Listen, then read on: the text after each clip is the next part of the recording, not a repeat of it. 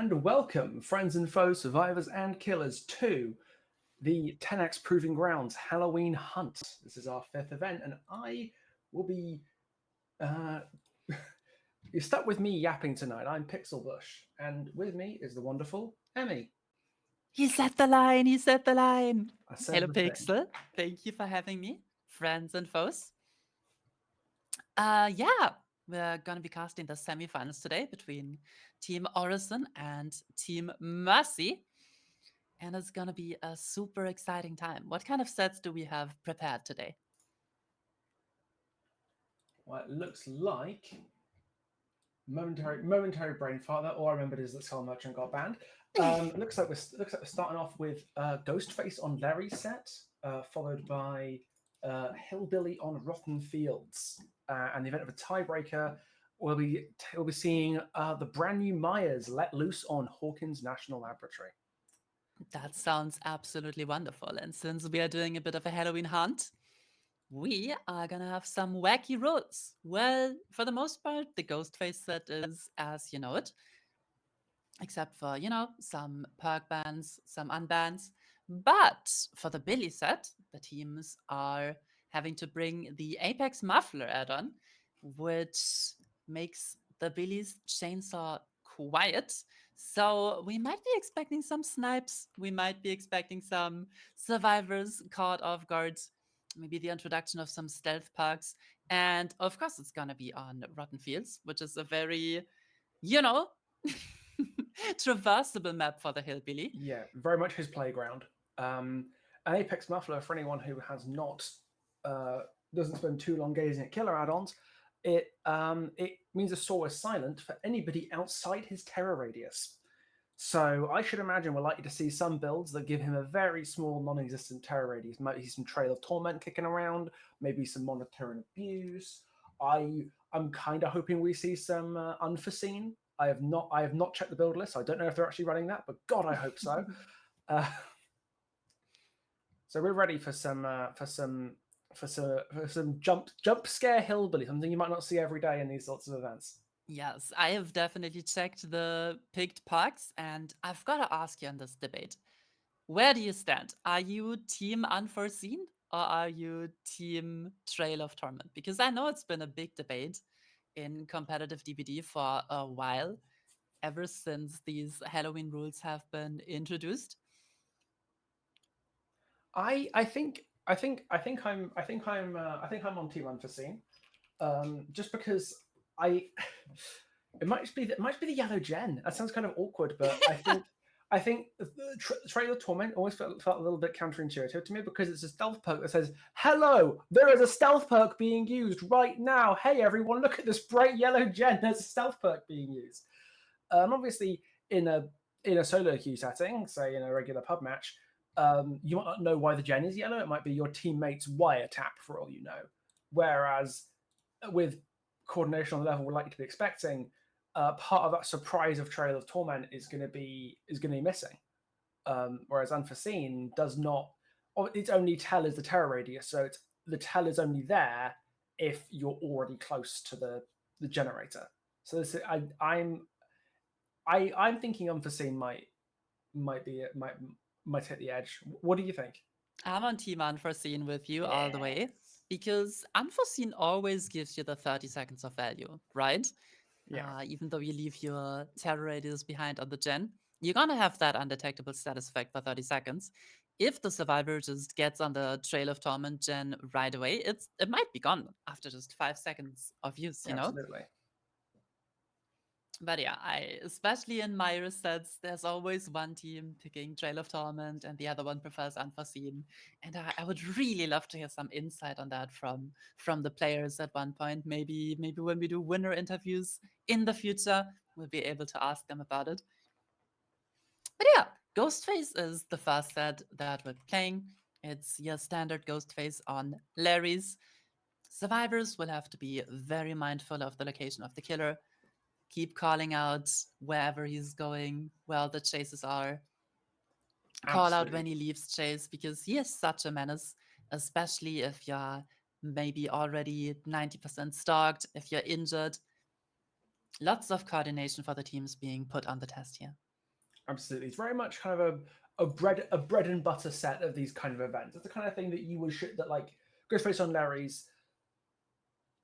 It it it just makes sense. It's something you see all the time, Yeah. um, and I always appreciate seeing seeing like generally like a fairly weak M1 in the hands of really good Ghostface on a map where he can use all his use everything to his advantage. It makes for a very a super unique kind of set, the kind of thing you don't really see from many killers other than Ghostface. Again, little bit sad that my baby girl merchant got banned out. This is the next best thing.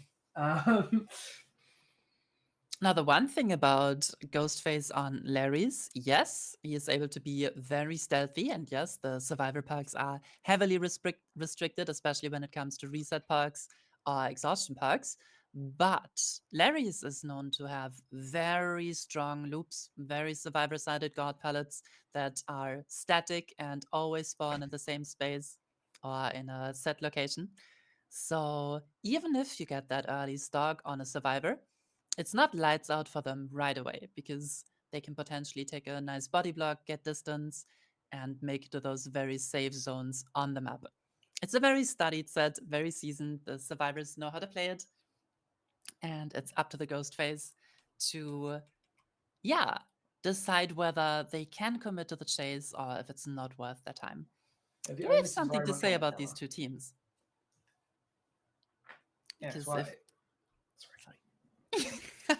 we're crashing into each Because other. if you've been turning into 10x before, you should definitely be familiar with Team Mercy and Team Orison as well.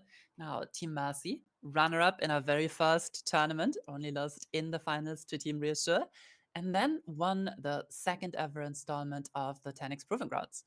And now they are back after having taken a small forced break from the tournament. In case you don't know, the winner is not allowed to participate immediately after. They will be returning or allowed to return after 6 weeks of not participating. But Team Orison is no slouch either. They've made it to the semifinals every time they've participated, and only have gotten knocked out by really strong teams. It looks to be very much a clash of the titans, if you will. I hear Orison have recently procured some new players. I believe Alta and MXI are the newcomers. So as someone who's not terribly familiar with much of the comp scene outside of specifically these events, I'm interested. I'm curious to see how how like the more long term dedicated viewers and their kind of other teams and everything, like people who are more familiar with this kind of thing, will see how much the new blood will change things up, because I imagine they've trying to get as much practice as they can, clearing comms and everything, making sure that make sure they're all on the same page. Yes, and especially in a set like Ghostface and Stealth Billy, those comms are really going to be put to the test. Now, Outer, definitely a name familiar to the people who are frequent in comp DVD. And the teams are just bantering in the lobby chat right now, asking for more spectators, which is a nice touch.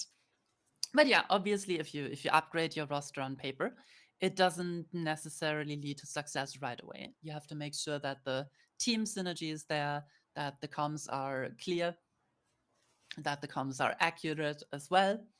And we're definitely going to see this being put to the test. And we've seen from the Mercy survivor side that they are locked in, especially the last time we saw them in a Billy set. It was such a joy to watch. So I'm expecting their communication on Larry's to be top notch, even though it's been Orison's pick. For sure, I've been trying. I've had lots of friends try to teach me about uh, proper call outs on Larry's, and I've always found it so challenging because the map is just a labyrinth.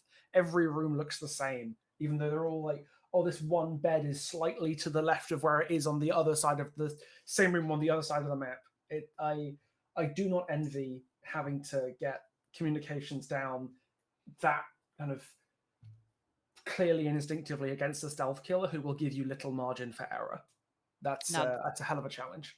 the good thing about Larry's is once you know the comps, the map never changes. The only big difference for the map layout is whether the guard palette on bot side spawns on 8 or on 6, if you're familiar with the clock callouts. And then you chain that into the office in the middle of the map. You pop your gens on the top side while you have a strong first chase on bot side, and vice versa once you need to work those bot side gens. Because the map is static, it stays the same. So it's very much studied. Looping on this map has been optimized similar to Dead Dog Saloon, but it's up to the killer to cause panic, to make the survivors make mistakes, force errors, and in the end, try to get as many kills as possible.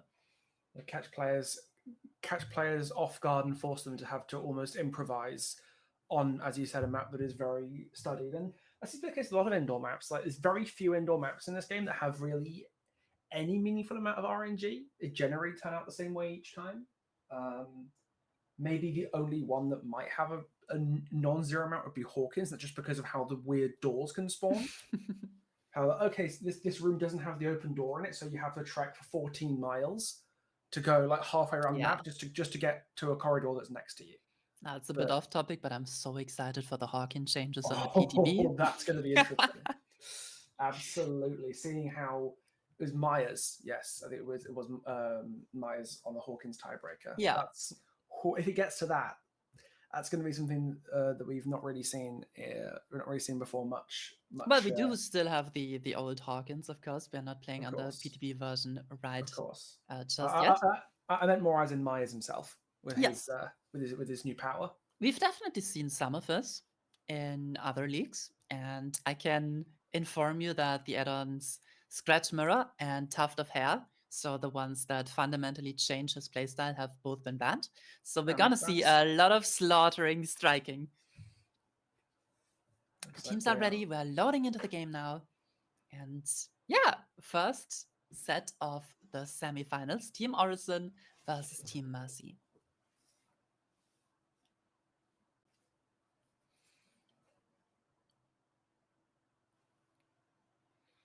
Now, since this is Team Orison's pick, you might say that they could be favored to win this one. But in Comp DBD, funnily enough, it's quite common for the team that did not pick the set to upset in the first round. So we'll see if that reigns true or if Orison can bring this set home. Absolutely, and it makes a lot of sense too for a kind of a tried and tested pick like Ghostface on Larry's. It's not like there's the single arcane specialist who picked that Orison might happen to have. Yeah, it's perfectly like not an unreasonable thing to imagine that Mercy's going to have another practiced Ghostface. See Tech getting a little bit of quick early stalk onto Merc there, but still poking around, poking and prodding the survivors' locations just to see if he can disrupt a critical gen or catch somebody off guard nice and early while they don't have good comms on him. And the survivors know this. They are playing this really slow. They're only going to commit to the gen once they know the location of the Ghostface and won't get caught off guard by him. We're seeing a very standard gen kicking build coming in. Oh, finds a survivor on this loop, but doesn't. Merc's already stalked a bit.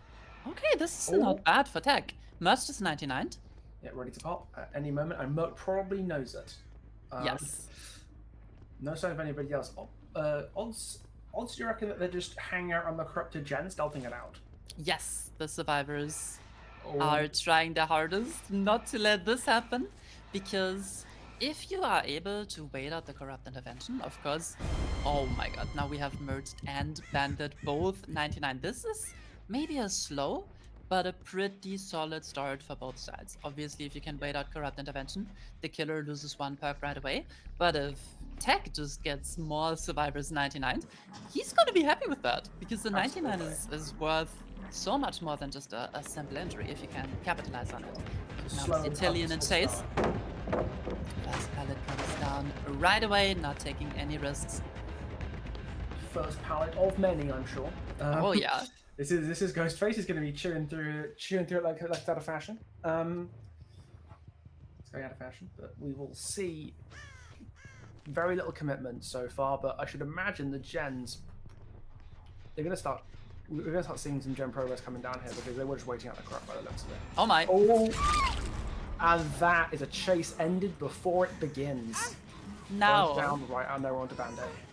this is the risk you take when you stealth out Corrupt Intervention and you're not aware of the star progress. Now, Merch has a decision to make here, and he decides to posture aggressively for the body block, denying the unhook for tech, or the hook for tech, because Merch knows he's been stalked before, and if Ghostface M1s you, he loses all of the stalk progress. Now, Tech drops the survivor on the ground, has a slug, and starts the chase with Merch, hoping to expose them, and right there we go.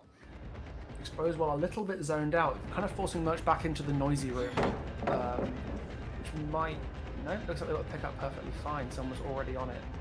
But Merch just playing a very, not too safe pallet here. He did have a bit of bad RNG. It's not a god pallet that can usually spawn.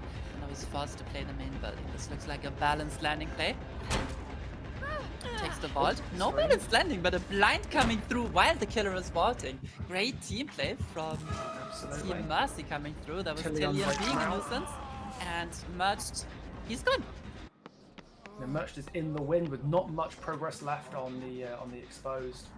Do you reckon Tech is going to try and hunt Merch down, or let that exposed expire and unfortunately lose out on the hook on Bandit and the stalk progress on both Merched and Bandit? Yeah, Tech basically lost everything in this early game. He finds Bandit again injured on this relatively unsafe pallet. Bandit reading the pallet. Ooh. Rightfully so. Beautiful play by the Mia. Yes. Now he's zoned. Can play bot side. And there goes Bandit. But let's see what Tech lost for this. Tech lost 99 on Merged, lost 99 or full hook on Bandit, and the Survivor team buying so much time. This is a really good start for Team Mercy.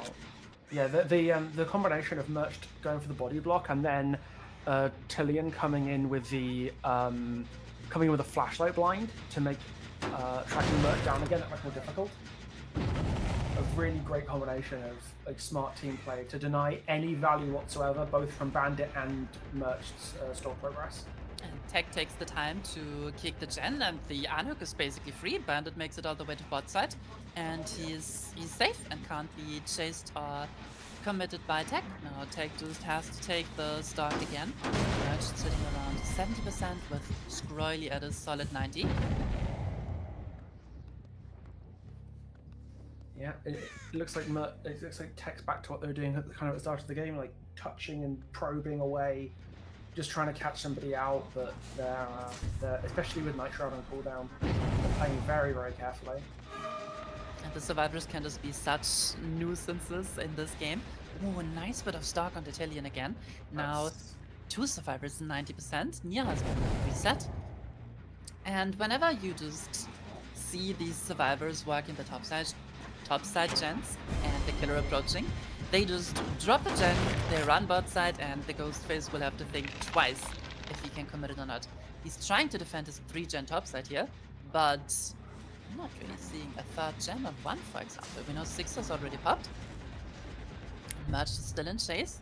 Decent amount of stock. I'm gonna see the same window play again. Merch does not have balance, so that's less of a lot less useful than it would be on another survivor. That might be a life going off. Is that life? Life is banned against Ghostface. That makes sense. That's what I was thinking. Like it looked lifey, but it's definitely not. Really clean fast forward coming out from Merged. God pallet on the office comes down. And Tech knows Merged still has 2 God pallets to play on 6. Decides, okay, I cannot catch this Lara in the time that it would take me to get the down. She would no longer be exposed. So he drops the chase, plays topside again, and finds Bandit, who also got exposed. And now this safe office pallet is no longer there. But look at that, we have Scroily, and he can just take a hit. Never mind. Did not manage to break out the Ghostface in time, and now we have 3 stalked survivors in the vicinity of the killer. Scroily greets the pallet and goes down. Well played by Tech. That was a very timely interruption there with Scrory being caught with his trousers down a little bit at the same time as Merch and Bandit were both also exposed. That means not a huge amount of gen pressure coming down at that moment. It does mean that Bandit and Merch get to outlast the mark again, but nevertheless, that's still a huge that's a substantial momentum swing back in Tech's favor, even if you can't really contest that unhook, given that Merch and Bandit are both basically out of stalk. Yeah. Out of the knock. Scroily definitely did not expect Tech to get the full stock of him right there. Dies on a high progress gen. Now Merch is in chase at a 0% stock. He's just gonna take this sloppy butcher tag on top side. If anything, this is a god pallet. Becomes man with knife. Beautiful survivor play, still has the pallet to drop. This chase is gonna take really long and is gonna get you very little. You need to drop this. Yeah, letting the actually following the call of Ryan information.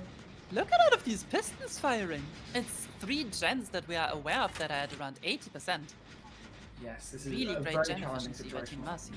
Yeah, Tech's going to have a real challenge holding this back under control, especially with only one survivor having any stalk progress on them whatsoever. At least one strong pallet by these high progress gens here in the corner. This is looking like a challenge for Tech to try and bounce back from. It's not impossible, but it will be a serious challenge. And those gens are getting crunchy. My favorite sound effect in the game. And you can see it's only Merched who did not have any stock progress, who was, well, not even caught out of position. He's just intentionally taken this tag because it's worth for the survivors to take it, because Merch knows that he's really safe up here. Now this pallet can be outplayed if you're on a bit of ping, but if you're not, it's a guard pallet and you kind of have to break it. Scroily is also here for the hit tank, and this is looking really rough for Tech so far. Absolutely. Pops another one. Call the Brian progress on that 4th gen, so we know who the last 2 survivors are. And he's been heavily contesting these 2 topside gens for the entirety of the map. There have been many kicks and a couple of eruption procs on them already. So time is running out for Tech, and if our survivors can make it to bot side and constantly reset there, they have a lot of time.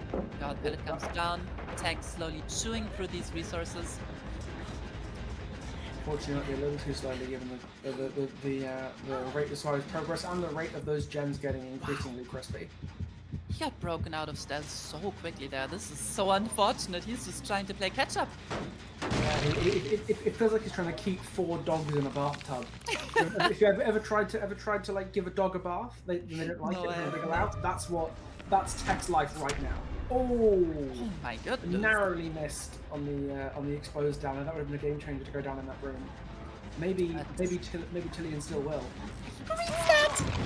Tillian goes down under a pretty safe pallet with the balanced landing park. Bit of a fumble. Merged does not quite get safe.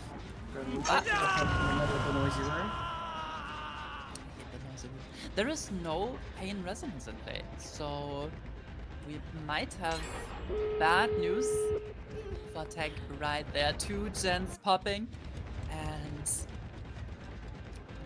I think I'm having a bit of a spectacle bug. I'm having a face camping ghost face. You please tell me that's not true. There is not a face camping ghost face. Tech is currently kicking many pallets many miles away from the unhook. That's Larry's babies. Oh no. Now in chase with Merge 2 is the fresh hook survivor, so this is Tech's most valuable target to go for. Just when it comes to stages and getting points for a team. Oh, and there's the head-on comes through and the blind. Into the healthy survivor too. And we kick another pallet. Looks like Merch is at the gate, and that looks like it's going to be all 4 out. 3 fresh stages for our different Tech. That's an insane survivor result. Absolutely. That early pressure valve releasing of Merch taking the aggro for after Bandit, Merch threatening a body block on the hook to remove their mark progress, and then getting bailed out by Tillian's blind in the drop. That was a 1-2 punch that that Tech was hard pressed to come back from. Yeah, and it may have looked really good to have 3 marked and exposed survivors in chase at the same time, but you can only down one of them. And once Yes. the other 2 are gone, you lose all of that stock progress. So Tech unfortunately lost a lot more than he was able to gain Yes. throughout many Unfortunately. instances in this game. Let's see if the Orison Survivor team can bring it back, because 3 stages? That's a very, very good result for the Survivor side. Without a doubt. Ghostface is a set where you regularly see 4Ks. I fully believe it. Now the I merged especially. There was a whole lot of moments where the Ghostface was forced to commit to a full mark, just to scare the survivors away from the gens effectively, to get any amount of pressure at all. But as soon as the mark went off, immediately it was they knew exactly where they had to go and exactly where would make the follow up difficult. You know, where forcing Tech to make the choice of losing all of the stalk progression, losing access to the exposed, and having to start again. At the cost of like, oh well, yes, you've lost all of your like you could get the exposed down, maybe, but even if you did, you would lose multiple gens for it. But just taking the chase beyond so many strong pallets or trainable resources that it felt like tech kind of almost impossible to convert marks to downs. And I also think that unfortunately the first hook that got delayed so well by the Mercy Survivor team was not protected properly. Tech just walked away to kick a gen real quick, and that allowed Scroily to just swoop in, get the unhook for free. I think that was also another part of the game where a lot of more pressure could have been gained from the killer side. But Absolutely. props to Mercy for identifying the slight misplay and being there for the unhook immediately. Really well played. Great coordination.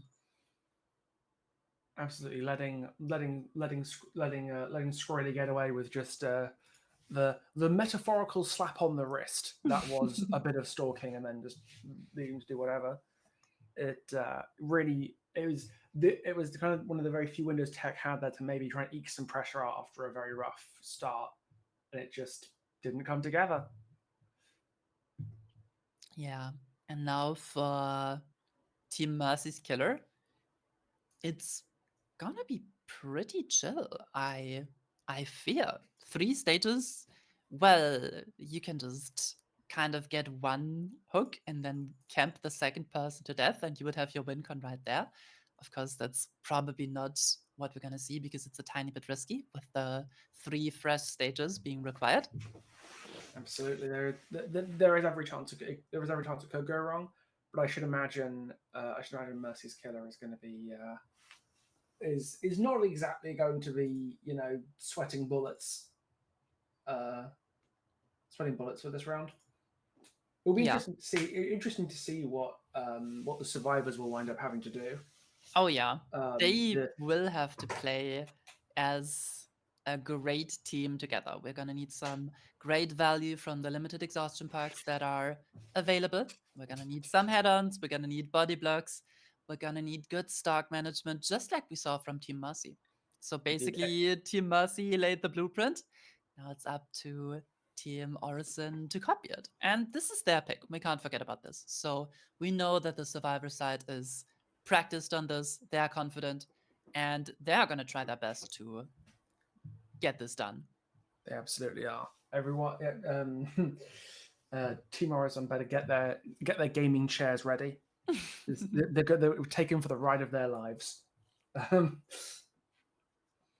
Oh, wait, you're not in the spectator lobby yet. No, I was not invited. Okay, I'm going to try and fix that real quick.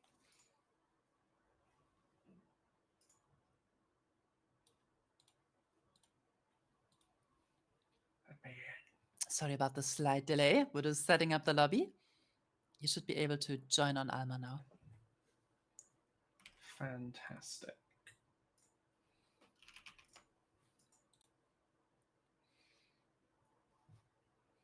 But yeah, just Oh, a slight delay. We're very sorry.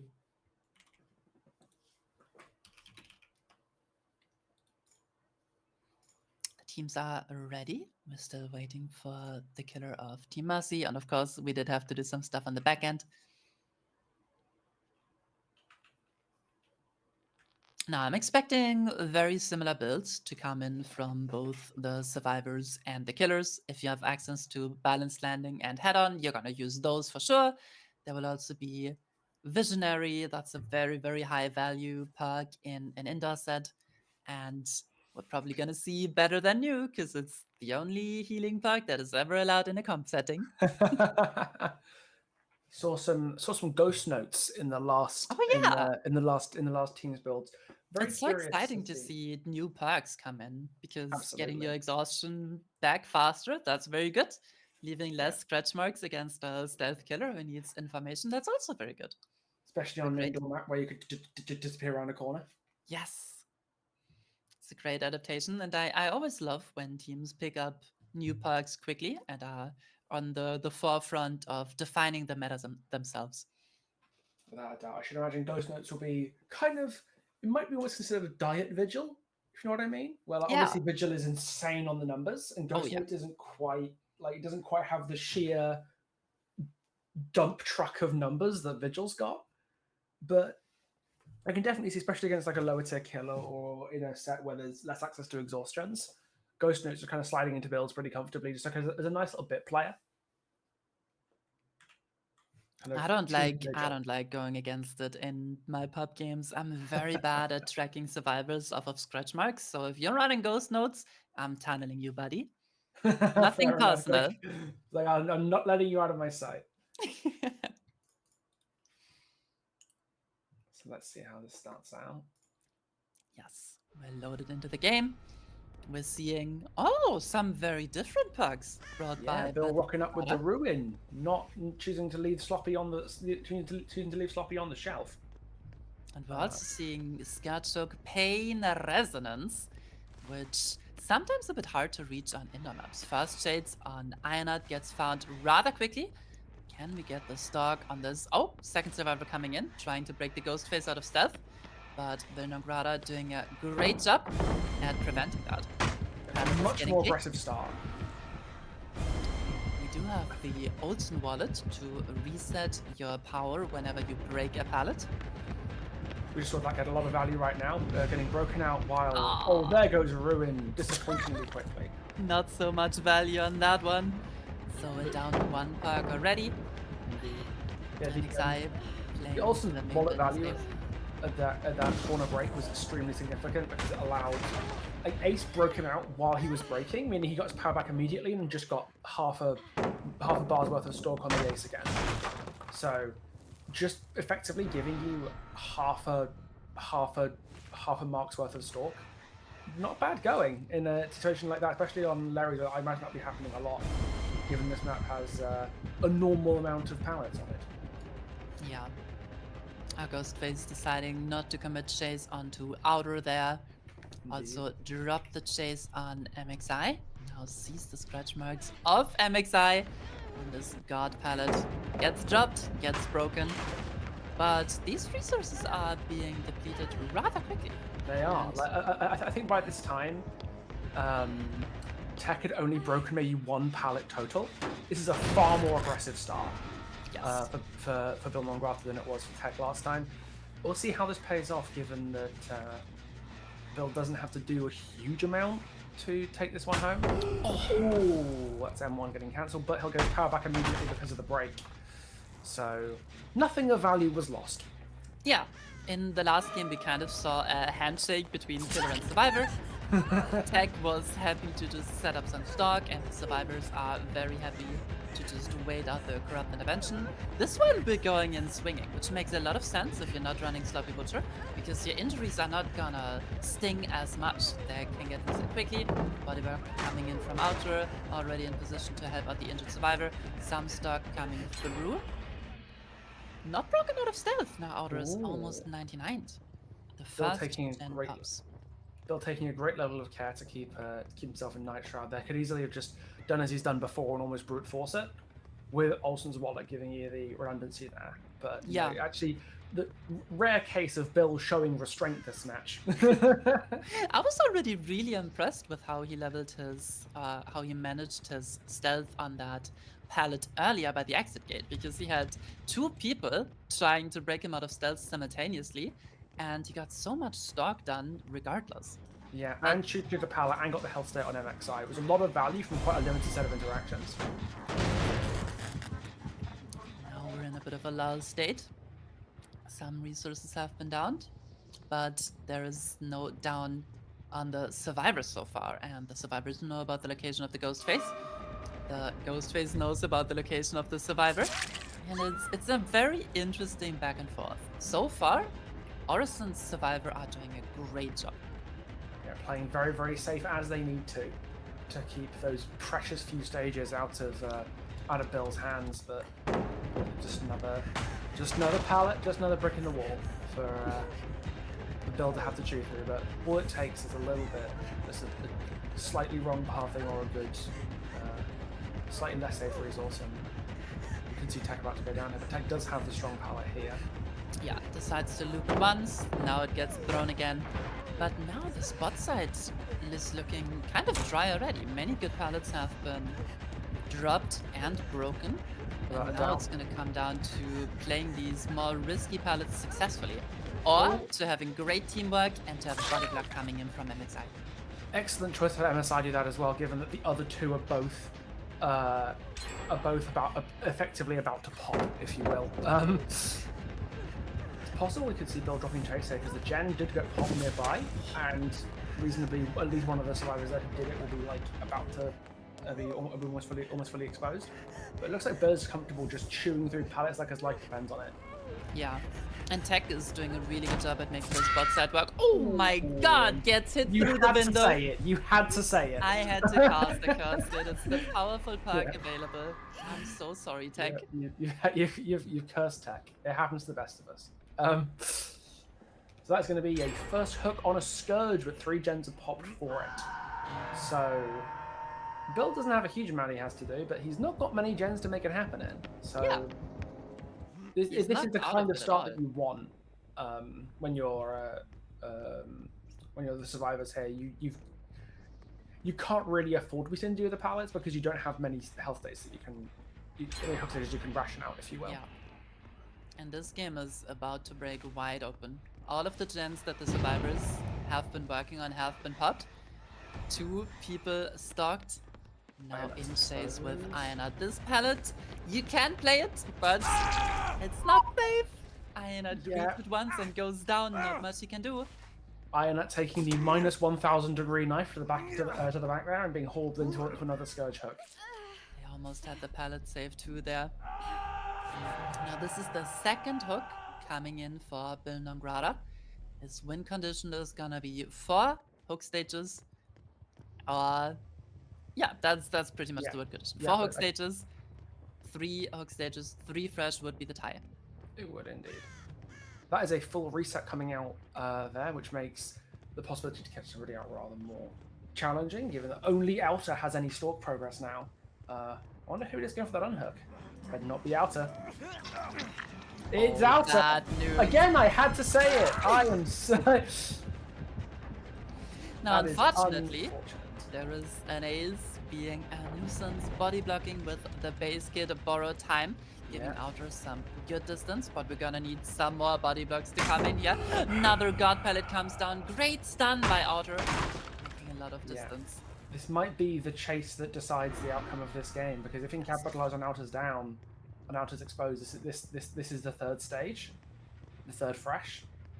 But if he's forced to drop, that's going to be a whole new mountain to climb. There goes Tech. Oh, the basement is here. That drop didn't get you a lot of distance. Bit of a snag from Tech, using the Corruption balanced landing applied. though to get away. Great calculation on that. He did decide to fully drop the chase on Outer. Yeah. Survivors know they are close. They are close to getting the tie or potentially getting a win here, so they're trying to play it slow. But with these ever-dwindling resources, Tech wins the pallet this time. body block from MXI coming in. And this is where the lack of sloppy butcher is really gonna come in, because the survivors can take their time. Once there are no pallets, it's okay. We're throwing in our healthy survivors, we're resetting them right away, and then we're throwing them in again. Especially inconvenient because tech is not a fresh hook. Meaning that if tech is the last, if tech is hooked again, but there are no more hooks, that will give the win to Orison. And this is where it comes down to just throwing bodies at the ghost face, because we know we are not stocked, we know we're running out of pallets, and we know that we can't give away any more hooks. So great survivor play. They're doing exactly what we asked of them to do. Indeed, it seemed an insurmountable challenge a few gens ago, but now it looks like Bill is scrabbling to take an opportunity, and that's a reset on Outer as well. Oh, sees the whole team resetting though. Oh, hello. Can only get an Iron injury. is unaccounted for, but everybody else is here. This is where Sloppy would have gotten insane value again, Sure, just all the interrupting hemorrhage. that healing. But MXI has nothing. Tech goes down. It's a very smart down because MXI. Oh! The flashlight was not scary enough. That was so very, very close. But it looks like that is going to be not a fresh though. So technically, Orison, technically, Tech is still ahead on stages, but Outer is right here, and there's only so long that Tech can body block for. We need these survivors to come in. Bill's just like, are you considering the consequences of your actions yet? He knows that Outer does have that spooky flashlight, but is it going to be spooky enough? It doesn't look like it. Oh! That's and with that, that'll be the fourth stage, and that looks like that will be the win for enough stages now procured by our good Bill Non Grata. Looks like he's turned it around by coming that up relentlessly. Whoops, the gen pops, adrenaline and Outer coming through. Really well played by both sides. It definitely helped that Bill knew exactly what the win condition was that they had to play for. And these survivors, they were facing a difficult task. They did about as well as you could ever ask of them. Absolutely, it was a very admirable performance. Honestly, I thought this game would have ended quite a bit before, given how much of a challenge it was and how aggressive Bill was playing that early game, just chewing through pallets, like bro picking splinters out from between his teeth for weeks. But no, it was very nearly. If Bill hadn't called that reset when he did, I suspect it could have been a tie or even a win for the survivors here. Oh, I wonder where MXI could be. We have a bit of a problem. This evil killer is slugging too many survivors at the same time. Yeah. Is he gonna put them on a hook? Yep, the designers have heard your complaints. They will all be healthy now. I'm so glad. As a Twins man, I'm so happy. And Bill will be placed in a centrifuge to think about what he's done. We'll spin him round. You saw that these teams are locked in, the survivors in the end still trying to play for the best result. It misfired a tiny bit here, but still trying to make a play with the Cracker, trying to come in for the body block at the right time. These teams are here to play, and I'm sure the next set is gonna be very competitive as well. On Rotten Fields with the spooky Silent Hillbilly. Silent but deadly, we hope. Yes. Imagine Bill's feeling quite pleased and after that one. The survivors should be too, though. That was poor order they had to fulfill, and they came very close to doing so. Absolutely, I'm totally with you. Now, keep in mind, as a quick reminder, this was Orison's pick. So, with the Billy set being Mercy's pick, coming right up, they're feeling confident going into this with a 1-0 lead. And the last time we've seen merged on Billy, it was a pleasure. It was so fun to watch, and I'm very happy that you will get to see it as well today. Absolutely. It is always interesting to see Ghostface see Ghostface Larry sets, because again, I don't have a huge background in the comp scene, so the novelty of seeing like, you know, an M1 stealth killer getting played when people think of competitive DBD from the outside, you think of, you know, the strong killers. People people who aren't even aware of the ban system, they think like, oh, or the rule sets, they think, oh, it's just S tier killers all the time. And a lot of the time when you see the super strong players on the super strong killers, that's kind of the perception that a lot of people get from the outside. Yeah. But it's watching to see what, by all accounts, a not good killer can do with the right restrictions, with the right map against the right team. It's kind of a whole different world. And I think I almost feel like if I was to introduce someone who doesn't know anything about comp DVD before to like to how it works, I think a match like that, like a set like Ghostface on Darrow, should be a great almost introductory. Hey, this is the first comp game you should watch, because a lot of what you like, it's not about like, it's not about complicated mechanics. It's about intelligent, clever play from both sides. It's about managing your time, knowing what your map is going to offer you, knowing how to use that. And I think Ghostface kind of lays that out very clearly, even if you don't have any like experience of comp DBD at all. It's the most recognizable to a pub player, I think. A big misconception about comp DVD is just being incredibly sweaty and pub stomping and being, you know, having a bit of ego, you know? But competitive means making the matches competitive. And this is why we have Dredge on Midwich, for example, or in case of a tiebreaker, the shape on Hawkins. It's to make those weak killers playable in a setting where both sides have fair chances at winning. Oh, something went wrong with the Lobby lobby. broke, lobby dead. DBD's Yeah. custom game system being temperamental. Someone alert the media. Yep. We're the media. Now, fun fact, I was talking about spectator bug earlier where I just saw a face camping ghost face. That had happened in a year ago in another league, but the spectators only thought that it was a spectator bug. It was, in fact, a face camping ghost face in comp DVD. Those were great times. It was very surprising. But yeah, you never know. With the spectator client, you never know. Not just trying to use stealth to bamboozle the survivors, but also to bamboozle the casters and viewers. That is playing a stealth killer on a whole other level.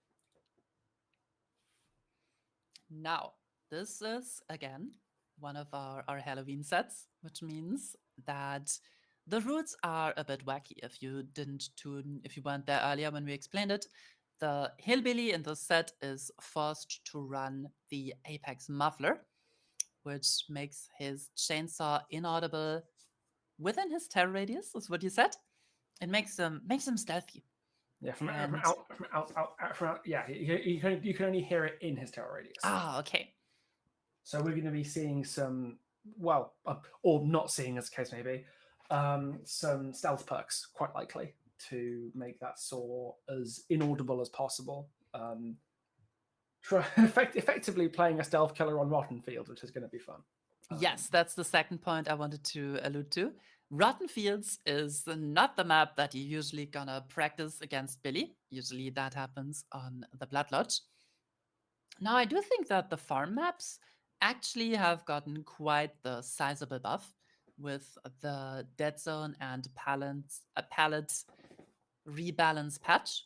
I do think that especially the fillers on maps like Rotten Field have gotten really, really strong for most killers to deal with. Now, Billy, he can outplay many pallets, and if he can't outplay one pallet, he's just gonna break it real quick. So for the Billy, it's not gonna be too much of a challenge, but the survivors do get a little more to work with than they have gotten previously on Rotten Fields. Yeah, absolutely. There aren't many maps where I can say I'm grateful for the palette density update, but some of the Coldwind maps, especially Rancid Abattoir, Yeah, definitely. That map could have used a few more pallets. Yeah. So it's interesting to see how the map, notorious for its dead zones in Rotten Fields, will spawn when it decides to actually maybe give the survivors some resources to work with. We're just setting up the lobby. Thanks to the teams and the viewers for the patience. We're almost ready to go. Don't worry. We're starting with Merged killing for Team Mercy. And as I said earlier, his Billy is quite the treat to watch. So I'm super excited to see it again.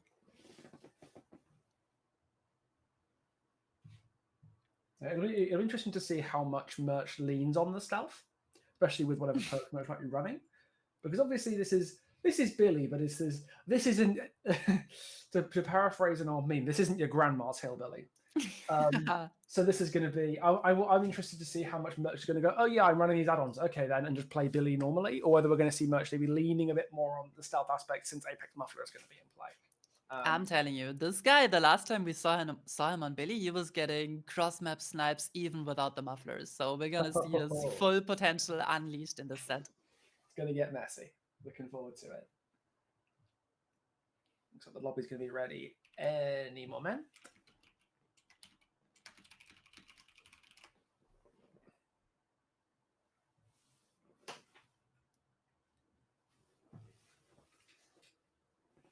And a very big part of Billy is always the balancing. Which perks are allowed, which perks are banned. And I will let you in on a little secret. Many of the perks that you would usually see in a Billy set as an S tier killer are not allowed here. We won't be dealing with Deliverance. We won't be dealing with Unbreakable. So if some of these snipes come through, it's going to be super hard for the survivors to recover. Absolutely. And even if I enjoy a balanced setting between killer and survivor, as like Ghostface Larry's, sometimes it's really fun to watch a really good killer player pop off against really good other players. We're into the game. Tech has no mither. Yep. I did not know what to expect, but it was not that. So No Mither has become quite the staple in Billy sets, because with his incredible map mobility, ability, the Hillbilly is a very proficient slugging killer. That makes sense. We are seeing Trail of Torment come through, and Tech gets found first. No Mither player in chase. Not as meaningful if, you would be insta-downed while healthy regardless. We're gonna see a lot of pallets coming down in this first chase. Oh, Great patience by Tech. No bamboozle on the build either, so this window will be usable again for Tech. And the chase is happening inside the corrupt intervention. What is this pain? Great reverse stun. Now Tech is absolutely popping off here. We will. If I'm merged, I might be naughty, but I'm not merged and I'm stupid. Great snipe. Clipped right around the corner.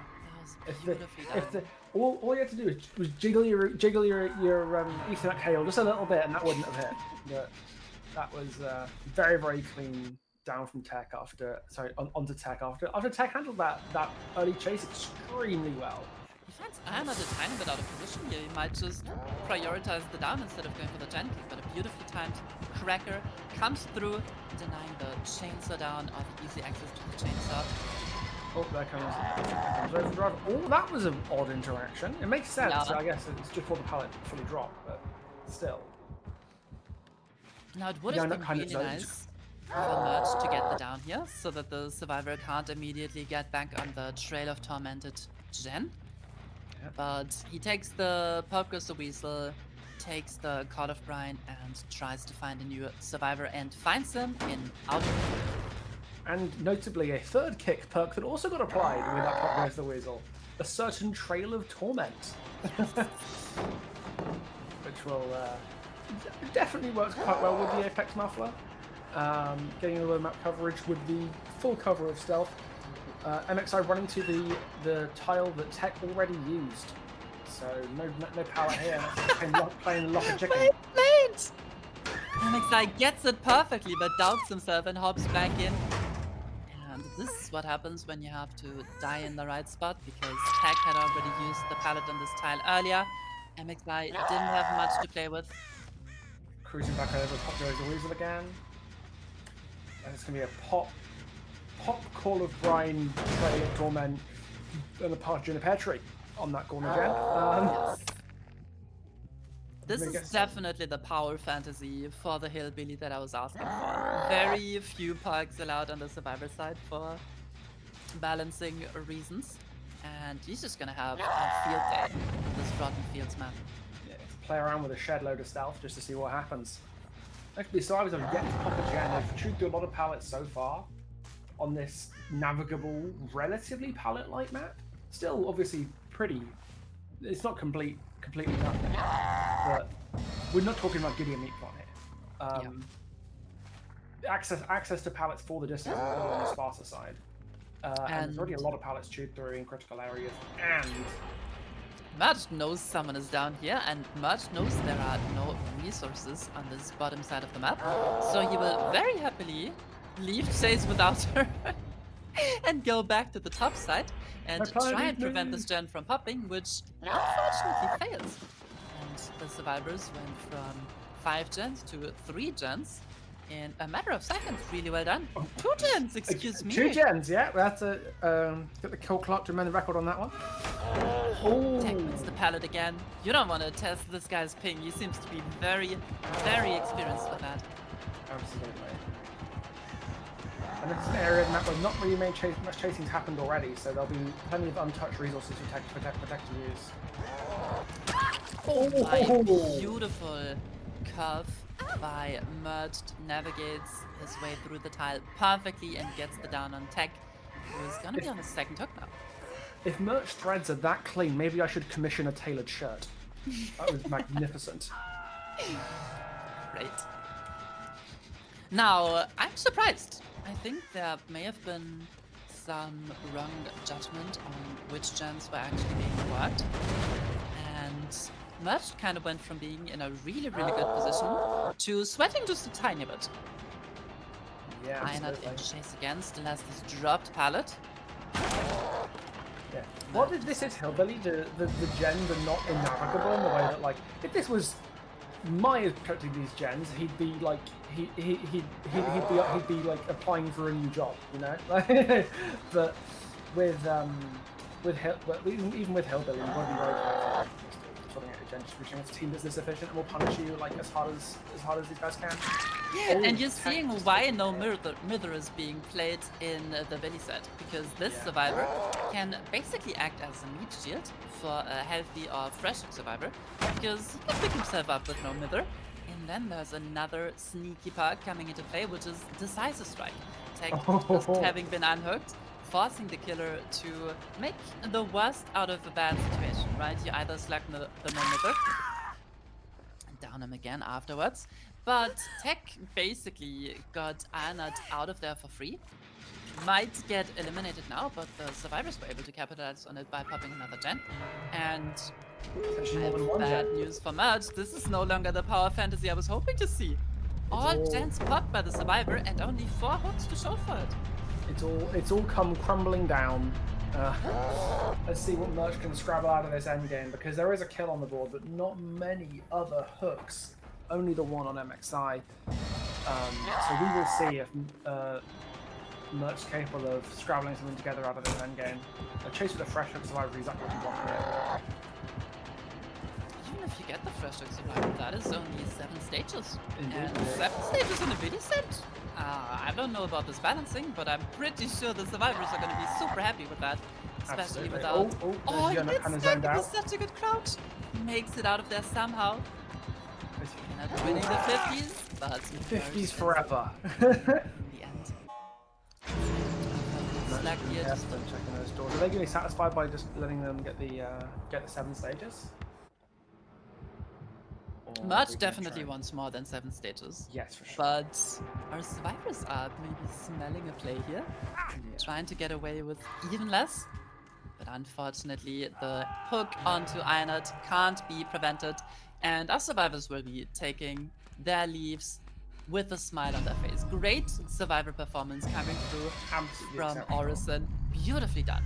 7 stages, 3 fresh. Yeah, text chasers, especially in the like every pallet, every stun was exactly where it needed to be. Just like it felt like the gnome was almost being dangled in front of him like a pig in Minecraft. Yes. You know, just like come on, just a little bit further. Tech proving to be an absolute thorn in Merc's side at every turn, from the like very strong pallet play to the DS no mither hit taking to save Iona. Like they died, but they they did an incredible amount of work for their team, and Yes. that shows in the result. And that's how the no mither player usually works, right? You are giving him this huge downside of being broken for the entire trial, but you're also giving him the strongest build. We saw Lithe, we saw Decisive Strike, so really making the killer think twice. Do I really want to commit on this no mither player? And yeah, Tech playing it to perfection, really making this whole game revolve around him. Beautiful survivor play, especially with these limited perks. Like I said earlier, you're expected to see Deliverance against Hillbilly, you're expected to see Dead Heart, you're expected to see Unbreakable.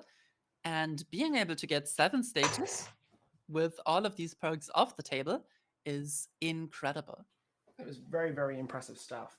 You see where I would lodge the blame. It's very simple, and I think you know it as well. Trail of Torment, not unforeseen. We told Exactly. you. We told you. Rookie mistake. Yes, absolutely. We would have gotten a Unforeseen. 4K4. Absolutely, because this is one thing that I'm known for. It's for playing the hillbilly, having a high opinion of the man who dashes around a lot. No, The original slop killer. True. Slopping before it was cool. Yeah, it's interesting to see how do you know who's playing killer in the next round? I appear to have forgotten. It is going to be Tech on the hillbilly for Team Orison. Fantastic. So from being the main character of the last game, let's see if yeah, that's let's so see how much Tech fun. handles this one. Now, I told you that I was really excited to see Merged play on Hillbilly. The one thing that I was more impressed with the last time we saw a Mercy Hillbilly set was how well the survivors played against the Hillbilly.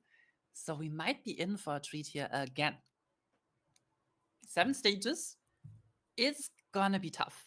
Just bad early game and you're cooked already. And the survivors know it.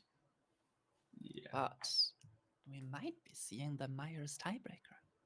Oh, that would be a treat, wouldn't it? We would love. I'm sure everyone here would love to see Michael slaughtering Strike Myers. The slop killer yet again. going from the slop of Christmas past, the slop of Christmas present. And who's going to be Christmas future? Will it be Skull Merchant? Do they still have her face on a dartboard? I guess we'll see someday, but not today because we're about to get into the Hillbilly match. Heading back to Rockman Fields, putting our Apex mufflers on, and hoping that Tech sees the light and equips Unforeseen. Now, Tech is gonna need maybe a couple of snipes, maybe some luck, and Tech needs to commit to the right chases. I feel like that was the one mistake that was visible in Merge's gameplay, where he saw Hinatu on the tile that had already been played previously by both Nia and Claudette, and decided, no, I'm gonna leave to prevent my gen from popping. And then the gen popped regardless, and the survivor was gone. I think that was really the defining moment of the series. Looks like Bandit's the team midfield this time. Ooh, we're seeing a very different approach by Tech. And we're also seeing Squirrely being found immediately. Point. Very. And once again, the other add-on being engravings, to the surprise of nobody. Who would have thought? Hillbilly player running engravings. Again, someone alert the media. Really nice early down from Tech. Great patience. Scroily cannot get the full use out of the balance landing, caught on a pretty unsafe loop, even with the exhaustion pipe. And this is exactly what Tech wants. And with Ruin getting an early down, you can force so many survivors off the generators now. It's really good. Absolutely. Now, I'm loving it. I think Trail of Torment may have been a fast cut. Because if you bring Ruin, you are definitely not prioritizing picking that generator. Yes. Very totem heavy build from Tech. Unless you just happen to really hate your Ruin totem and think it's going to die, like it did right now. I said the word die and the Ruin died. We're cursed. We are cursed, I'm afraid. It's the casting. We are cursing, it's much better. Yes. But not swear words. Never. Never. No. I would never swear. Please don't look at my YouTube channel to verify that information. Really well played. Again, great patience by Tech and securing a second down on Scroily. Yeah, the survivor on Death Hook at 5 gens remaining. This is a really explosive start, and other than the Ruin being cleansed, the survivors from Team Mercy don't have much to show for it. Absolutely, and Mercy are all they haven't fallen for they're awaiting the stage of Tech's master plan. Killing the Ruin was just part of his scheme because now Trail of Torment is active. Now, the Trail of Torment getting value immediately there. Yes. Bandit must have thought that Tech had already left and just goes down next to the highest progress gen. This is pretty damn bad for Team Mercy. Yeah. And it is also worth noting that once the first gen does pop, it'll be Bandit who's hit by that wretched fate. Yep. That is going to be an unpleasant situation. And right back onto Scroily immediately before we can even leave the basement. This is a challenging situation now. See how, there goes immediate strike power. Is Tech able to get that kill at 5 gens? Yeah, Scroily just has to drop everything now. Somehow last in this chase. Beautiful carve attempt coming through from Tech. Pallet comes down again. Scroily can't get behind in here. But there's really not much you can do. You need to drop it all. Yep. Oh, nice stun. Beautiful plant. Absolutely. Scrory's making the best of a very challenging situation. But it looks like he's unfortunately being run into an area where there's just nothing left to work with. There's the Harvester, he's got the exhaustion, but unfortunately that's too little too late. Looks like we might be seeing a kill at 5. Oh, for the people, never mind. Really great team play. Starva would be proud. And that's 2 gens popping. Tillian forcing. Now they did something very interesting here, which is don't mind me, Scroily goes down and it's gonna be the elimination at 3 gens remaining. I was gonna talk about the interesting interaction of Father People changing the obsession and now changing the wretched fate as well. Now Bandit is no longer affected by that debuff, and Merch coming in with the We're Gonna Live Forever, granting Tillian some endurance after being picked up from the ground. Beautiful team play coming in from Mercy, and they're gonna need much more of that. Absolutely. Unfortunately, like delaying the death on Scroily was massively impactful, but unfortunately Scroily did still die, and it was not 0 cost either. Yeah. Tillian taking the health state. Wretched Fate's location, I believe, is known, or at least I think one of them ran past it earlier, so it's a good chance that's going to be a high priority target to take out now that Tillian is affected by it. Tillian's in the next chase. Yeah. These pallets are a bit tricky for the Hillbilly. Once you give up pallet control, the survivor can just drop it, and then there is very little you can do about them. Tech probably is just forced to tank this and break the pallet. Tillian doing a great job at greeting everything out that drops it at the perfect timing. Tillian got nerves of steel here. Yes, gets zone broken. How long can he last on nothing? More fillets. More filler pallets. Tech is just breaking everything. Yeah, Tech's like, right, I've got all the time in the world, effectively. The 7-stage requirement and 4 down already with someone dead.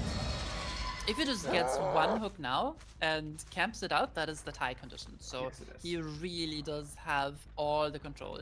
Checking all of his gens inside of his 3-gen.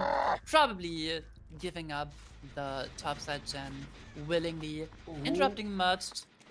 Oh, Much greedy palette. very That's gonna be a greedy. Yeah, clobber. just going for the M1 here. Good play by Tech. Get the eruption proc off, I imagine, and the Trail of Torment. More importantly, who needs gen regression when you're just quiet? Goes back for the M1 chase while being undetectable. I like that play. Yeah, yeah. All the remaining places Merc could go. So it's natural. Yeah. Pause the chase for a second. I'll go kick my gen, and then I'm gonna go away. There goes the wretched face. This time the Mercy survivors are not caught off guard by it and realize what's going on immediately. And Tech needs it down. Otherwise, these gens are... Oh my. He finds Tillian, slightly caught out of position, but Tillian luckily has the sprint burst 99. Beautiful crouch in the sector. Oh, still an M1 coming through. That's the problem with staying injured. Double eruption proc, and there's going to be a hook in the middle of the two active gens. Just beeline back and forth between them while going past the hook each time. That's not going to be a pleasant thing to watch the survivors have to overcome. But one gen does pop, and this one here is also not short on progress. With only eruption to control it. And the last time Tech checked on that gen that Bandit has been working, it was very low progress. That is the nice thing about No Mither. It goes hand in hand with resilience. So if you're just letting that No Mither player work the gen for free, they're going to be slightly faster on it every single time. Absolutely. And with Wretched Fate gone, you don't even have the slowdown on the obsession anymore. He's relying on eruption and a dream. Tech is giving up the unhook for free. He's so worried about his gens, but he does find Bandit. Maybe Bandit is just acting as a juicy bait. Tech decides to go back to the high progress gen on the top side of the map and immediately finds another survivor over here. This time it's Merged. Our gen is regressing. No room to reapply that eruption. We're gonna need some very strong individual chases coming out from every single survivor right now to bring this back somehow. Oh, there's Merged, catching the one healthy survivor slightly off guard. Unfortunately, Squirrely used up all these resources in his mad dash for survival. Got one small pallet. Oh, nice try. Just Merged a haircut there. But again, this is just like the Ghostface said. This can go either way, and both sides know it. So the pressure really is on. Beautiful cancel by Tech, breaking the pallet after missing the saw. And the crouch is coming through. It's always so fun to see a Billy main play versus Billy. And Mert's definitely showing his experience there. So can he catch up for the because we are conscious that corner gen is not going to be like lacking progress. Yeah. Any of these gens going to be progress with the resilience. Oh. What? Now Merch had nowhere to go, and he knew it. So we can assume that the team is prioritizing one of the bot side gens, but Merch was like, guys, I have to die topside, I'm sorry. And he does just that, losing the 50, unfortunately. I wouldn't be surprised if Tech just stayed right here, because yeah, this is if this is camped out to all three stages, that's the win condition. That is the win condition right there, and against the Hillbilly Killer. Yeah, especially when one of the two living survivors has no Mither. Yeah, so you basically have to get this unhook before Merged hits second stage, and without trading. And yeah, good luck with that. You can try. No Mither allows you to do some pretty interesting stuff, just because you can pick yourself back up. And Merged also has We're Gonna Live Forever, so maybe we're gonna see some incredible juking. And I want to see them make it happen. It's not impossible, and it's kind of their only option here. That we're going to have to see an endgame place. Alternative is just giving the match to Tech. Yeah, this is probably gonna fail horribly, but they're gonna go for it because they have nothing to lose. Yeah, they're replacing their outs, and their only out is literally outs. So the sprint burst 99, the No Mither approaching, juking the first swing. Bandit goes down. That's not the one you want going down. He doesn't just demon pick here. The flashlight hovering. No, Ooh, no cracker. No medkit save coming in from Merged. And they're both there, so looks like that's going to be it, because Bandit doesn't no way to unhook Bandit, so that is going to be 8 stages for Tech versus 7. Really great effort by Team Mercy. You saw the vision, right? Juking the first Yes. swing with the sprint burst. But Orison is able to tie up the set and the match to 1-1. Beautiful. Yeah, I guess we're going to Maya's tiebreaker after all. Yes. No. Now, as an experienced player myself, I have played against the Myers in a competitive setting on Hawkins before. It's really fun. You basically gotta just pop off and chase. Hawkins has many pallets that you can safely drop for distance, but you gotta communicate, especially if the Myers has his tier 3 or his, what's it called again? His evil incarnate ready to Evil pop. Incarnate, yes. And you can't ever get caught with your pants down.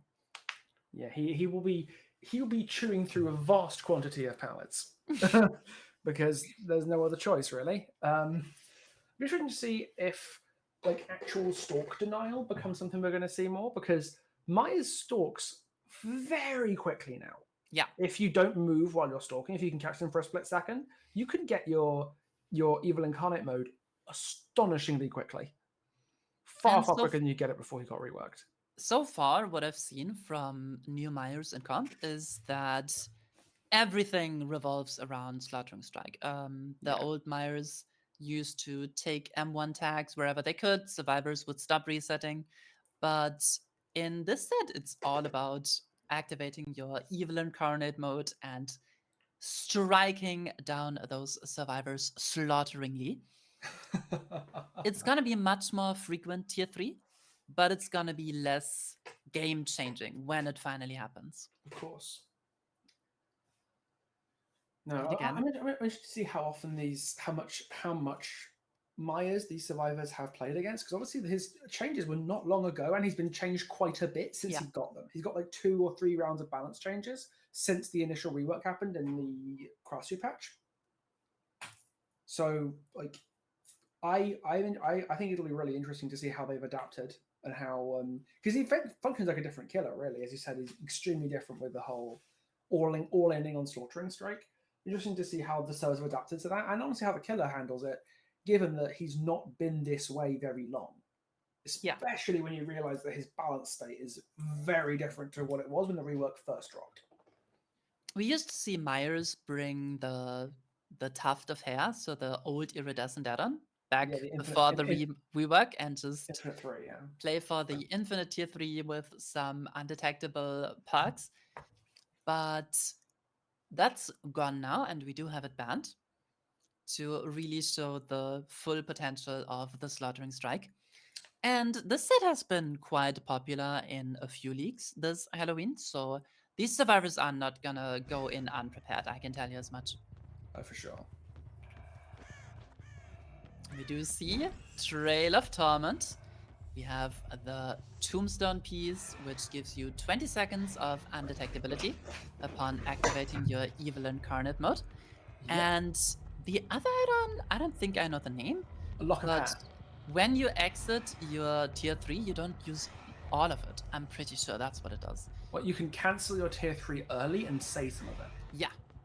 So now we have banned the Vanity Mirror add-on, which gives you aura on the survivors when you exit your tier 3. So that combination is not possible. And we see Tech in chase with Tillian on this filler palette, just trying to get as much stock in as possible. Oh. Switching back to Pursuer mode just to try and get the try and be 115, but it looks like losing a tiny bit of distance and kind of losing the survivors there. I don't know if there were some issues with the controls or something.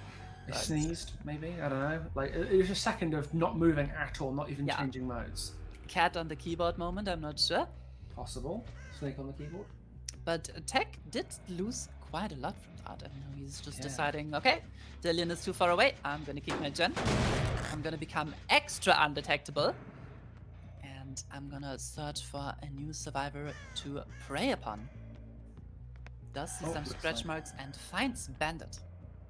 Bandit chilling under that pallet, but looks like this tar has relatively good visibility, so can't really say they're too long to deny stalk.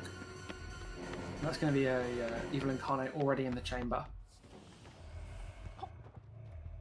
Now, Tech decides not to pop the tier 3 immediately, so losing out on a tiny bit of undetectability from that Tombstone piece add-on, and finds Tillian on the tile where it all started. Now forced to play this pallet. Nice crouch, faking the pallet drop, gets the stun through the slot of the strike.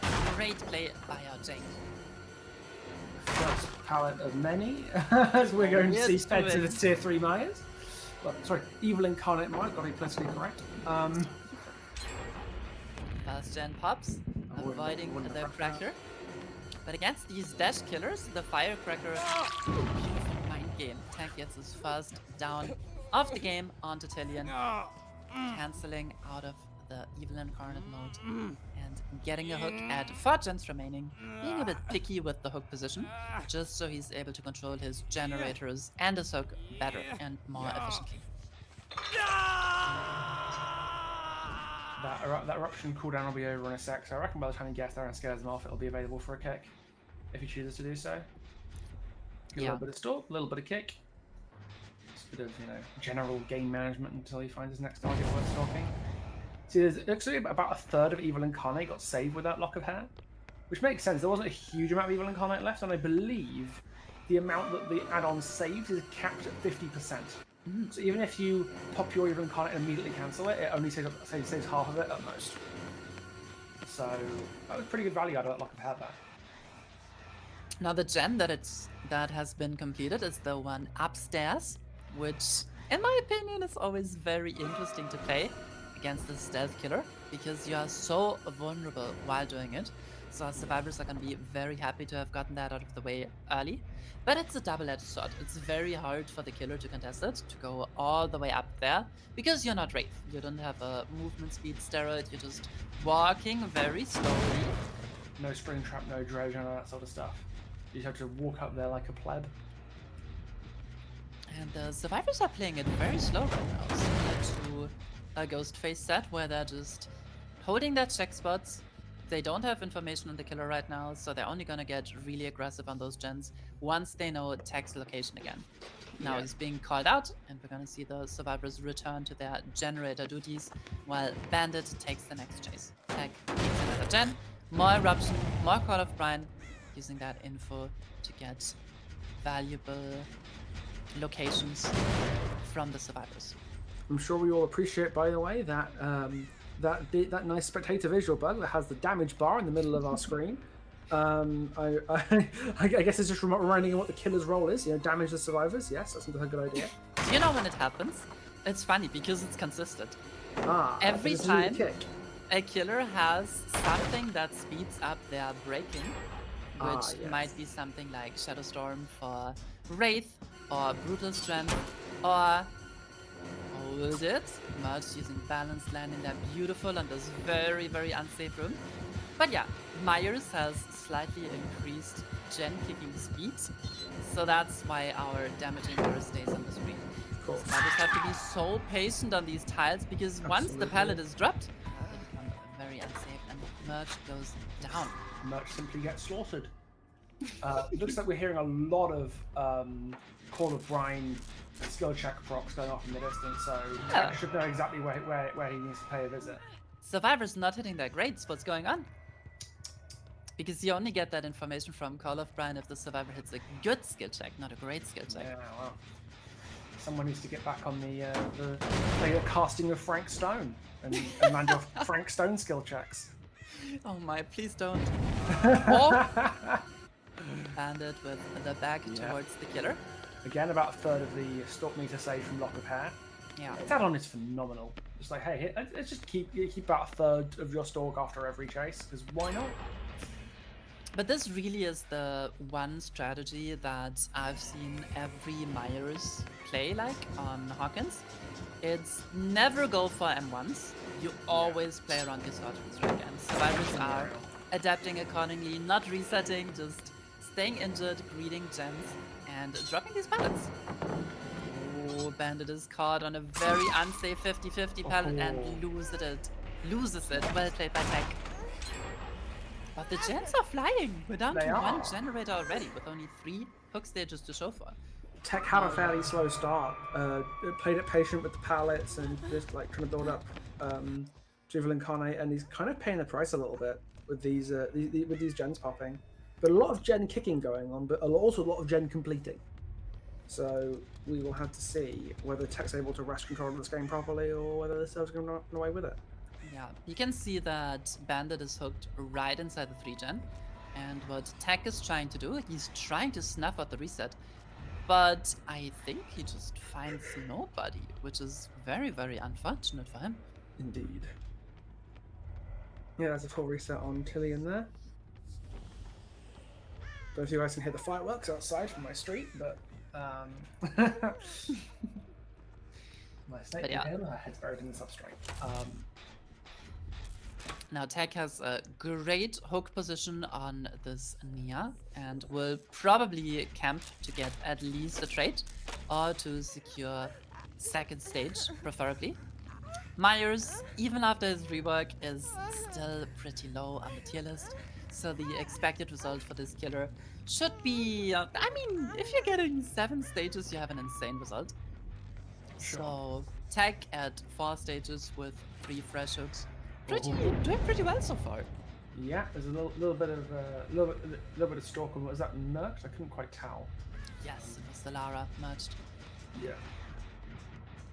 And now you see that the survivors are actually playing it way slower, taking much more care of their health and resetting more often. Because now it's really dangerous to just go down inside of this 3-gen and giving the killer a good hook. And they really got away with murder there by getting the pull onto Bandit of this hook, because it was right center in the middle of the 3-gen. But this gen is so high progress. Oh, faking the kick! I love that. Yeah. Oh, Jen getting a little bit on the spicy side, but we've got plenty of kicks in it, I'm sure. Oh, not having the 4.4 movement speed add-on while stalking is really hurting Tech. Yeah, no boy, no hit, and that's the good stuff that's coming back out in that corner, Jen. Switching to the Pursuer mode just to get the bonus movement speed and getting that tag on the loop. Great understanding of how switching the stances work by Tech.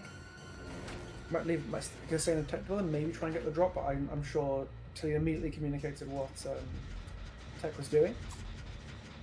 And Merged getting away with the balance landing.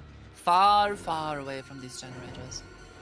Now, Tech decides, okay, I know my gens are gonna pop, as they do. I'm gonna commit to this chase, and if I can secure this Laura, I'm happy with my result. For sure. There's definitely a chance also of an eruption trap if that was down. He's a tank! Yeah, no fear. I will run at this pallet and I will stab it. And if it is you instead, I will stab you instead. Tag winning, a super important mind game there. But this tier 3 is not infinite. Maybe the survivors can try and go for more, but it looks like Tech wants to go for more. Trying to check the gate, maybe finding a survivor caught off guard.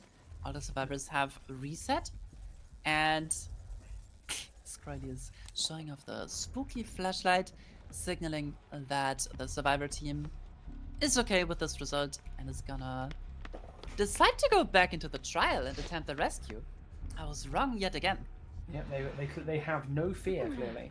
Yeah, they know this would be 5, 6 stages, and they want even less than that. This could be quite risky. Yeah, the saving grace potentially is if Bandit is the one to make the trade, because then Bandit's dead anyway. It means that they become net neutral in that respect. But Bandit making the smart choice of getting the hell out of there. And I'm not sure if going for the M1 there is the right play. I think the play would have been to stalk instead and try to get one of the survivors that is worth more stages. Now you have just what you called Bandit going down.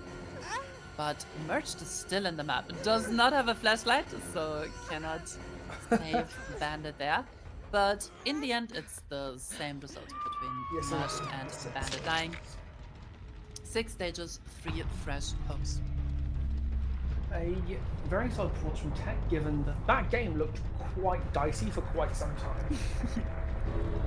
But being able to turn around do these 6 stages seems like perfectly result for a killer who's not Yeah. particularly great. So lots of value coming out of that lock of hair, just saving a good chunk of tier 3 almost every time it was used. Doubtless, that game would have gone very, very differently if you'd have had to fully stalk from 0 every time. It would have been much more challenging. For sure.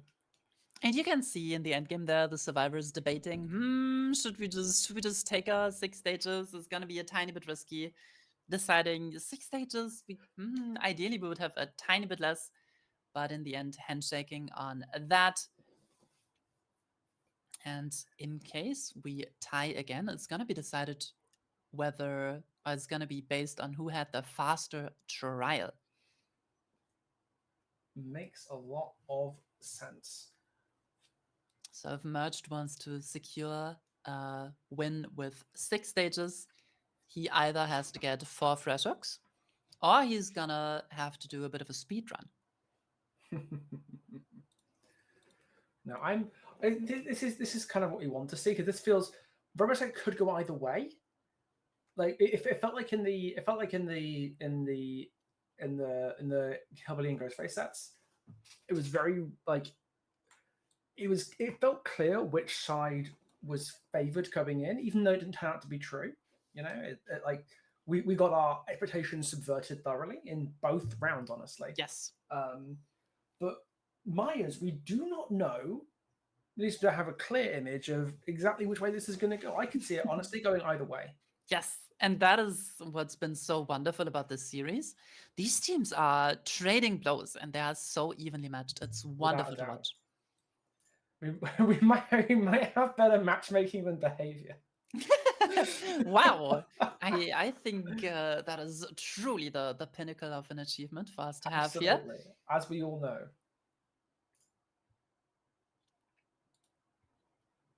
Sorry, I'm just trying to get you into the lobby around like 3 corners. Give me a second. Yeah.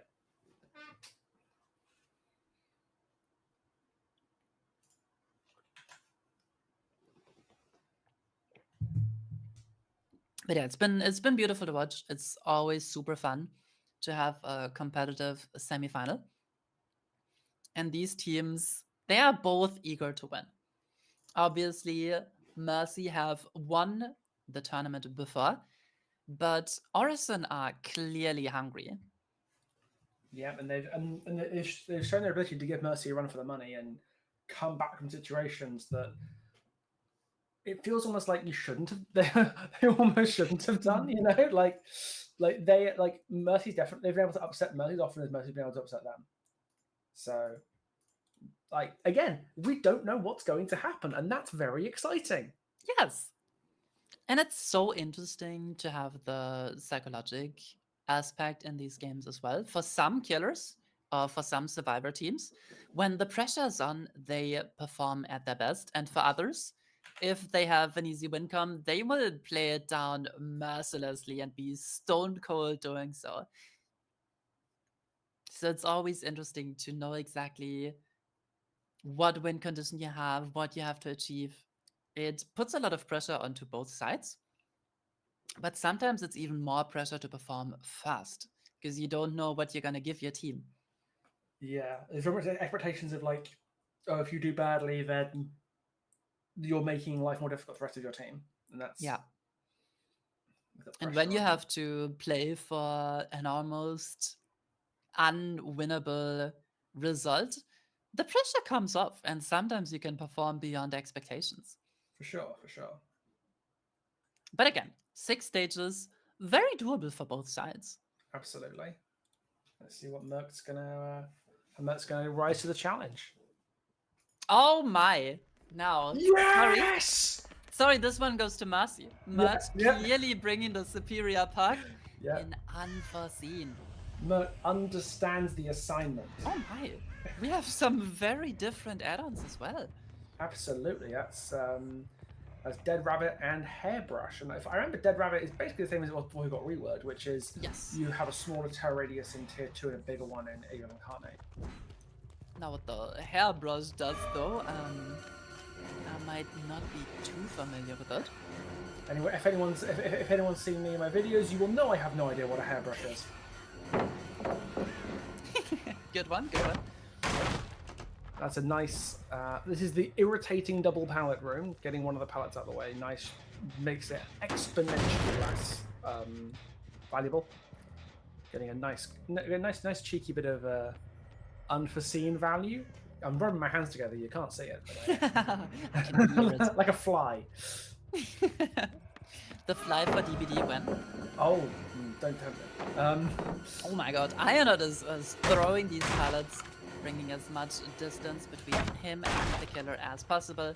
That's how you have to play some of these Hawkins pallets, because they become really strong once they're dropped. And once they're gone, they're gone.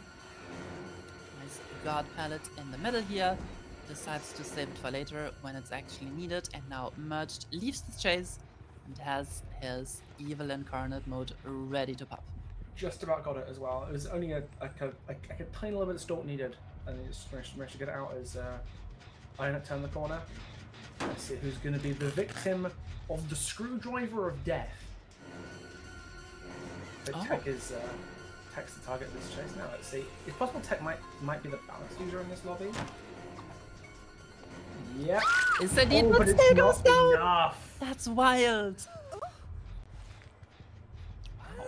And no pallet save coming through either. And we're seeing another perk that was not in play the last time. It's Scotshock Pain Resonance. Causing a lot of regression, and our Nancy was not ready for it. Letting up an audible scream, giving some information to our killer. I have found out what the hairbrush does. So after activating your Evil Incarnate mode, your next pallet break action is 50% faster. Quite the interesting add-on. That seems very solid on a map like this one, and that is that's 2 downs and 1 use of Evil Incarnate, which is a really good it's really good value for Merch, given that they don't have the lock of hat to save Evil Incarnate progress. Yes. So being able to get 2 downs out of 1 is extremely valuable. And a hook on a high progress gen. Very unfortunate for the survivor side. This is looking great for Merged. He definitely did his research on the Myers, which I'm really happy to see. Bro was binge watching Halloween until the wee hours, during Buster Rhymes, so that he could get a better result. We've all been there. Yep. But in any case, MXI is the target of the next chase. Taking DM1 here, not playing for the trying to force Slaughtering Strike at that high visibility palette. I was about to say, makes a lot of sense. Merged is definitely juggling his stances like a warrior in World of Warcraft, making a great use of both the Pursuer and the Stalker mode, and having a high priority on those injuries for the survivors. Now that the perfect time. 2 survivors are there, going for the Stalk instead. This definitely shows some knowledge of the killer. I'm quite impressed. Absolutely. Merc's been great. And that is the irritating double window room. Yep. Played like a fiddle by Merc. Merc is off to the races right now. And that's gonna be someone dead on hook, if this can be the hook can be. At 4 gen. That's a very, and I believe there's a pain resonance still available now as well. Yes. Once you go upstairs in Hawkins, you're going down, but you're not coming down. You check in, but you can't check out. Yep. Now we still have good progress coming through from the survivors. Yeah. But we're in chase with an injured survivor on an unsafe pallet and a high progress. Tech does it again! Tech has been on it with these stuns. Every single time he gets the reverse stun on Merged. This is the 3rd time, and it's been crucial every single time. For sure. This is Tech sponsored by Etsiglag, it seems. The absolutely immaculate internet.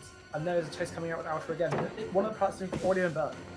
So this setup is not as safe as it once had been. And that might be Outer being dead unless the save comes in. That's horrible. This is too early, and the survivors know it. This is going to be full damage control from now on. We're going to need some perfect survivor play, and many resources have been used already. Without resources, it becomes so much harder to do anything.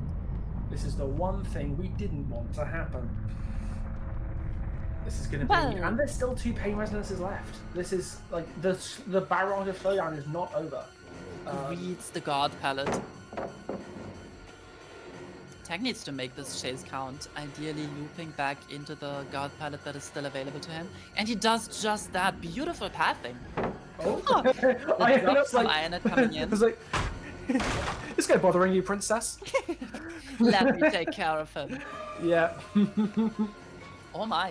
White Knight caught Yeah. on another unsafe palette. That's it, Oh, buddy, you're going unlucky. down. And that wasn't a full charge ultra strike. So I've noticed that Look at that breaking speed. that's insane with the brush. Yeah, the what we're seeing now is the half charged ultra strikes. Notice on some lot of Mayas you see, they will just full charge it. But it can be very useful to just like effectively tap fire it. And that's what we saw there. It was just a very quick like, hey, you're at the edge. And like it's a- basically a supposed to quick go long tap. range at that point. And it's much more similar to how you used to go down with just an exposed M1. It comes out really quick and it doesn't have a big tell. Yeah, it's not telegraphed at all. Enjoying Now. the unforeseen value. Unforeseen might actually win this. It's looking pretty damn dire for the survivors. Absolutely. Because if Merch just confirms this kill, that's the win con right there. And right now, both survivors are injured and we have 3 more gens to go. Are we gonna be able to settle the debate of Trail of Torment versus Unforeseen once and for all? Yeah, well, it's looking pretty bad given that there is 2 decently progressed gens in regression next to the hook. So that is a sticky situation. That's even 3 gens in the hook because there's one on the other one. Is that one there? Is there one in the middle? I can't really tell because no, it looks like there is just 2, but that's still as many as you need in this situation. Yeah, it's progress on 2 generators being lost. That is time that was previously spent on it, and you're never gonna get that time back. And DBD is all about time, especially in competitive DBD. Seconds matter, and if you lose around 45 seconds of a person working a gen, you're never gonna see that time ever again. Sure. Yano coming through, even with all survivors being injured. And Yeah. Ionat is in chase, might be able to do something with this portal room. Decides to leave it right away. That's a very awkward wall position. You can hear the gen being worked on, but you have to travel 5-10 working days around the wall to get there. Yep. The bane Yeah, of every Hawkins, Hawkins enjoyer. They get Hawkins, idiot. And this time the survivors don't have the luxury of having the super unsafe upstairs gen finished already. So you're either gonna be check spotting or this is gonna happen. You said it at the perfect time. MXI Perfect time. truly tilted after this one. Yeah. This is gonna be a win Might condition. walk for out, don't mind if I do. Honk, screwdriver to the face. And that is going to be possibly another Scourge Hook. Yeah, this is lights out for the survivors, and I'm not talking everyone's favorite game mode. I'm sorry, that one's not returning. Late start's been exiled. But it looks like, yes, this is it. It's Jova, as the kids say. Merc has played this brilliantly. Yes. The fact that we almost had like the 2 or 3 hooks before a gen even popped. It was an insanely good early start with a with a lot of resources forced out and everything. Just plowing on through in that early game and getting outer out quite quickly.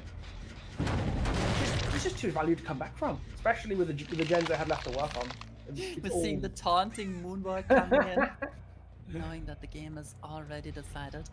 Yeah. The rest of it's just ceremony and see if see what the survivors can squeeze out of this. And Did you hear that sound effect? That was the first time I heard it. I think it was the progress of the Evil Incarnate mode resetting to 50%. Yes, it because was. Merch was holding it too long.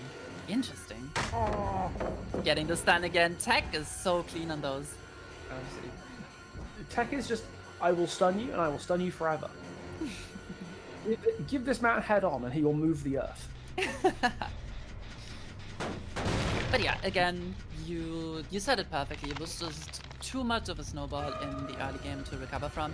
And I think Merch's playstyle of also prioritizing the M1 injuries really helped benefiting from that snowball because survivors just didn't have the time to come back. They didn't have the time to heal, they didn't have the luxury. They needed to work those gens, and it's gonna be risky if you're forced to work the generators injured, if you have to scramble to make an unhook. Now, I'm not playing the distance beautifully. This is what I was talking about earlier. These pallets are best if they are dropped. Look at that breaking speed. I really like that Mert did his homework with the add-ons. Absolutely. Just an absolute bulldozer, like singularity. Just like, hey, that's a pallet? No, it's not. Absolutely. And that is a nice, clean, slaughtering strike down on Iron up there. It looks like that's going to be a second kill, and any chance of getting the last 2 gens done is likely evaporated with Ionet's death. It wasn't looking great to begin with anyway, but unless both those gens are ready to go, it's looking pretty rough. Yeah. Looks so funny when he just walks through the freaking pallet. The animation didn't even finish. Look, he broke it with his mind. Just like in the movies. Yeah, my favorite part about Halloween is when Michael Myers breaks things open with the power of his mind. Maybe I was watching the wrong film. I was getting a bit confused. But in any case, that is going to be just another down, and I guess Mert's going to try and control the last gen and just slow for that 4K, because why wouldn't you? Yeah. Better than messing around waiting for an unhook or badgering a gen for 70 seconds, you know? Oh, he's coming. Yeah, the shape stalks. Nice any means fake from the Mixai there. Oh! Oh! Perhaps could have been a little more real. Perhaps. Committing just a tiny bit too long onto that one. And with all the survivors being downed, Merge just has to do some cleanup. And this means that Team Mercy advances to the grand finals with a score of 2-1 over Team Orison. Really well played from both sides. In the end, it was the snowball on Myers that decided it all. And a great understanding of the killer, of some of the underused, maybe underrated add-ons being shown. And there's Mori with Myers' big Play-Doh hands. It really has been a hell of a series, you know, like lots of turnarounds, lots of upsets, lots of comebacks from situations that it didn't look like they could come back from both teams. Like this wasn't one team, you know, running the show. This could have gone either way, right up until Merc turned it around on Shape. That was crazy. It's been a really fun semi-finals to watch. Absolutely. I'm super happy that we went all the way. And thank you so much for having me for the semis. It's been fantastic. Looks like, a wonderful Emmy will be swapping out. But you guys are still stuck with me. So, yes. We'll be taking a bit of a break in just a moment where to facilitate the swap round, where Mercy will be moving on to the finals. And we'll be getting a new co-caster. It'll be sad to see you go. Aww, I had a wonderful time casting with you, and I'm sure the grand finals are going to be super enjoyable with Stumpy joining you. Thank you so much for having me, and enjoy the games, everybody.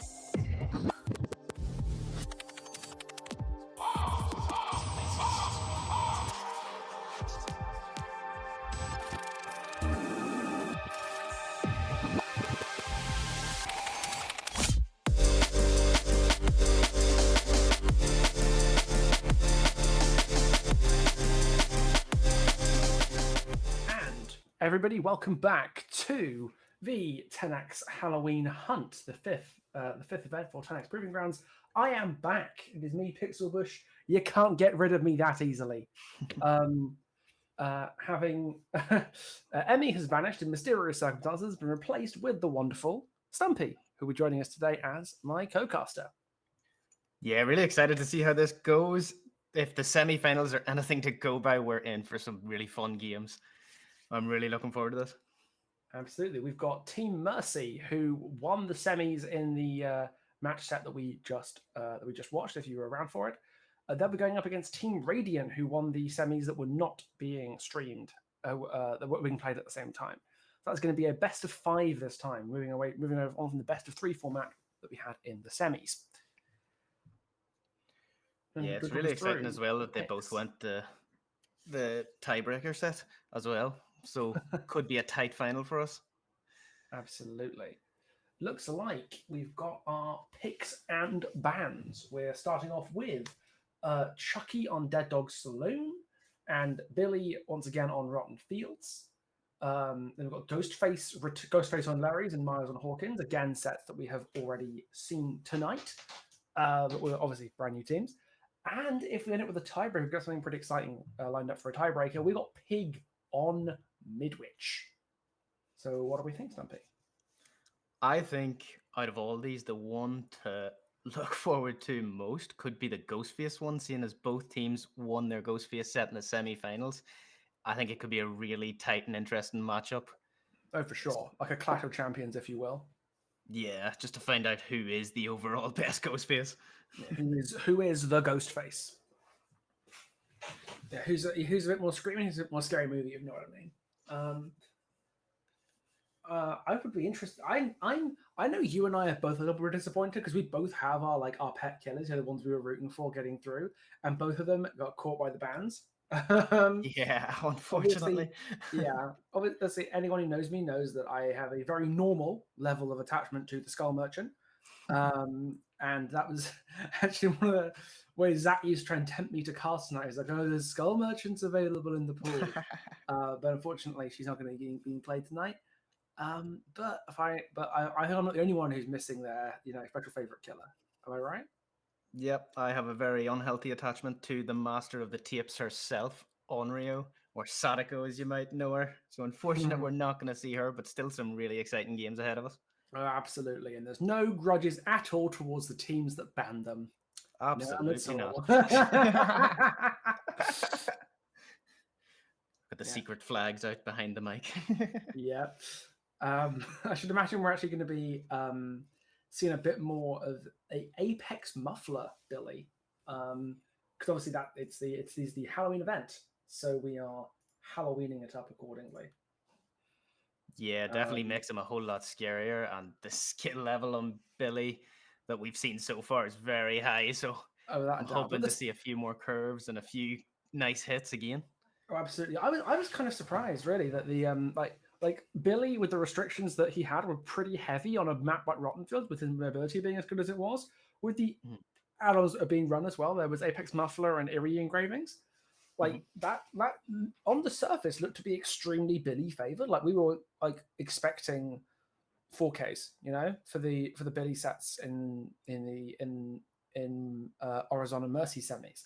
But in both cases, the survivors pulled it out of the bag and made the Billies really fight for it and got some outs.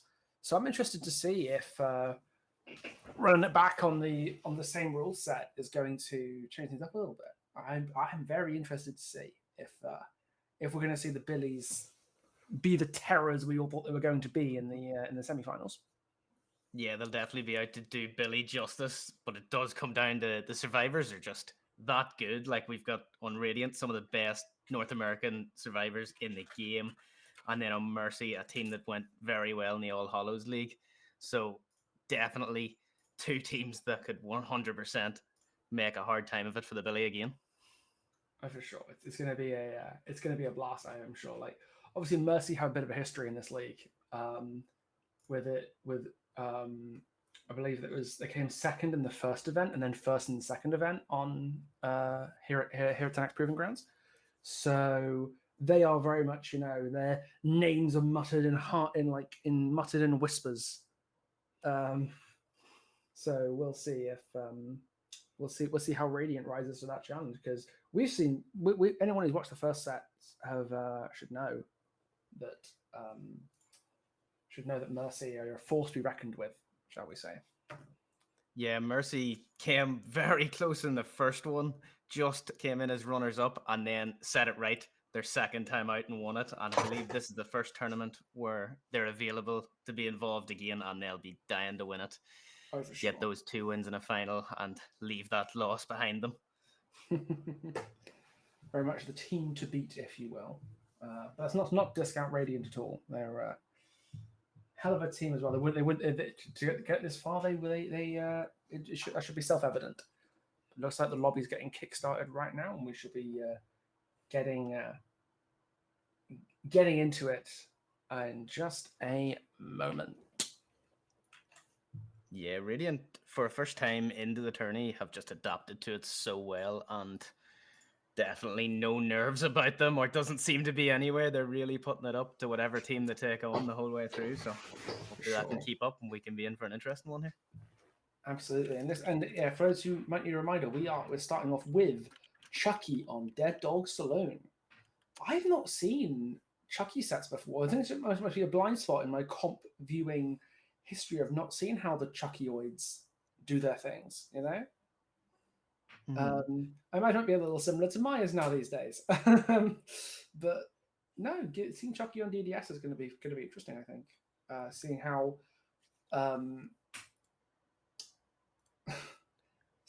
he's going to or the scamper's going to be something that sees much use, because obviously everyone and their mum knows how to handle how to evade a scamper, but palettes being so dense now, occasionally you do just see those insane scamper chains, like even if it's just map mobility. So I'm curious to see what Ultra's going to do. I think Ultra is the killer player for Radiant here, unless I'm a fool. Yeah, Radiant have had a win on Chucky today in the other semi-final that we didn't get to see on stream, and from what I've seen, not too many 4Ks around. Neither team managed a 4K. It was more about the stages, getting your fresh hooks, so it'll be interesting to see if somebody can switch it up now and get that important 4K, or if it's going to be a case of higher stages takes it. Yeah, I'm very curious to see. It's going to be a hell of a start, because again, a lot of these sets we've seen before tonight, your Billies, your Ghostface, your Myers, at least for the stream matches, we've seen those. But what we have not seen is the freaking good guy. So I'm very excited to see how Ultra's going to handle it on Chucky.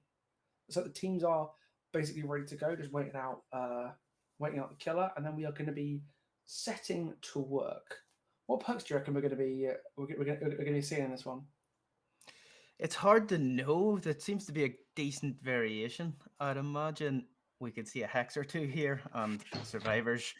Well, the survivors we have, those won't last long if there is a few glowing totems around. If it glows, it goes, is always the famous saying, and they definitely like to get rid of them. Yeah, we saw some totem builds coming in a little bit on the in the screen semis last time. We saw Ruin Wretched Fate coming out. We saw at one point just solo Ruin. I really did. I like seeing hexes get played. I think they're a really good test of how well the survivors can coordinate and how well they can communicate things like totem spawn, especially on maps that might have non-standard callouts, like indoor maps. And Wretched Fate, especially, the way it can interact with, obviously, for people who very commonly use perk in these things, Decisive Strike, if the killer balancing allows it. We saw in the Billy game, Wretched Fate being juggled around between the obsessions. So yeah, I'm hoping to see some totem builds coming in. I'd imagine if they're going a more traditional route, you'll probably see maybe Corrupt, Pain Res, maybe a Gen Kicking perk, Call of Brian, or Eruption is usually like the traditional way to go, but it could be nice to see them switch it up a bit. You've seen plenty of Eruption and a fair bit of Call of Brine tonight, but Eruption's been a constant. Looks like we're just loading in now and getting ready to rock and roll.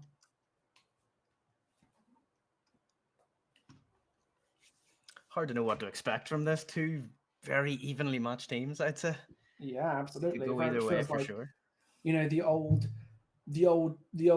champions versus the new blood. You know, it's because this is like a western. You know, Yeah, will we see a new name get added to the Hall of Fame, or will it be the old goats back at it again? Is this Top Gun or Top Gun Maverick? I guess we'll find out.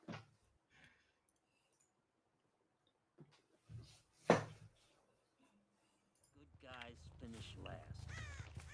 There is the Wretched Fate coming out, but again, no Ruin. So we're just seeing is Painrez, Eruption, Corrupt, and Wretched Fate. A pretty solid combination of Genocide on perks. Chucky doesn't really work with a whole lot else, so I can see why you just pile slowdowns on. Yep, I Very just caught out Nia here very early, or Lara here very early.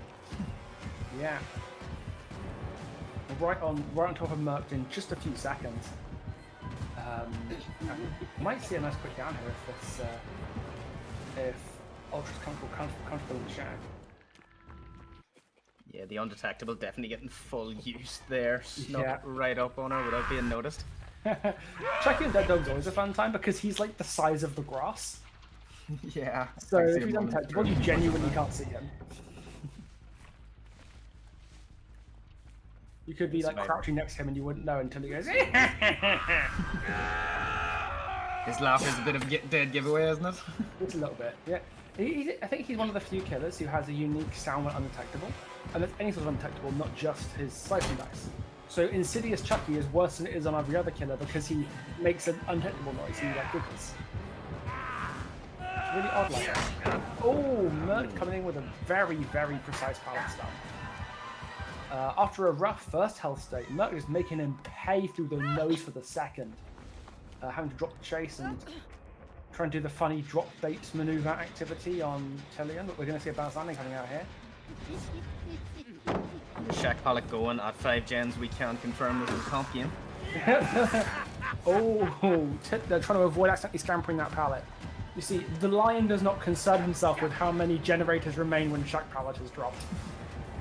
I need that on a t-shirt, but ideally shorter. Any case, that's yet another critical pallet burned around the gallows. The main volume gen gets done. And is that a gen at the back of the map? Like tucked away behind the gallows? Currently Very chasing the happy with getting those done. Currently chasing the obsession as well, which means that there's no Wretched Fate value coming down. Just trying to blitz these gens because they are not being even remotely conservative with these pallets. There have been so many drops, which makes sense in this update when every map has 7,000 pallets on it. But all the same, you know, there's a lot of unless they can clear these gens before pay resonances and options start adding up, this could be something to pay for later. We just don't know. Yeah, this is a really good first chase from Jake, though, keeping the Chucky busy for 3 gens now. If this goes on much longer, Chucky will have to find someone new and has done by hitting Lara, but completely focused on getting his obsession on the hook. Yeah, and perhaps more tellingly, that burned the power cooldown as well to hit Lara. So he's going to have to just M1 clobber for this down. As the name might suggest, that Chucky is absolutely obsessed with the survivor and wants to make sure that he gets the value from the chase. Sure, he's going for that pain resonance at the back of the map. Let's see which gen. Okay, it's looking like there's an awkward gen spread, but not the worst. There's a big line behind Shack. Does mean that there's no chance of disrupting a gen if a chase happens in lane, which sucks. But this isn't the worst gen spread in the entire world. It's not the best given it's Dead Dog, but I've seen worse. We have found Ace here on main, but main very strong on this map, so you wonder if for a Chucky will 110 commit to killer. this. Go for the standard vault rather than Stamper Vault seems like a good idea. So those are the two like, oh, masterful cracker use there from Stroily. And that is a lot of the Chucky's time completely wasted. He has to go back to Hook. Limping back to Hook with his tail between his little stuffed legs. Going to try to turn out on Tillion. But it is worth noting here, Tillion is the obsession. So are we smelling a potential decisive strike in our future? No. I'm not sure if DS is allowed on Chucky. I have no idea. But in any case, it looks like it's the second hook straight on Tillion. Again, minimal value coming out here from Wretched Fate because he's not had any time on gens. This gen sounds substantially completed, but he's not checking to get anybody off it. Maybe he's going for an eruption kick.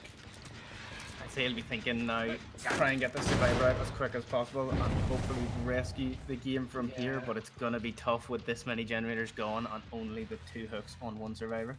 And that third corner gen, very, very unlucky. Like, you know, that's not a easy third gen to have to defend, is the one in the middle of nowhere, which can be fairly easily part the main if you get hit there. So that gen, I would not want to be ultra in this position. I really wouldn't. Yeah, they've split their gen pressure really well, even no obvious 3 gens, which is always really nice. Especially on this map, it's so easy to leave a 3 gen, and they've just handled it very well. Quiet time. Even Chucky's whisper is probably a little loud, and the survivor might have picked him up as he was coming around that corner. I'm using it on the slice and dice. Oh, almost converts into a hit on Merc there. But Merc makes it to this the pallet. Oh, Merc just holding W. That seems like a smart choice, giving you the chance to get her at any point in that. 2 good loops to link up here, definitely. Yeah. But the hit still comes through for Chucky. Another pallet there. The shack pallet and the pallet near Gallows are gone, but Merc will be able to make it across the road into the main building before the road comes back up. The biggest worry for Chucky here might be you've got no generators around, so keeping the pressure Oh, on the that gens could be could be a bad. problem. Squirrely with the body block, and there's a pallet out front, and the buildings here, and his house is on fire, and his dog's died, and his wife's left him. So this is not. This is a challenge for us. If you can get down Squirrely and maybe something, there we go. Yeah, the eruption coming through there could be good for him. Definitely, if he gets a pain res here on top of it. Yeah, didn't see any auras off of the eruption proc, and Tillion hasn't dealt with the Wretched Fate, even though we are 99% sure that he knows where it is, because he ran past it and stayed next to it for a while in the chase at Water Tower. So unless Tillion is just, you know, raw dogging the slowdown, it's not impossible. We could be seeing... Oh, there's the obsession. There is the obsession. Setting up for unhook. Do currently have Bandit on the generator, which is very close, so we could see endgame very soon in the next few seconds, maybe. Chase being taken around the hook. Tillion knowing that he's dead on hook and just burning pallets like his life depends on it, because it kind of does. And there's the last gen popping. Ultra going right back to defend that hook. There's 2 people. Make an educated guess that Bandit's the one on the gen, knowing that the only people who didn't get the save would be the ones who are injured. Maybe looking to confirm second here, but almost certainly looking to confirm second because succeeded to another entirely. You'd wonder are the survivors feeling confident enough now just to leave this survivor, take the stages and get out? Or can see will that, they 5 go for the stages. big save? Yeah, 5 stages is a very safe result, you know. If Mercy's killer is confident, I could see him just trying to focus on going at 5 stages. Oh, but Tillion is found injured on the exit gate and goes down. That's not what you want to see. But it does get them the save on Squirrely. Yeah, they should get 3 out the gate here regardless, but... Yeah. Let's see what Tillion's plan is. Oh, looks like Tillion is going to get picked. Potentially. Could this be a 4 out? Can they rescue it from It's here? not impossible. This gate is not 99 as far as I'm aware. Oh, Ace cracks the door. And they're all up and about.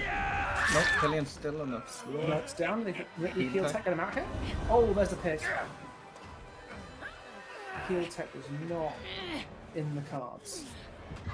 That is another fresh hook as well. They wouldn't That's have wanted to give that's that not up. what you want. That's really not what you want for Team Mercy right now. And they're all injured, so they could be forced to leave if Chucky plays it carefully. Oh, it's final reset. Ooh, that was a hair's breadth. But I assume it's got to cut the hook over just taking the kill on Squirty. Survivor's sticking around, still trying to make something happen here and get as many stages out as possible. This has been a really successful endgame for Ultra so far. It was looking pretty bad, but getting 2 kills here. But even though both these fighters in the trial are dead on hook, that's still 7 stages if you can hit them both. And Yeah, it didn't look like it was going to be anywhere near this high coming into endgame, so this is a huge comeback from Chucky. Without a doubt, like Life gave Ultra lemons, and he made some pretty decent lemonade out of that. He just needs to make sure that he can track Squirrel down for crawling out the exit gates. Absolutely, but them survivors will find the lemonade a bit better, I'd say. Seeing as how close they were to getting a lot more stages out the gate. More on top of the hatch. That is rubbing salt in the wound that Chucky himself would be proud of. Yep, it's just so tantalizingly close right behind him as the kill comes in. Yeah. Even gets the hatch closed for good measure. Yeah. Well, that was a hell of a first round. I am astonished at that endgame turnaround there from Ultra. That was what 3 stages by the time the last gen was done, and then turn that into 7. That was pretty spectacular by Ultra. Yeah, it was a great comeback. They did manage to still get a fresh hook out the gate, so if they're looking at the positives on the Survivor side, that would be it. But they'll probably feel that they could have got a lot more stages out the door. Yeah, without a doubt. They definitely took the risk. Absolutely. Sometimes you have to. Yeah, they risk it for the chocolate biscuit, but unfortunately, this biscuit was not chocolate. It was worse. I need to recheck metaphor again because that didn't really work out. But in any case, that is still a hell of a. That was. I don't know how Mercy's killer is feeling about this. I was going to say, how would you go about this now? Would you be feeling confident seeing just what can happen in endgame, or would you be thinking, right, I need to get a good, strong start here because those survivors will take no chances? Absolutely. Like, I could see this going completely either way. If Mercy is able to get that energy, you know, that Ultra had in the end game and keep that going from, you know, the offing right from the start, we could see a very good result for the killer here. But it could go the other way. We could see Radiant Survivors being a bit more careful, especially in an end game situation, and we could see a lot more a much safer result. We just don't know. We just do not know, and that is very exciting to me. Yeah, especially in Dead Dog, a map that a lot of teams will see just loads in scrims, in tourneys. This is a map they'll be very familiar with and know how to play it against most different killers, including Chucky. So the survivors could definitely make life really tough for our killer here. And our killer probably thinking it would have been a lot easier win con had they just got out the gate. There's so many ways, I think. But we had a lot of games that first games that felt one-sided, and then it got completely turned around. That was the case in a lot of what do you call it? A lot of matches in the semis, at least the ones that were on screen. But I don't know how. I just don't know how this is going to go. A huge fan, by the way, of the Wretched Fate just dropped into that build because that was a pretty standard slowdown suite. And then we just saw a little bit of Wretched Fate dropped in there, and I'm not sure how much value it got because Tillian spent so much of that match in Chaser on hook. He was the tunnel out, if you will, as much as there was one. So I imagine there probably wasn't quite much value from Wretched Fate as you would have liked because the passion wasn't on gens a huge amount. I wonder if we're going to see Wretched Fate being used on Mercy's killer as well, or if we're going to see maybe a more conventional slowdown build, and maybe we're going to see some Call of Brine. yeah, I especially if they're expected to get outs, I could see Call of Brine being useful as like a hey, just grinding the game out without needing to get downs. Mhm. But yeah, truthfully, I've got no idea. I think the first game will always have a big mental effect on the two teams as well, because if you're Radiant, your pick was Chucky and you win it, you're feeling good, your pick's out of the way, you have a little bit of leeway going into the Billy set. But if Mercy win it, suddenly the pressure is on Radiant. You've lost your own pick, you're going into the other teams, you're really feeling the pressure stack up on you. And for Mercy, they'll be just trying to take this first set and leave themselves in the best possible situation going into set two. Absolutely, yeah. I don't have much experience with the old Charles Lee Ray, so also don't know a lot about how experienced Radiant is as a team. That's a team that's kind of more a mystery to me, but that's also just me, not knowing the lore, ironically enough. So I truly do not know what to expect here. I think they're definitely some very strong survivors and all very capable of taking chase. Usually, when they are in chase, the generators get absolutely thumped out as well. So they're not going to make it easy anyway. And we saw at the bottom as well, at the bottom of the map. There was just thank you pallet density update. There was so many fillers down there.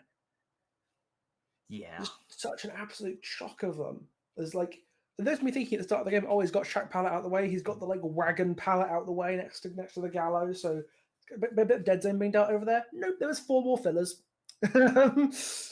So yeah, to be fair, I've seen that a few times on Dead Dog in my time, so it does happen. It's always main I'd be wary of on Dead Dog. You don't want to be taking such a big long chase on main. You'll get just pulled around it for as long as survivors possibly can. They'll get every second they can out of each of those windows. So it'll be very interesting to see if the Chucky steers clear of main, maybe lets them have that gen and puts pressure on a 3 gen to try and see this result out, or what their decision is. Oh yeah, I truly have no idea what's going to be happening here. I think part of it will come down to the Chuckies, but part of it will come down to the map RNG. Like even one fewer in the vast field of fillers could be enough to completely change how these things go, because that's what bought the time. That's what made the pre-entrance edges so good for Mercy last round, was just this endless chain of powerful resources. Just so much stuff that Chucky has to awkwardly play around. But yeah, something we've seen them do very well as well was break that 3 gen early, spread those generators out. So we were looking at the last 3 generators with one far outlier. So I'd imagine we'd be seeing the exact same this match. All right, let's take a look. Chucky starting the water tower this time. Looks like Ilo's playing Wizard Chucky. Oh, very interesting. Wizard Chucky. That is a build of Ruin, Undying, Wretched Fate, and Crowd Control. Crowd Control on Dead Dog feels like a really solid cold shot, I'm honest. Big fan. Well, we were hoping for a Hex build, and we've got one. Yes! Chucky the Wizard. No, Crowd Control seems like there's not a huge number of critical windows in this map, but the ones that are critical are some of the best windows in Dead by Daylight. You know, the upstairs main window. Huge block. And Crowd Control is a very dependable way, just hey, that window? Yes, screw that window. Oh, and there goes Undying immediately. The empty block coming out nice and quickly forces we got a different window, and then block that one. Slowly but surely turning main into somewhere that's very undesirable to loot, which is not usual in Dead by Daylight. But I guess taking the advantage of that the map is known, and that main building is notorious.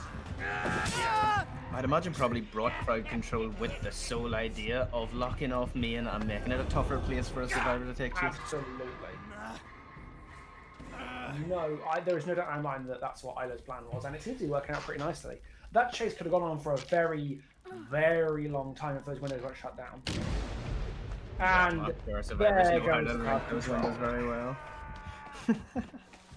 We had to say it, didn't we? But to be fair, I got a lot of value, and it wasted some time. To get it And down Ruin that is still quickly, up. thanks to it, he'll definitely be happy enough with that. Yeah, that'll do nicely, I think. Just getting the snowball rolling, getting them off of the gens so that Ruin just ate their progress. It all comes together like a beautiful tapestry. Breaking that door is always a good idea too, because you don't want to be following people through windows too much as Chucky. You'd rather just walk around it and get maybe your scamper off, knock them down, and move on. He's trying to hold a bit of a 3-gen here and has a survivor hooked in the perfect place to do so. No need for the Chucky to leave this area at all. Especially with one of his totems in it. I wasn't paying attention. I'm not sure if it's Ruin or Wretched Fate. But We'll soon find out, I'd imagine. Somebody will be on a totem somewhere. Yeah, the one over by Water Tower, quite likely. But that is good. I can give me a Sage to kill an Ultra here. No one else there around to try and force a trade. And That's just seem to have 2 second people on generators, just deciding to get a bit more progress on those and giving up the second stage.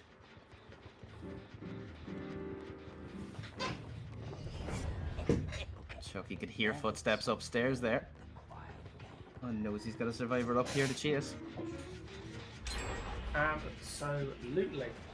That's second gen popping, but he's not committing to the full chase. He's going to scare her off. And he's now checking on his totem and his hook. Yeah, he'd be looking at an early kill here, could leave him in a really good position. Yeah, especially because that totem behind Water Tower doesn't seem to have been found yet, or if it hasn't found, it hasn't been done yet.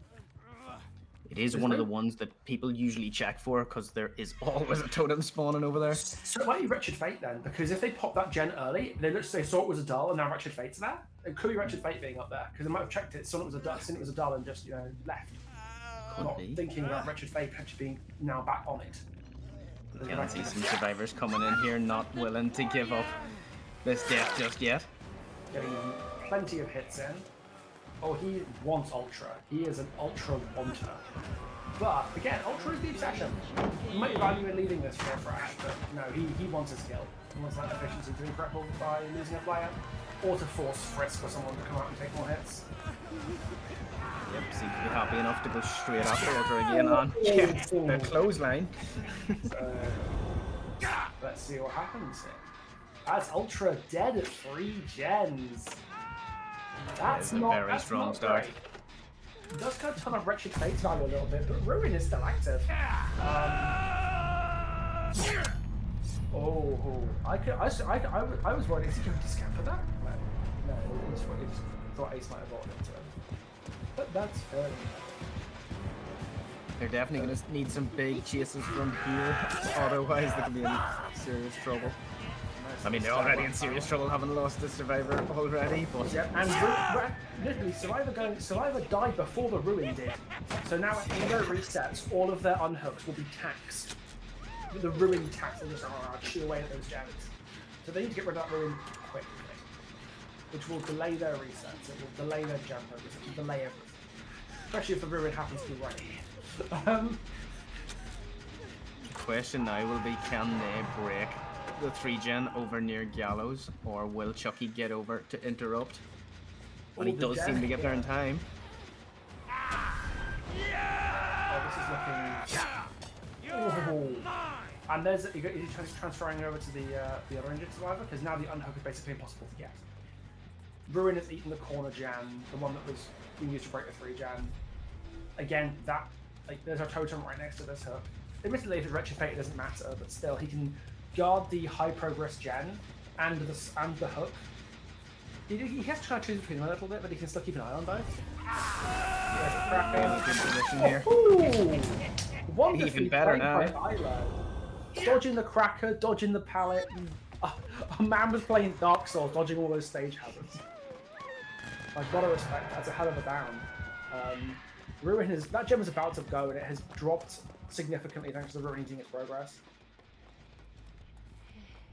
Yeah, his ability to hold those gems for this long is what's definitely keeping him going here. They maybe should have tried to break that earlier, but I think this could be a very good result for Chucky. Just leaving the slow Absolutely. con go for our last survivor now. I guess he's just trying to hold back and I guess confirm the second stage, just to make sure. Oh, and there's Ducky discovered. And there we go, unless there's any unbreakables or something, which I don't think will be allowed. Off the top of my head at least, that looks like a pretty spectacular result from ILO. Utterly back-breaking tunnel that Ultra that quickly. And it didn't have enough. It didn't get enough out of Ultra's life. They couldn't get enough out of it. No ruin going. They didn't reset the gen protocol. They didn't break the gen. It was just like a bunch of issues they had to overcome with a player. 4k3 on a killer that you didn't choose as well is definitely going to build the confidence of Mercy. Oh, for sure. What a spectacular upset. They'll be very happy with that one. For sure. Is that the Hex build paying dividends there? Well, we called it. We did say about a Hex build, and It is. clearly we what we're talking about. Yes, indeed. Which wizard chucking nailing it, as you might expect. He pulled off a magical result anyway. Absolutely. So that was the DDS set. That was round one of today's magnificent best of five. Open 2, done cleaned up pretty nicely by the Chucky. So let's see how next up is going to be. Am I right remembering it's Billy? I'll take a look at the. Yep, Billy on Rotten Fields, and we Yep. know how good Mercy's Billy can be, so this is going to be really, really tough for Radiant. Absolutely, and we also know that Apex Muffler once again is going to be mandatory because they did the spooky Halloween event. So we've got Halloween rules of Rotten Fields, Apex Muffler, bunch of stealth stuff, and I remember correctly, higher restriction on the survivors than Billy would normally get. So this is going to be a bit of a playground for the Billy players. Although as we saw in the stream semis, that's no guarantee of the Billy's getting like a stomping.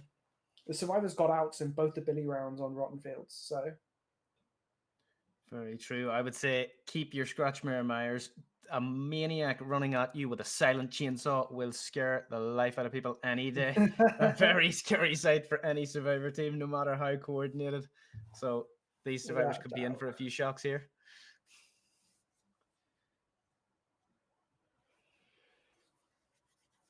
It'll be interesting to see how Radiant's Billy does as well. Obviously, we know Mercy has a very good killer, but Radiant have answered everything that's been asked of them so far in this tournament, so they can step up again here and really show their stuff. I'm deeply excited to see what Radiant's going to put the bag here, because they've got a bit of an uphill battle here after a pretty crushing Chucky result. It must have ruffled their feathers a little bit, but these guys know what these guys know what they're doing. They're clearly they're not. Billy is not an uncommon killer to see, even though the precise rules and everything are a little unusual. So I'm curious to see how they adapt to the super duper stealth on a very open and traversable map. I honestly do not know what to expect. Although I'm sure it's going to be spectacular, whatever happens. Because seeing Billy play at this high level on a map where he can really do his thing, I'm sure we're in for a treat, whatever happens. Yeah, the survivors definitely ruled out the last time we seen this earlier on in stream, so it's time for Billy to take it back, show why he's one of the most feared killers in the game, why he's one of the strongest, the most fun, and just to go absolutely mental in this set. I think we're all looking forward to seeing just what they can achieve and if they can get that all-important 4K. Okay, well, this is the big question. This is the $1 million question. Are you on Team Trailer's Torment or Team Unforeseen? Because Em and I, we were in agreement that Unforeseen is the perk to pick of the two. We are big Unforeseen apologists, and Unforeseen was like, I don't want to say it's the perk that won Mercy, their tiebreaker on Myers, but they were running it and they won, and the other Myers ran it and he didn't win. So Unforeseen best perk in Dead by Daylight? We'll consider it. Are you on Team Unforeseen or Team Trailer Torment? See, I'd be a bit of a scoundrel, bit of a minus rep collector that loves to go back to things, hooks, glowing generators. So the opportunity to use it as a bit of a trap that maybe the survivors might think, right, let's get rid of his undetectable, and suddenly, oh no, he's back. That would maybe be in my thinking of, right, I could use trail a lot more to my advantage here. I had a friend who doesn't play DVD that much anymore, but one of his favorite builds was doing exactly that with Leatherface, Ninja Bubba. It was Insidious, Trail of Torment, stand in the generator you kick, and just wait for them to come to you. Yeah. Ninja Bubba is a classic. So maybe we'll see some Ninja Billy. We never know. Oh, there's nothing more terrible or terrifying than hearing Bubba just screaming out. You don't know where he's coming from. You're spinning around, looking every direction, and then suddenly there's a chainsaw on your face. Yeah. Well, now this chainsaw's gonna be in your face from a whole lot further away. Yeah, definitely, and speed added in among it. So, an even more terrifying sight.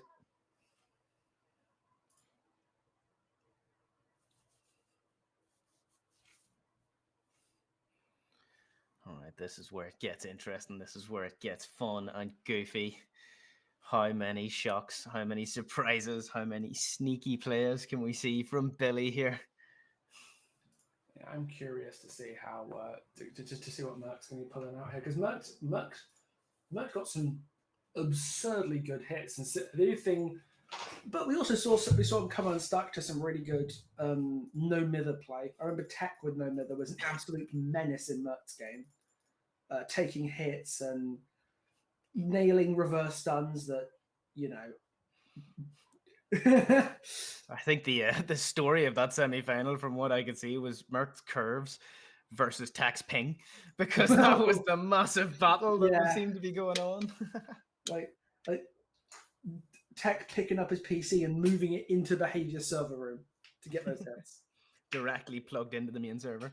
Yeah. Yeah, some of the curves he was pulling off now on Billy in the first match were very, very impressive. So I'm looking forward to seeing more of that now.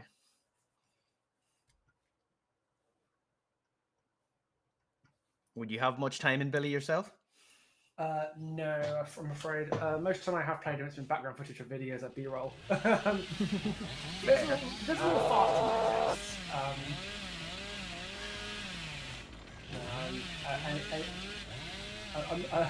I'm not gonna say the line again. But people know my opinion. Not the kindest. There's an immediate chase onto Chris, showing you the country part of it. Nothing. We are seeing Trailer's Torment unmerked again. I'm not making any judgments. Yeah, Trailer Torment. Interesting. Could be going for the strat we were talking about previously. Maybe a slight non-bogus ruin, but you know, I got ruins on the last, so. It's a good down on Cowtree. Nice and quick before any pallets, before any gems pop. Only one pallet getting used, but it is a pretty important one. Cowtree is not known to be pleasant. Yeah, not typically. Usually tough for a killer to try and follow someone around. Usually the survivors know exactly what they're at, how to greet it, how to play it. But that was quite quick. I could actually see him. I'm a victim of corn blanking. There goes the tracker. Just misses. Should make this pallet. Not done enough. So the big man game comes in now, and Billy's just caught the barrel. Oh, definitely overcooking it a little bit, but doing. But it's still a very, very good chase, especially with no mither. Yeah, I thought he was going to leave no mither on the floor there. That would have been an interesting choice, but was just checking around to see if anyone was nearby. That's first gem popping. Going to see active Wretched Fate now on the Obsession on with no mither. Again, the no mither DS combo all but ensures that the Wretched Fate target will be the one with no mither. Which would be nice to help counter the resilience that are actively being running as well. No mither coming in. Sleep counter to slugging, which is always a great tactic on Billy, if not for us. Lurch being absolutely relentless, leaving Mini on the ground. Probably forcing everyone to get off Gens here to get Ducky off the hurt, which will mean ruin that progress. I love Ruin so much. That's like maybe not quite the M1 Ultra, because the chainsaw can't be just a little bit too long. For the list of things, Team Mercy loves Ruin as well, and they're getting serious value out of it so far on both the killers they play. For sure. We didn't see it cleansed at all last match, and now it's doing bits here once again. Oh, dropping troops as soon as someone gets off the ground.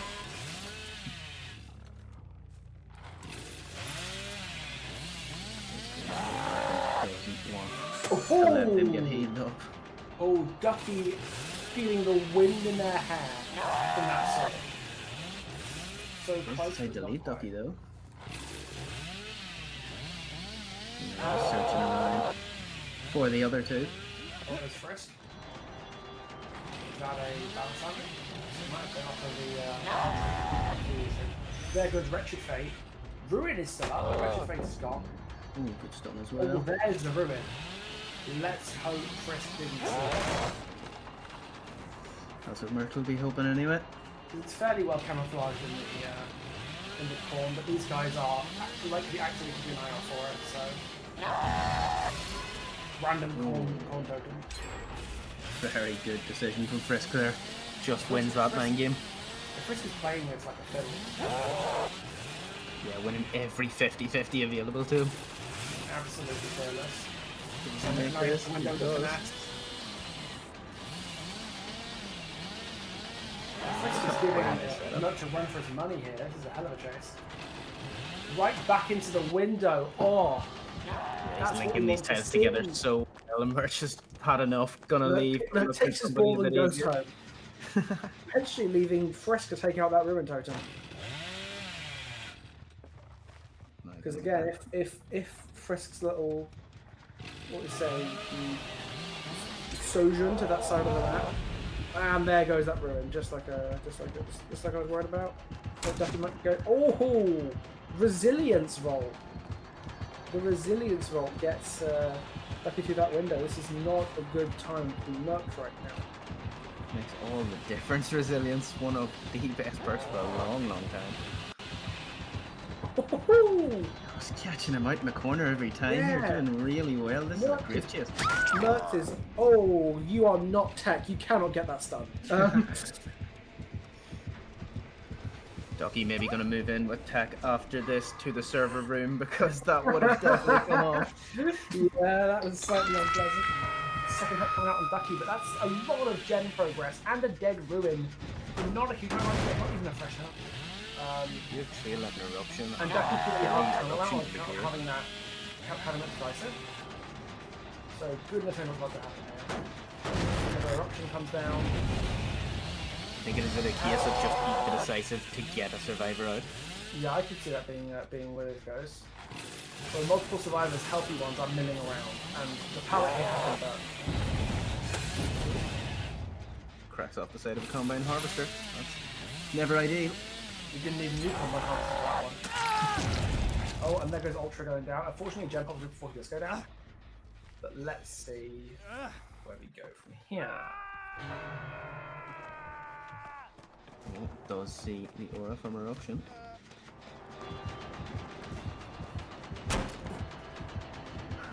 Fix the kick. No, my eruption is on cooldown. I rolled it. The question You is, try and what go is for the the plan tunnel out from on here? Ducky here. I think Ducky's on the hook. Yep, there we are. Surely the final hook stage on Ducky Ooh. and then maybe slug the rest out could be the play here. Yeah, that's a strategy I could see. There's a 4-lane pallet here, but nothing else. Right? Oh, there goes Ducky. Threw the weapon on him there. And that looks to be Ducky dead. Unless the Gen's up top here, we might start to see eruption-based storm for it. Never mind, it's just 3 Gen, but that didn't happen. Generator. Now you're gonna need a big end game. You're gonna need some huge downs. Absolutely. We have seen a survivor, but if this is any sort of good chase, the other two might just. I was not ready for Frisky basically under that saw. there's a finesse burned. Did manage to spot our fresh out there, though, was it? It was. Yeah, down Ninny here would be best case scenario. And there we will have be. it. Yeah, that would have been the survivor he was looking for. She was just unfortunate that she showed herself at the Ooh, worst is that a possible basement time. hook? Is that a basement hook? It looks like it's gonna be a basement hook. This could be three very important stages.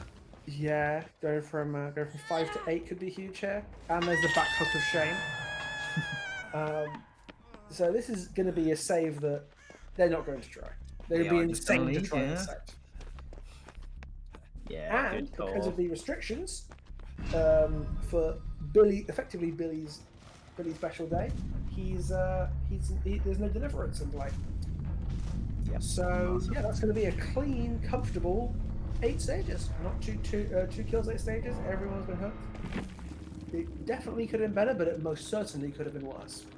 Yeah, finding that survivor right at the end will definitely be exactly what I wanted. That was a huge 3 stages to get, For and sure.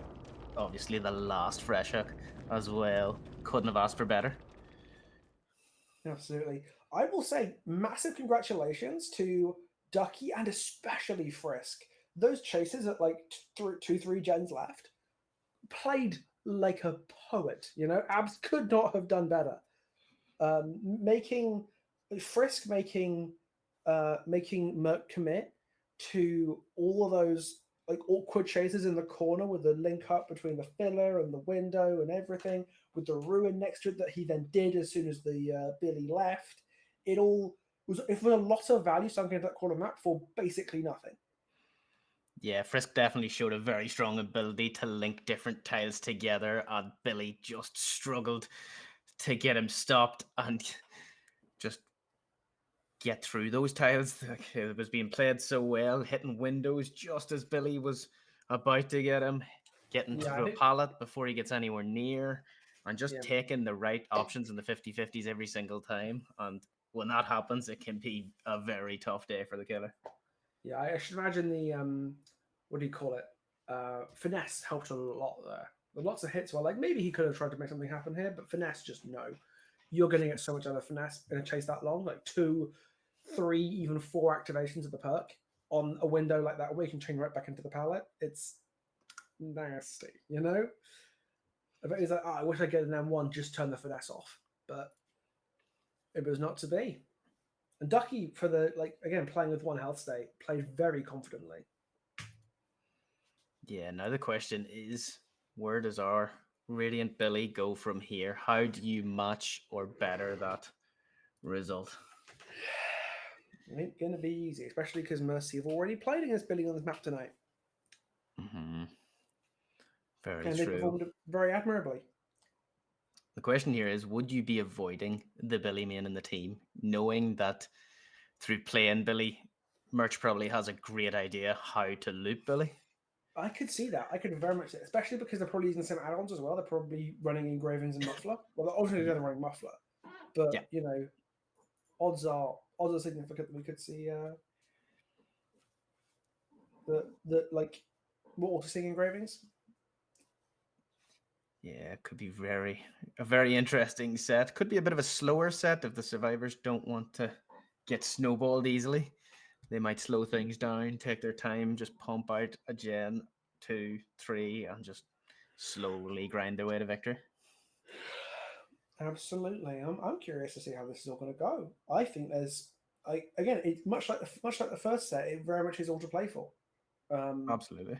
Could completely see the Billy like literally and figuratively off the chain, and like making a hole in Mercy, or I could see Mercy playing as well as they did in the Billy round in the semis, and using their knowledge of the map and knowledge of the killer to again secure a low stage result. But I genuinely don't know how this is going to go, and that is very exciting. I'd imagine for our survivors, you'd be thinking, stay away from Shack, because if you go into that basement early, you could be gifting the killer a big kill. Yeah, if you're in that basement, you ain't getting it. You can check in, but you can't check out. Exactly. And it looks like The worst Ultra's hotels. going to be running it back. So we're going to see Ultra on the belay, just like we saw Ultra on Chucky. So Local man is dashing once again. We'll see how this goes against Mercy. See how confident they feel. Must be feeling fairly confident, or at least feels confident as the team's Billy. So a good early down would really pump them on here and make things interesting.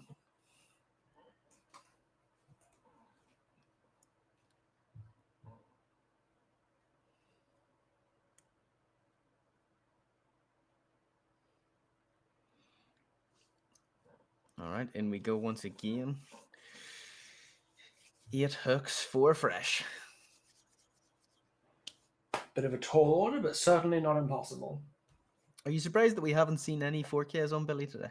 Or at least A not little so bit, far? honestly, especially given how relaxed the rules are for the Billy and how not particularly relaxed they are for the survivors. Yeah.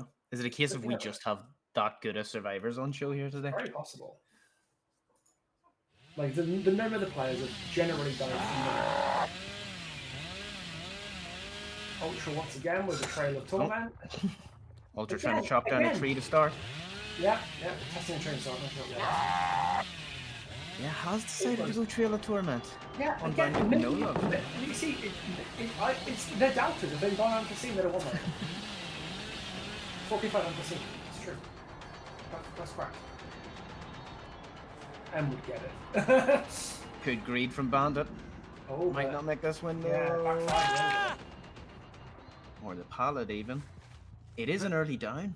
That's a very early down. It doesn't mean corrupt is over, but what does that really matter if we're going to get a chainsaw somewhere very uncomfortable?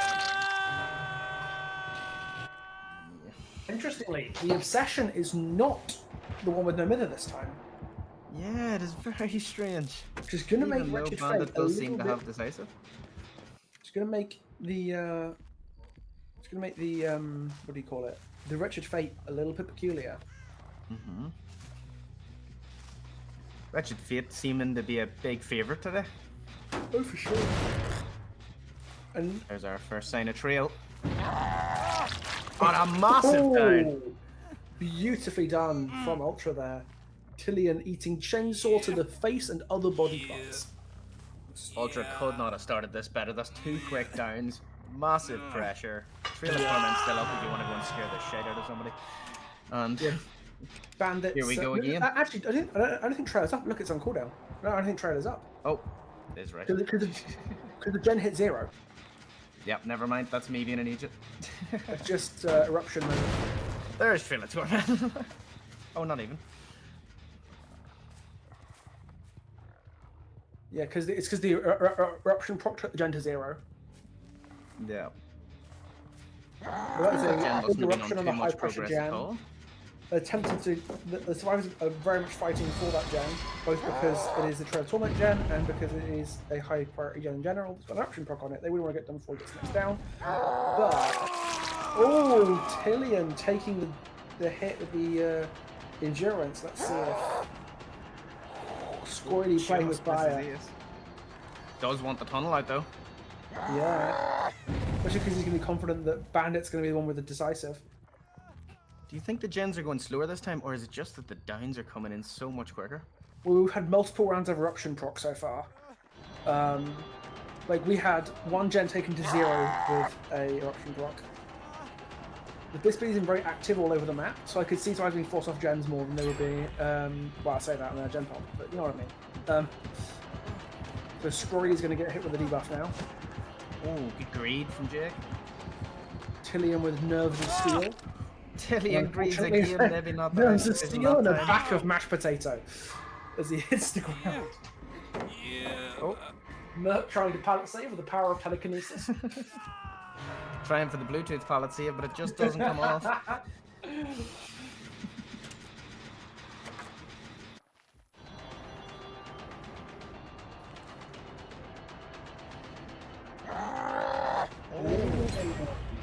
Good little shake from Lara there. Gets the Billy away. Just hair's breadth.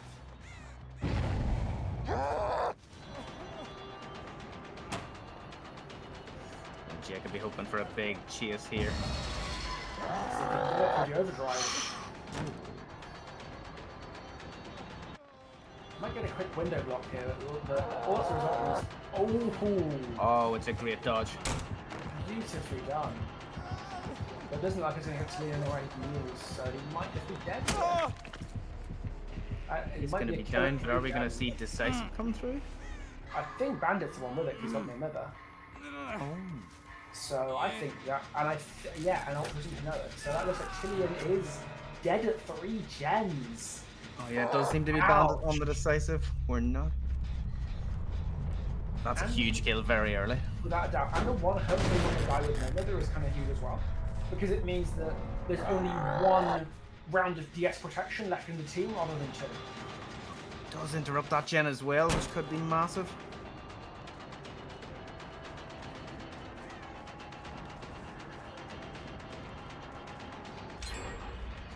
Oh, that gen doesn't pop. Oh, huge ping value. Also resilient, that's quite like them. And Captain No Nether. Oh, resilience is not our saving that, I'm afraid. That's going to be a second hook on Captain No Nether. There goes the Wretched Fate. Squirrely is no longer progressing gens at the speed of cold molasses.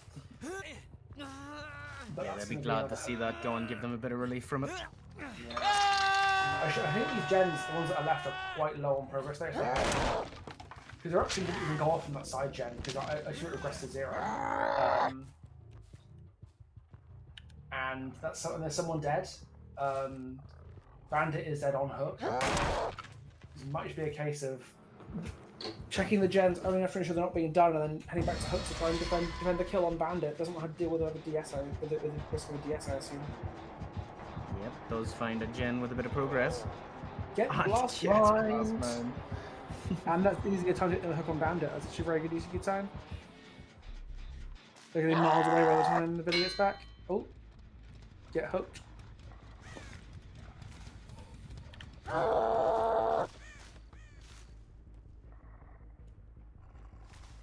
Billy just keeping an eye on each and every gen, probably thinking of going back to that one. He is.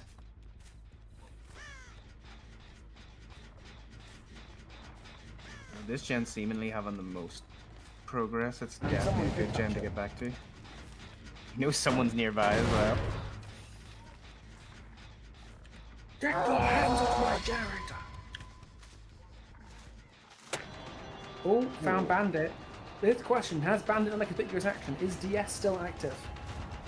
Because Ultra's going to be responsible for Bandit be the one that has this.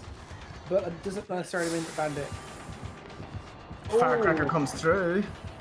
That is a cracking cracker indeed. And enough to scare Ultra off into protecting that distant generator. Oh, the spotter survivor going away.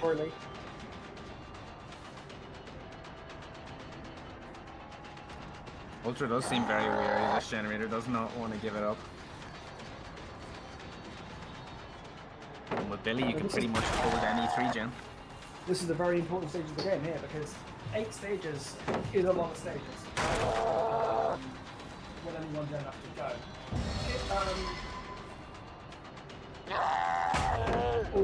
That's a nasty stun from Squirrely. Yeah, great start from ES. That's played it really nicely, and there's adrenaline using speed boost.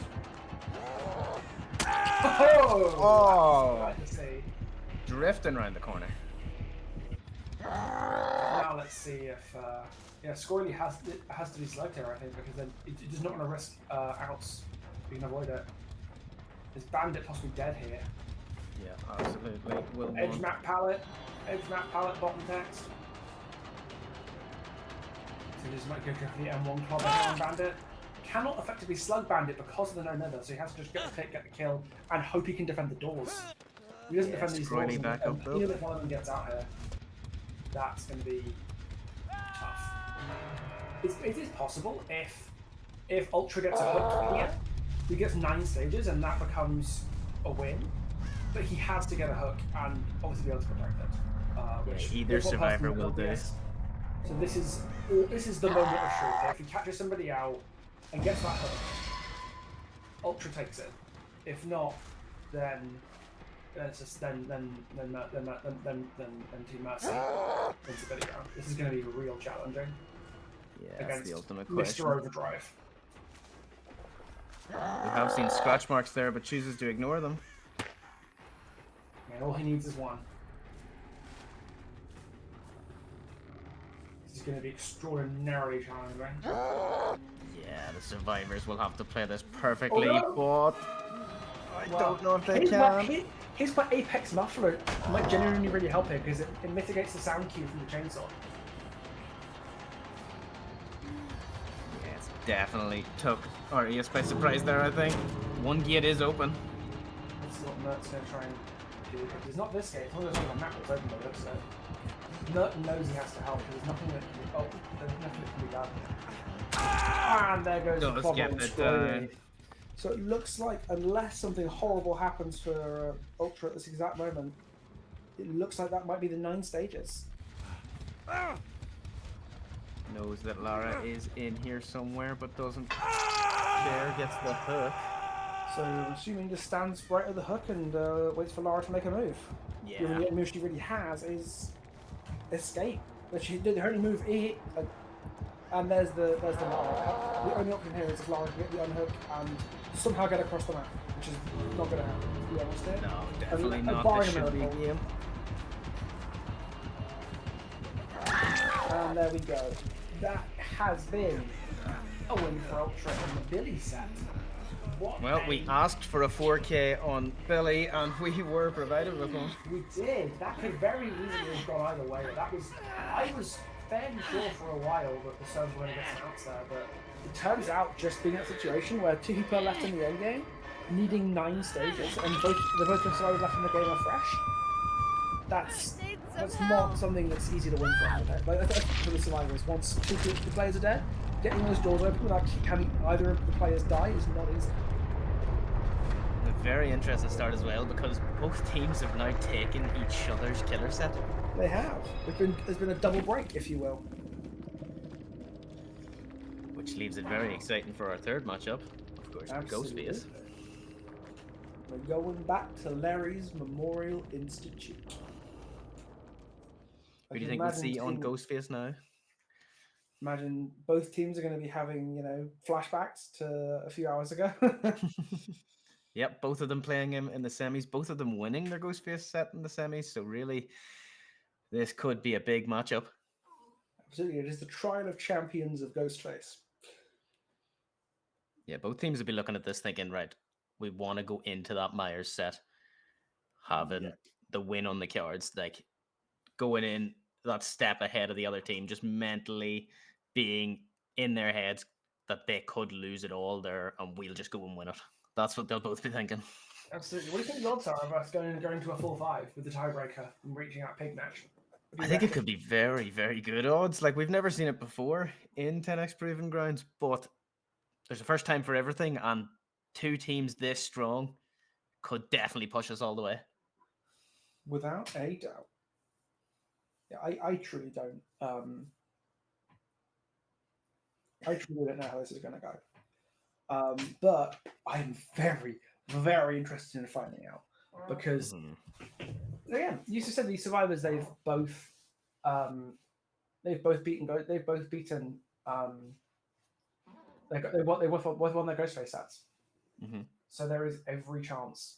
I was relentlessly impressed to see Mercy survivor against Ghostface on Larry's. It was done phenomenally. So I'm looking to see how well it holds up against a different killer player. Yeah, we're gonna see Ultra on killer again. Yeah, Ultra getting a little bit spooky on the ghosty. We saw Orison's wallet used to great effect in the Ghostface sets earlier. Like being able to just like get a bit of stalk, get broken out, break the pallet, do it again. That was a very valuable tool to like brute force stalk progress. Yeah.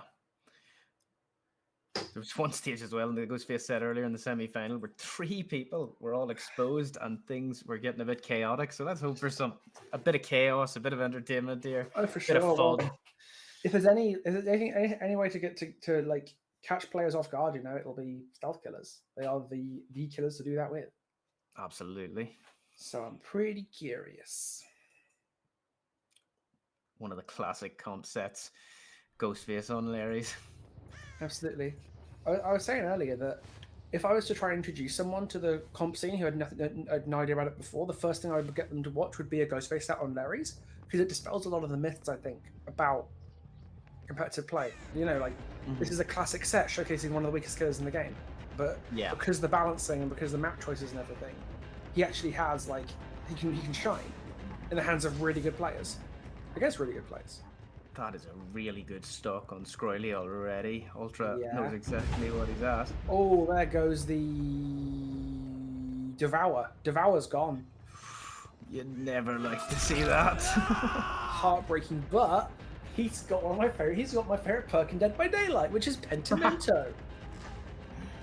So I wonder when that's going to get relit. Yeah, did decide not to put it up while the survivor was still in the area. Yeah, because Probably smart. I do love me some Pentimento. I love this perk.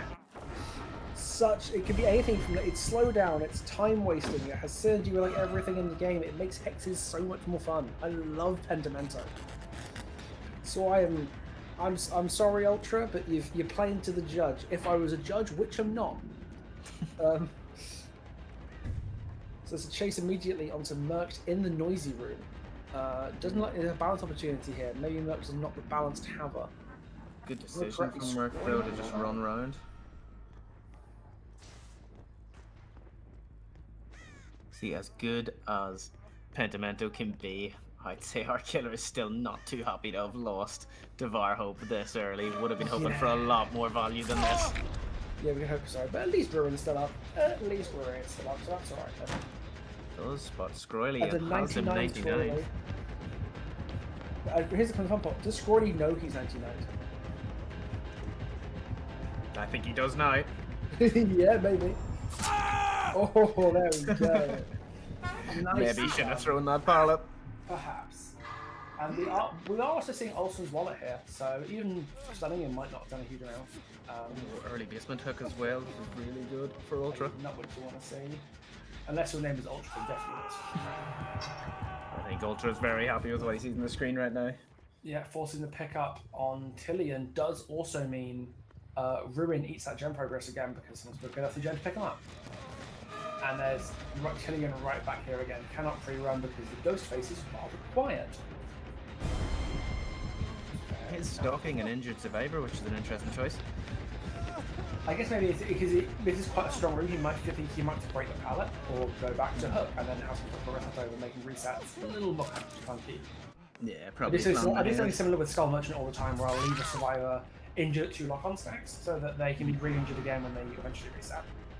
That's fair. And Skull Merchant's just like Ghostface was rich, so it's fine. And worse. I like that comparison. Ghostface was rich. Yeah, in his story, he's like his defining character is that he's broke. Like, but especially that version of Skull Merchant where she's got the gold weapon. in any case, it looks like there's that. That was a really awesome use of Orison's wallet there. He's getting broken out and immediately got it back again. Like, we barely have time for just to put the power gone for it and come back again. This add-on on this map seems like an absolute force majeure, but it's not translating unfortunately to much value because the Souls are playing very safe. Yeah, Survivor's playing this very well so Maybe far. now it's Pentimento time.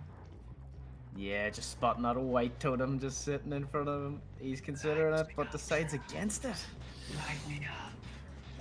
I wish to make them feel agony. Of course, Pixel is the official voice of Pentimento. Patent pending.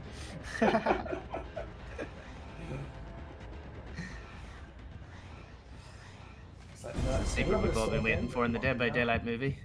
The voice of Pentimento. You figured out my audition. Looks like we're going to see a pallet probably being forced out here, which means... Ooh, great read.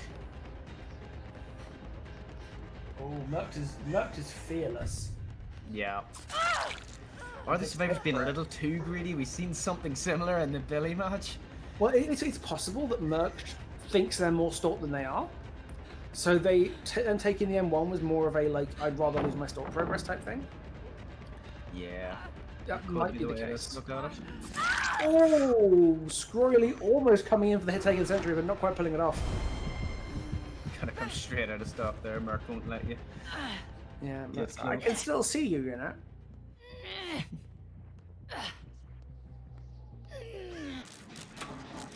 Gradually hauling Merc towards not just the gens, but also the Pentimento. Rubbing my hands together, licking my lips. He is holding on to that Pentimento, just not willing to light it up quite You yet. know? Maybe hoping for Ruin to go before using it. Possible. I've always liked lighting Penty with Ruin still active because it means that like every second that Ruin's on the gens is like exponentially more time they'll have to spend undoing that loss because of Penty. I've always liked Penty being active with Ruin up. I've always loved that. But maybe I was doing the maths wrong or something. I'm not sure what the traditional. Ooh. Well, if ever there was a time to light it up, surely now is as good as any. Yeah, and he's within sneezing distance of it. Maybe thinking, nope, he's gonna light it up. Here we go.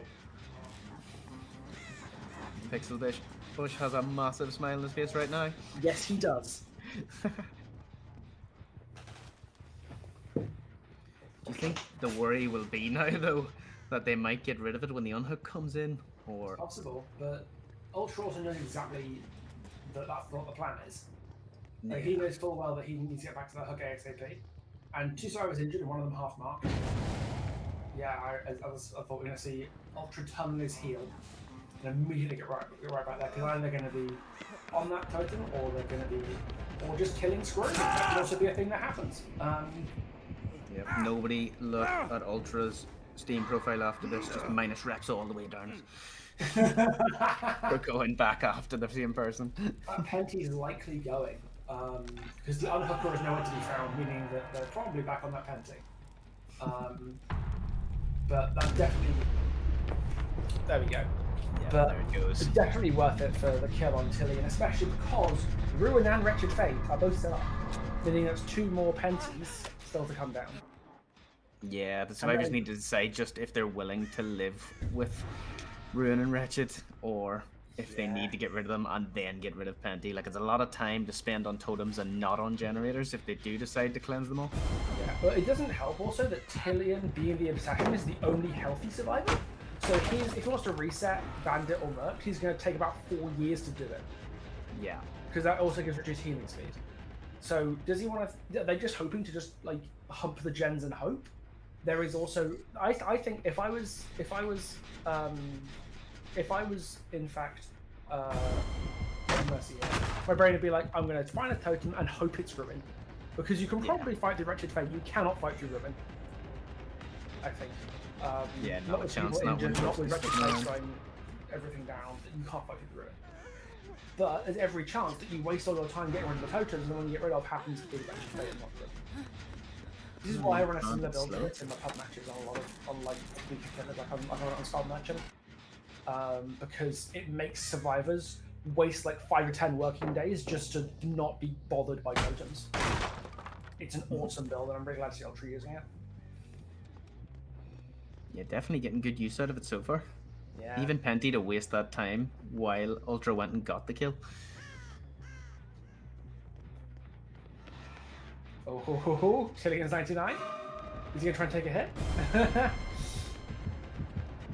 Tillian might try and take a hit now. Yeah, possible. Or But maybe there's not. a- Bandit's gonna... There's a kiss the totem floor an once inch away again. from the hook.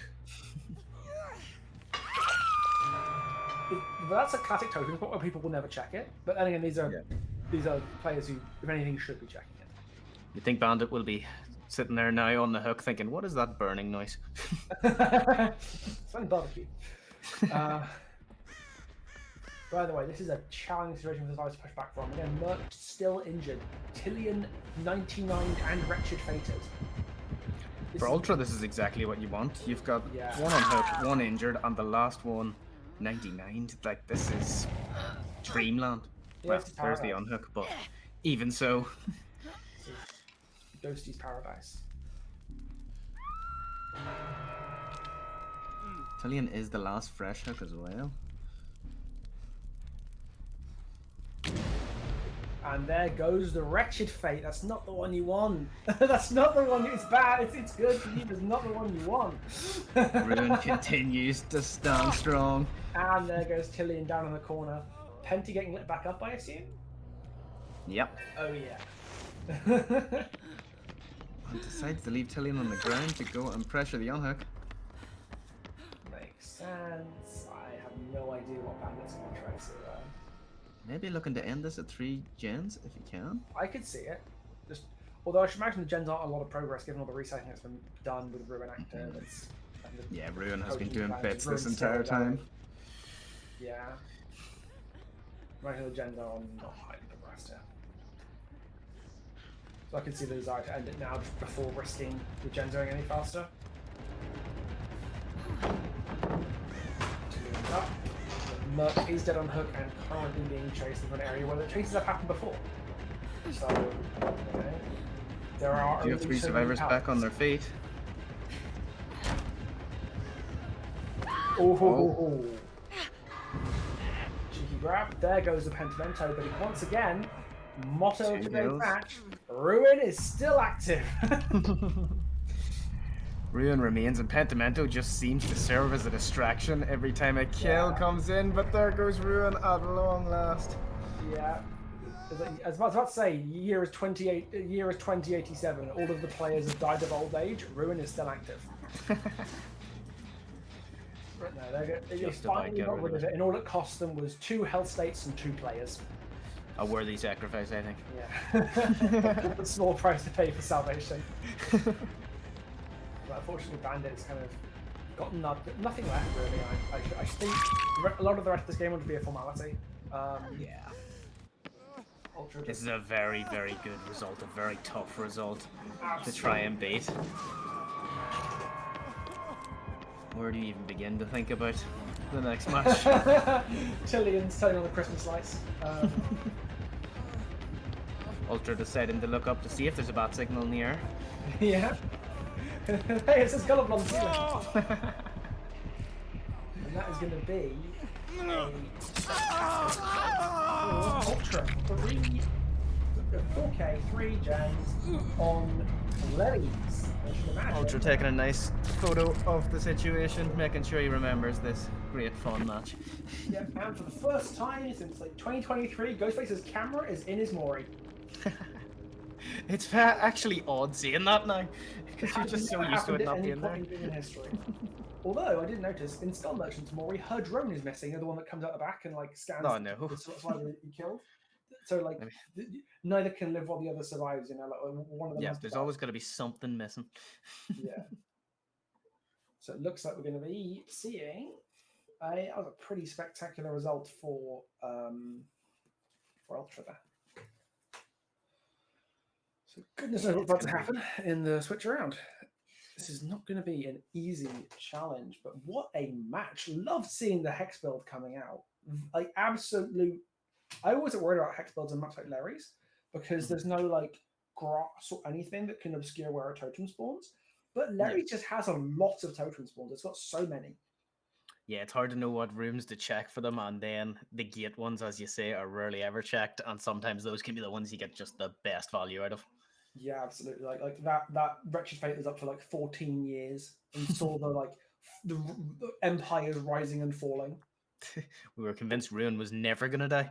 Yeah, I reckon when the Penty got lit, while the Ruin and Wretched Fate were still active, Tillian was just like, right, I'm gonna commit a crime, because that gen speed with both those active and Ruin on top, it's like, why even bother doing gens? You know, like, your gen progress is mostly cosmetic at that point. You're definitely feeling very confident going into this. If you're the Radiant survivors, you're thinking, Oh, right, for 3 sure. gens and we're done. 2-1 up. Yeah. Going into that 4th set. It'll all be looking very good. And their first year in the tournament as well. This would be very nicely set up if they can pull it off, but you never know. Yeah, but we've seen upsets before. A lot of upsets today. Basically all upsets all day, all the way down. Survivors and killers coming back from situations where you'd be astonished that they're able to do so. I am not playing Survivor, I'm afraid. They tried to put me in the Survivor slot in the lobby. We almost had the Hattie in.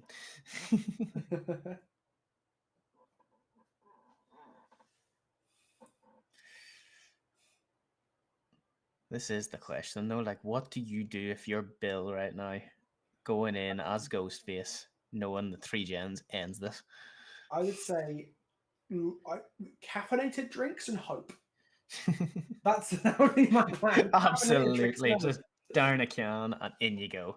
Yeah, like there's like beer hats. You got that with like Monster or Red Bull on either side. Absolutely.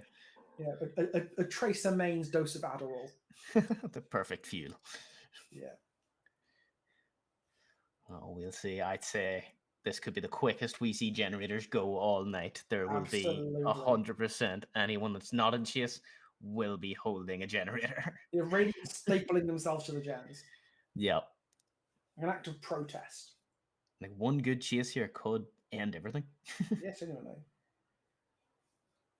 All I'm going to say is, Bill had better have corrupt. Yeah. If Bill doesn't have corrupt, he's gonna feel like an idiot for not putting it on.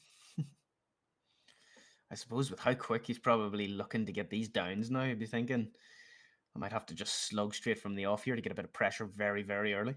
Yeah, because that's kind of what Ultra did a little bit. Like, he didn't pick up on his first down. Yeah. Went to And put the pressure on pressure with immediately. the ruin, a little bit of like wretched fate. It all just sort of worked. And even before the first down, had a 99 on somebody else. So really just Yeah. played Ghostface very, very well. Without a doubt.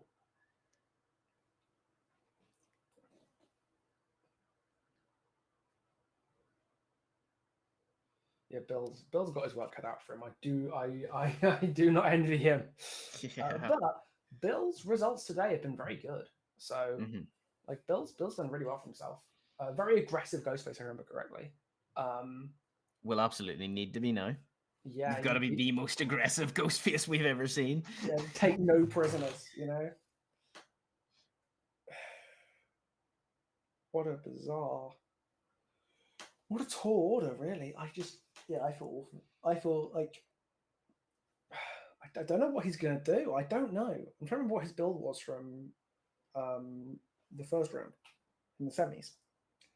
He wasn't running sloppy, if I remember correctly. He was running. I think there might have been a ruin in there as well. So maybe he will slug, because if I remember correctly, in his Beast Ghostface game, ruin went basically instantly, the one he had earlier. So what he needs is ruin to just last forever. Hope the survivors so type of doing gens that they forget to do the ruin, and then he can maybe slug and get some pressure there. Maybe, and that's if he's running it. I think he is, but I'm not certain. I do have a head like a sieve, I'm afraid.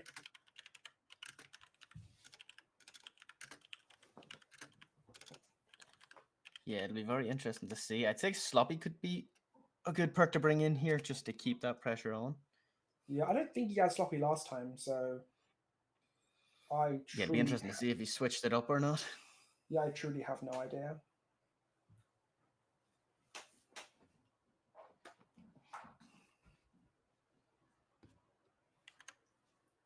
But a tough result to try and pull off, but can they do it?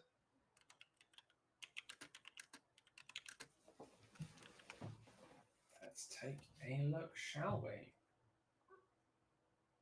Of course, one together at the exit gate. There is, there is Sloppy in this build. I was getting confused. I'm a bit confused. Yeah, Sloppy, Pain Reds, Eruption, and Corrupt. A much more, standard build than the monumental Hex extravaganza. So we will see how this plays out. Got Nini cornered-ish. Yep, gotta get the stock up. Question is, do you commit or do you leave? Should you stay or should you go? Come on, let me know. Should you stay? No, there are other lyrics. I'm going to stop. I knew we'd get a sing-song at some stage out of you. Be careful what you wish for. Good stock already on 2 of the survivors. Probably wants to go and look a third one to down, making the absolute most of corruption. Yeah, I've just shed loads of stock, but See, these guys are not waiting out that corrupt. They are rattling these guys like they're in the money. Yeah. Once again, we've got the Orson's wallet, so you might just see like a lot of brute force stalking, knowing that if you break me out, it doesn't run that much. I'll just chew a pallet and get it back. Yeah. Always good to bring. Especially on Larry's, there's some good pallets you can use it on. Yeah, there's a great many pallets just kick. Slightly overcast for Ultra, maybe. Oh, he does get the pallet here though. Yeah, already had the power back up though, so it'll be a bit wasted, but we'll still be feeling good about this. Yeah, Probably wants to get pallet out of the eruption way. on that. On a few generators. It's possible. Two We players did highly see- stalled, one of them injured and him undetectable. And Yeah, it's we not did see always Frisk go. up on this one earlier.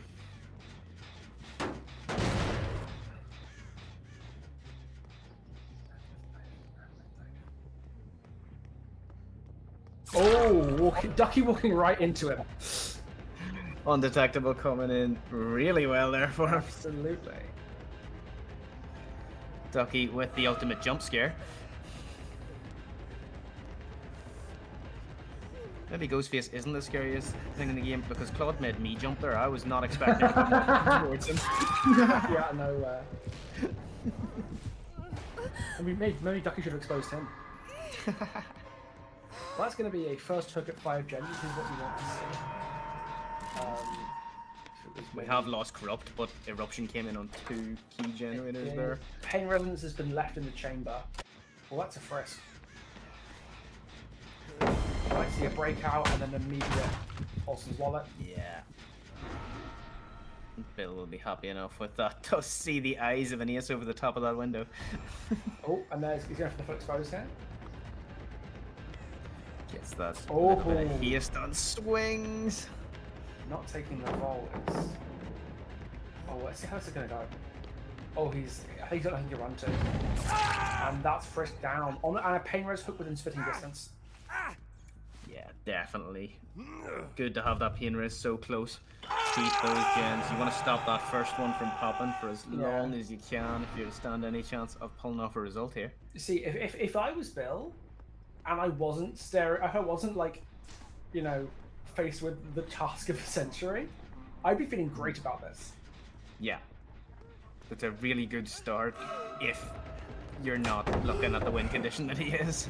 Yeah. Well, here comes an immediate power refresh at least. The scratch box on that gen in the corner, he might drop.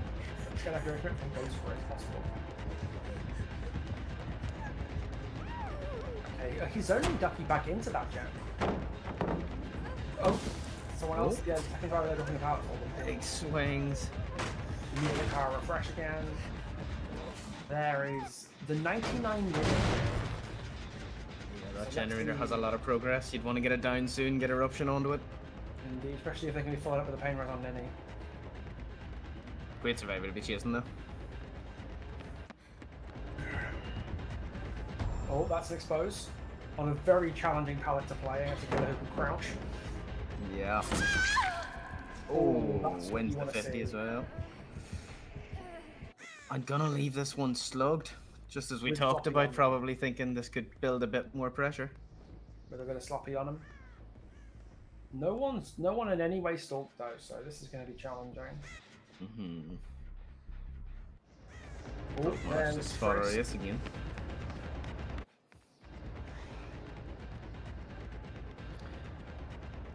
The survivors are playing it very slow, very controlled at the minute, keeping it very safe. Probably the best way to play when you know you've only got the 3 gens to pop. Oh, Frisk almost about to explode.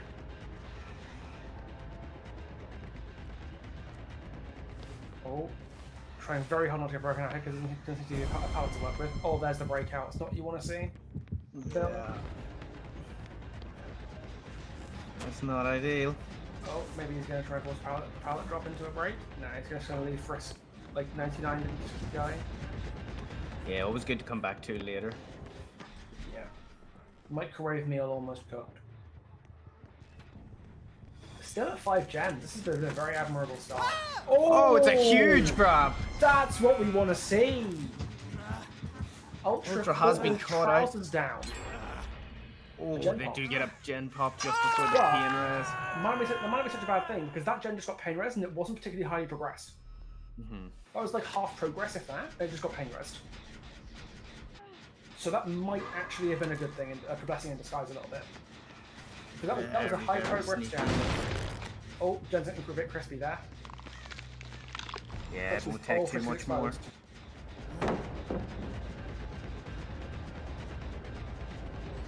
Oh! Does swing for it and gets it. Frisk goes down, eruption kicks in, and Bill that is generator might absolutely not take killing much it more. right now.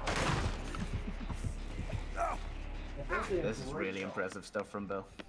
Like, he's still got a mountain to climb to actually get the result he needs to, but like, He's dragging himself up the side of that mountain. He is, yeah. Hand over hand, you know, belly scraping along the gravel. No movement at all, just going for it. Yeah, complacency is a lethal killer. But there's another jump pop. One more jump pops, it is over and done. And no one dead. It's gonna be a challenge. Yeah. 2 pain resistance left in the chamber. 1 gen is a little bit crispy, so you can't really regress it. This is gonna have to be one hell of a generator. Yeah. The pressure's gonna have to stack here. You could just have to start slugging it. You're And relentless. hope for the best. But honestly, if I was on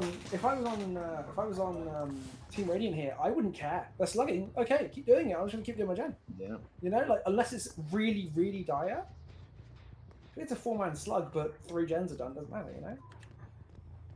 Yeah, we've actually got none of our survivors on gens at the minute. He's found Frisk. Frisk is several miles away. So Yeah, it's Frisk not holding W for unfortunately. dear Just life. one of healthy, unmarked survivors. Yeah, it'll be a big decision on do you take Frisk out of it now, make it a 3v1, or Frisk is gonna eat the pallet for now. Yeah, but I'll reset the power. That gen, that pallet is down. Oh! Bill my very beautifully. Bravo, Bill. He might That's a huge kill. Admit might pop it. The other 2 were unaccounted for, but you know, again, this is always a possible situation to win from. So, Bill, you can't deny Bill has played this really well. If this was any other win condition, the survivors would be in trouble now. The other 3 on gens now. Oh, there is Nini. Eruption here and then just going off to the noise room again. Our favourite gen. Gets another kick. Yep, getting extra crispy. Well, there are 3 sets left and 2 pain resonances between them, so I guess it could happen. Now he knows where 2 survivors are because of that reveal, but where is the unimportant 3rd? Oh, Claw dropping the pallet and trying to stun telekinesis. A little bit of a teabag there from Claude. Yeah, a bit refreshing power. Bill is, I guarantee, like sweating bullets. Yeah. The big Someone question needs to, here like- is, where's Quentin? Does he have any friends or family that live with him to like bring him like a wet flannel and like dab his head or something? Like bring him a drink. We have a lot of progress here. Yeah, that's not what. Oh, Nancy was forced to M1 with that much stalk is not fun. Oh, But that's never desperate IG, time. she's gonna run out the Nini's gate. going for the butt. But Nini doesn't know there's a pain resonance up here. No! Oh, It's there's over. the win. It's over. Looks like that is the Ghostface on Larry's round 1 by Team Radiant, but not for lack of trying from Bill. yeah, What an a insane spectacular performance from effort. Bill here. And we will see this out, but Yeah, just unlucky that it was a little too much to ask. I wouldn't be surprised if Bill 4K'd this. I would not be surprised if Bill 4K'd this. Especially not right now. Definitely could be a 4K2 here. Yeah, could have been just like the tiniest like Just a seconds. whisker. I could have been seconds in it because there's a pain resonance right there. Yeah. But you know, fought Very, admirably. very unlucky. Bill played this very, very well. It just wasn't quite enough to overcome the frankly massive win condition he had to try and fight for there. Yeah, really, really impressive stuff, though.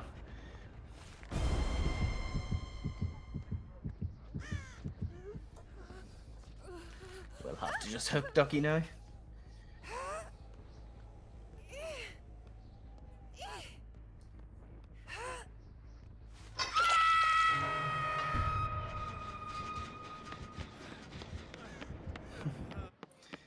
Bill's showing the frustration, taking it out on the desk. He just gets the down on Did me. manage to spot Nancy. There's a scratch mark in the corner, so he might have seen Ultra in the area. Yep. There we go. And that will be the game very, very likely over. Which again would be They an won't mind amazing too much. result for them. Except there's not quite amazing enough. It's a fantastic display of Ghostface from both killers. Genuinely, the Ghostfaces tonight have been on point. It's just that Team Radiant we were on point, and that's okay. You know, that was it was some very, very like skilled Ghostface play, and Bill put up a phenomenal fight. Like there was a window there where I thought he was going to at least draw it. It did look very likely he was really stacking the pressure on. Yeah. Like, as you say, a matter of seconds, and that pain res is in on the gen, and things are so different. You can head over there and eruption it. They don't have time to reset because of the slopping. It's like in every Now way. we see why Radiant chose Ghostface. Oh yeah.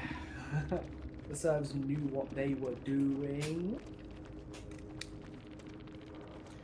Does leave it very interesting now. Just one more set is what Radiant will be thinking Yeah. to add their names to that list. And here was the fun part. Myers was the tiebreaker in the semis with Mercy, and that's how they got here, was by kicking ass on Myers.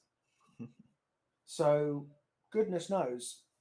I have Radiant played Myers yet? I told you no. No, don't think so. Fair enough. Well, yeah, this is going to be interesting because we those of us who are watching tonight know that Mercy are good at Myers. We know this. It is known. Mm-hmm. But Radiant is unknown. They are a mystery. Wiggles my fingers in a mysterious fashion. So, yeah, I'm really interested to see if Mercy can make this a full series and take us to the tiebreaker, because again, we know that they are good at Myers, but and they know that it's kind of a do or die for them to pull off the Myers game. You know, they don't have any wiggle room. Well, they've effectively warmed up on Myers now already, whereas Radiant maybe haven't played him as much. So Mercy will definitely be feeling a bit more confident, knowing, right, we've won a series on Myers already tonight. Let's just go in, do the same thing, and take this to the all-important pig set. Absolutely. I do like that we have a good chance at least here, if Mercy can replicate the great performance on Myers. They can replicate that. We're looking at another full best of 5. After what was by all accounts a very close series in the semis as well, on both sides, you know? Like, we've had 2 close full series in the semis and then a close, may well be a very close final. So we've had lots and lots of very high quality Dead by Daylight here, and that's brilliant. And are we about to see more Unbound? We can only hope. Looks like Merc is going to be running it back on the Miguel. Yep. Yeah, I think it's always better as well. Whenever you've played a killer already in a previous round, you're feeling a lot more comfortable going in on them, knowing you've done the business already. Yeah, especially when you did as well as Merc did on Myers. We'll be feeling fairly confident. Well, it's a mixture of confidence and desperation. That I have faith that Merc will at least give us a good show.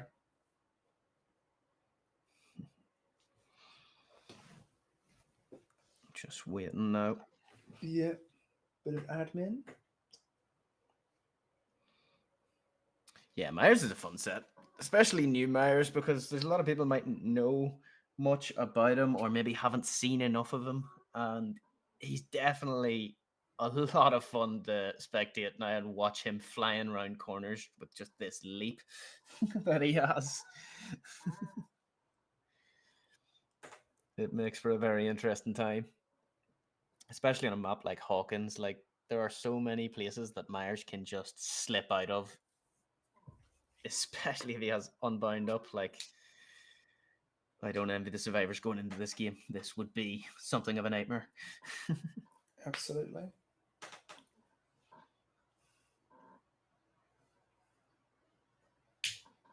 And it is kind of wild how like Ghostface and Myers are quite similar in a lot of ways for a very, very, very long time. And now they're like, it's very telling that Myers is now on Hawkins, that they are just such different characters now. And Myers plays so much more like, say, a Chucky or a Bubba, where he's just like this relentless pallet muncher. Yeah, his ability to break pallets has really changed him. So it has to get that smash through. It can put a lot of pressure on a survivor in chase, whereas before it was a lot harder for him to play around. Yeah, you were playing it more like, like a kind of anemic stealth killer. Yeah. Although we did see Merc use Myers as stealth to good effect in the tiebreaker last time. And Because he's hoping to do the same again now. There was obviously two Myers matches. One was basically going all on a slaughtering strike and almost never using the stealth at all, or never really taking any M1s and just focusing on getting slaughtering strike up. And then Merct was kind of almost playing it more like old Myers and more like getting M1s in while you can, being a bit more opportunistic. And that was the strategy that worked really, really well. So I don't know, maybe I think Merc's going to do that again because it worked so well the first time. Yeah, do you think Radiant will take a similar approach, or do you reckon they'll try something completely different? I truly have no idea, but I really wouldn't be surprised. It seems to be a very seems to be intuitive as well. In the Myers brain, you're not just me stalk me M1. Me stalk me strike. Actually, Yeah, it's a using lot that stuff better to see a bit of right? variation.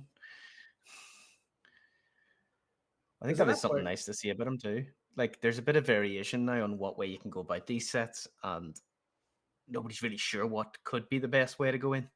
Yeah, kind of like Crosser in that he's very much unbroken ground. People will settle in to be like, they'll be the guy on the team who's good at Myers, but has their own play style, and that will take time to develop as Myers gets more and more figured out. Definitely not as loved as Crossy, though. I don't know anybody who would hate her. She's universally just one of everybody's favorite killers. God, it's like a certain main of yours. Well, I truly wish I found Crosser even in the same planet as interesting as I could find Merchant. And do you know what the worst bit is? She's still our favorite killer of 2025. Yeah. Yeah. You think is it just a comfort thing that once you get that much into a killer, you enjoy her so much, it's always the one to go back to? Well, the thing with Merchant is that she's completely unique. There's nothing in the game that plays like her. The beam manipulation system is something that no other killer gets to do, and no one ever gets to really do anything close to that. There's no killer that can. Her skills are not transferable to anybody else. Yeah.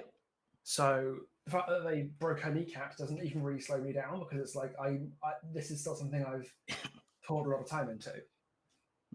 She's got a lot of depth and a lot of text. I know because I discovered half of them. So it's like, you made my job harder, but I'll still do it. Absolutely. Behavior should consider making other killers I would enjoy if they wanted me to move on. You're not going to get it by just knowing Merchant to death. Yeah. I get that. Oh yes, Merked, a man of taste with the unconcealed. I can hear Em clapping her hands, stamping her feet at this exact moment. Absolutely.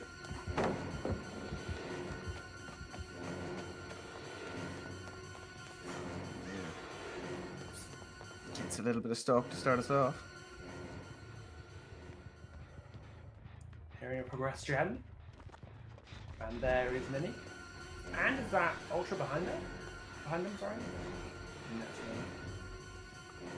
Such a nice part of Myers as well. You don't have to worry about being uncloaked like you do with Ghostface. You can just stand there and stare, Yeah, and nobody can stop you. just like, you know, start up. Yeah. Oh, and here there we is go. the full Evil Incarnate ready to go. Who's going to be the lucky one? They going to get the Unbound. Here comes the stealth. Well, yeah, stealth plus pursuer mode is kind of unpleasant, especially with the Evil Incarnate in the chamber. Hyperspeed break with the hairbrush, and then it's just death. That's the power of hairbrush there, where you just force them to leave the tile immediately, and then you catch up to them before they can pick for the next one. It's All the so pain res nasty. looks fairly close to each other as well. Yeah. Cheeky pain Put res, them up kind of in the middle of the map. At least one gen near here, we worked on it earlier. Was the one that got good eruption, I think. Yep. So this is about as good a start as you could really want. Just a very good bit of early pressure, a hope before any gens get done. You got a pain res off, you know. 2 downs out of 1 use of slot of Evil Incarnate. He's Selwyn the win, boys. It's Selwyn the win. That's a very good start, and will pressure the unhook here. Probably the best decision. Let them get nothing for free. Oh, it was a good tactic.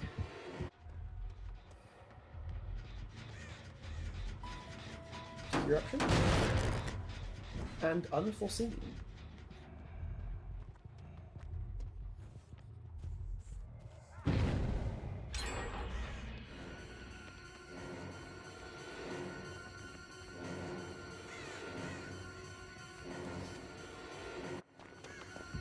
He wants Frisk. He wants Frisk dead and buried. Oh, just swings through it. Absolutely no fear. Just decided I'm not about this whole mind game life. I'm going straight for you.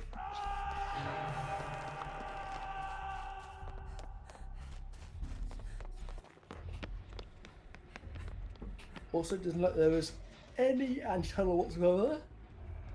So Frisk is very, very vulnerable to being deaded on hook immediately. You can't go make tunnels right away, and Mert knows it.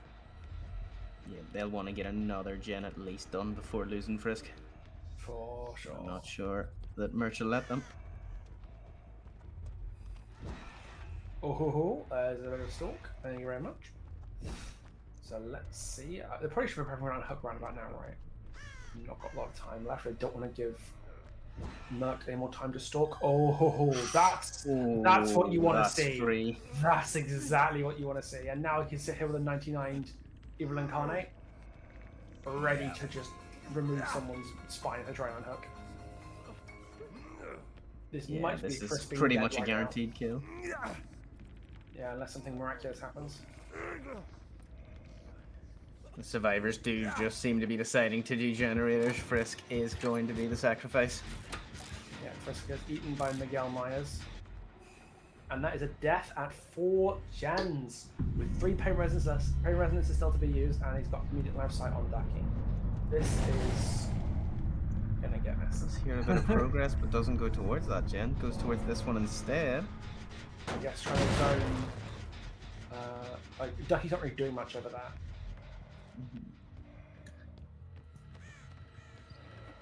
Oh, there's the problem that will soon be leaving. One of those doors will be Yeah, open at that far Hawkins. side. And that looks like he's going to be ninning with a screwdriver at the back of the head. Yeah. Right onto. Well, the pain res here is the one that just died on. But there's going to be other ones there There's as well. one nice and close. These 4 hooks very close to each other. Pain res ones in kind of ideal situation or places, unless you get someone down over at the far side of the map. But basement is where the pain reses are not. So either way, you're gonna get a good hook. Yeah, for sure. The only really rough place you could go is if you died upstairs. So it's gonna get stalked just a little. Here comes Notably, We'll see didn't a wait a Russian. couple of seconds for the unforeseen proc.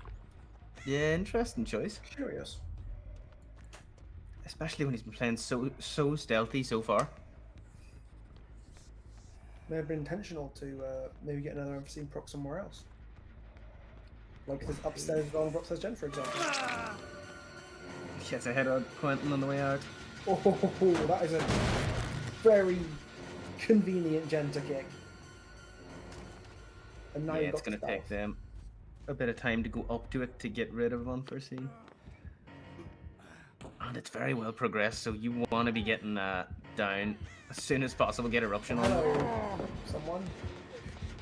We're going to eat the Oh, pallet let's instead. smash it. There we go. There's eruption. That's nice.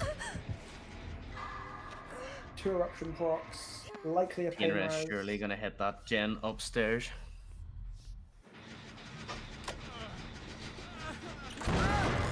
Ooh. Scream came from above, I think. Oh. Deciding not to go after that. Maybe he's gonna maybe if he had the pain rush scream from the upstairs gen. Does not want to give up this generator. Confidence. Probably still has time to get back.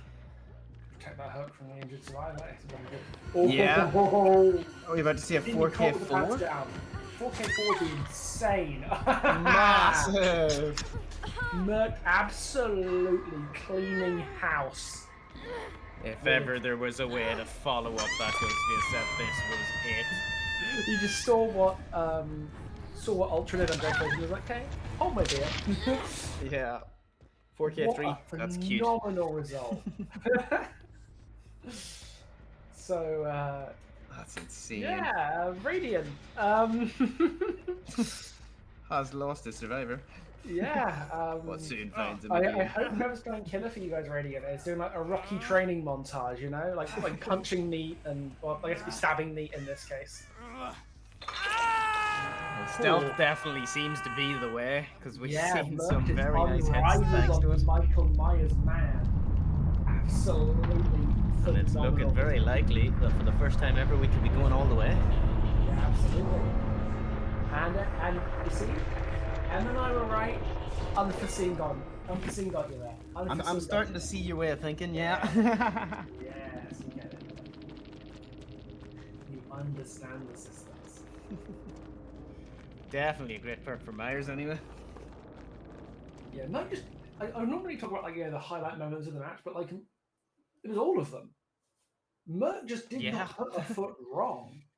Did not let up at any stage. There was no respite for the survivors at all. It was just constant Myers, constant pressure. Yeah.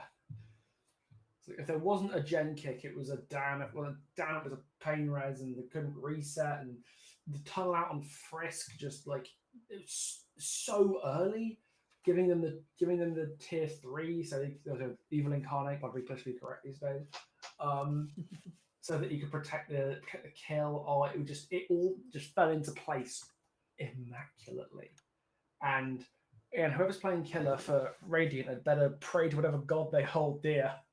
This is going to be a massive, massive challenge to keep Mercy out of the tiebreaker, because looks like might have seen that pig match after all.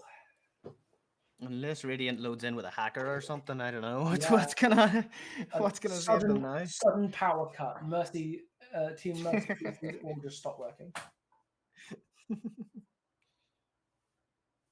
The Hawkins realm has been kill switched.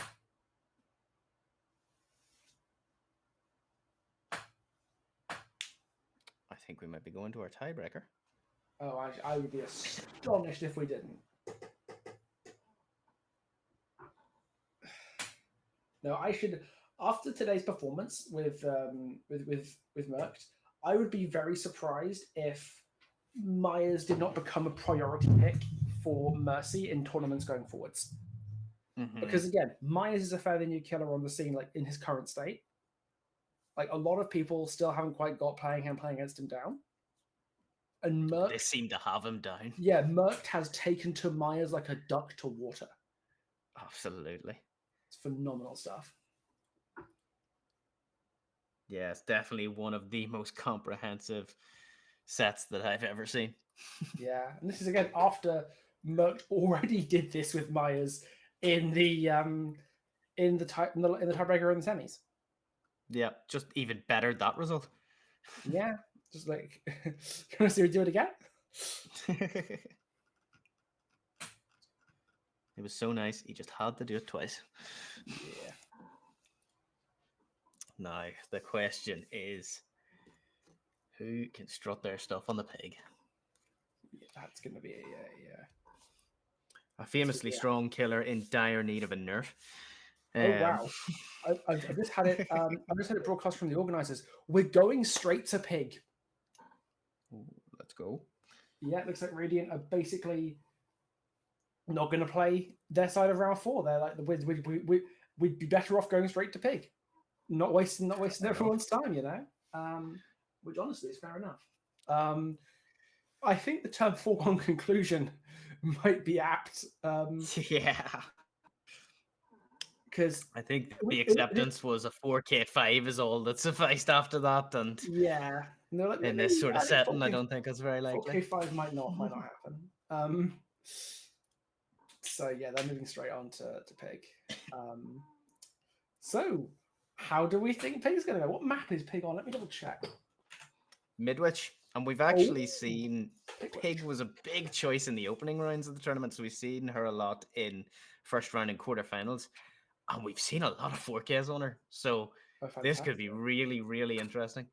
It's going to be a blast. I'm looking forward to seeing the Amanada Yug put to work and being our wonderful tiebreaker. It's been a hell of a series. It has been a hell of a series. For it to go all the way, like there's nothing to pick between these two. Whoever comes off second best will be feeling very hard done by, but both have put in such a good fight and really entertained everybody because No, it has been a wonderful series to watch. The Halloween has been a hell of an event. yeah. I suppose the only thing that takes away from it is we haven't seen a Skull Merchant. No, we haven't, or an Onryo, so none of us are that lucky. I guess they're all waiting for the buffs before they play Merchant, right? Right? Must be. Right? There's clearly no other reason. Waiting on this ever coming rework. Yeah.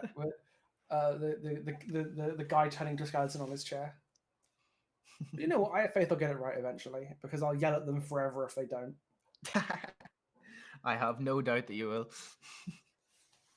Like after the design previews and the survey and stuff, I'm 90% sure at least one community man just sees me in their nightmares. Like I'm a sleep paralysis demon.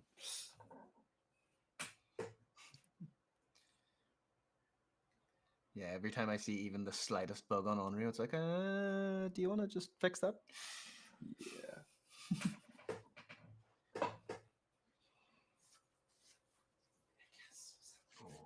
Pig is going to be fun. I had to referee a quarterfinal for Pig yesterday and was lucky enough to see a very rare head pop. Could we get so lucky today? It's hard to know. It depends how much pressure the Pig puts on. But yeah, and a lot of add-ons as well. Like getting head pop for that add-ons is fanciful, but with add-ons, it's doable. Not easy, but it has been known to happen. I'm not sure what I guess you want to do double gears for that, or maybe creative gears plus jigsaw sketch. Just give yourself the I've seen a few different combinations. Some of them have been very interesting. But ultimately, I think she's been very strong in this event. Like, everyone seems to know their way around Pig, which is nice to see. Because a killer that famously hasn't got the most love from DBD and behavior themselves. It's good to see her getting the love here in the tournament.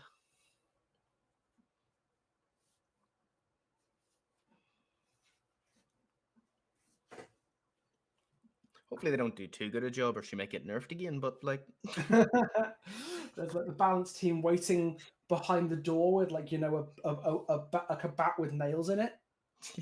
There's one guy from behavior sitting in a dark room just looking at a screen right now with his hovering his finger over a button that just says nerf. Yeah, like he turns around in his chair and on the office door behind him, is just like a dartboard with Shawnee Smith's face on it. I know, like she turned him down for a dinner date one time. He's never forgotten it.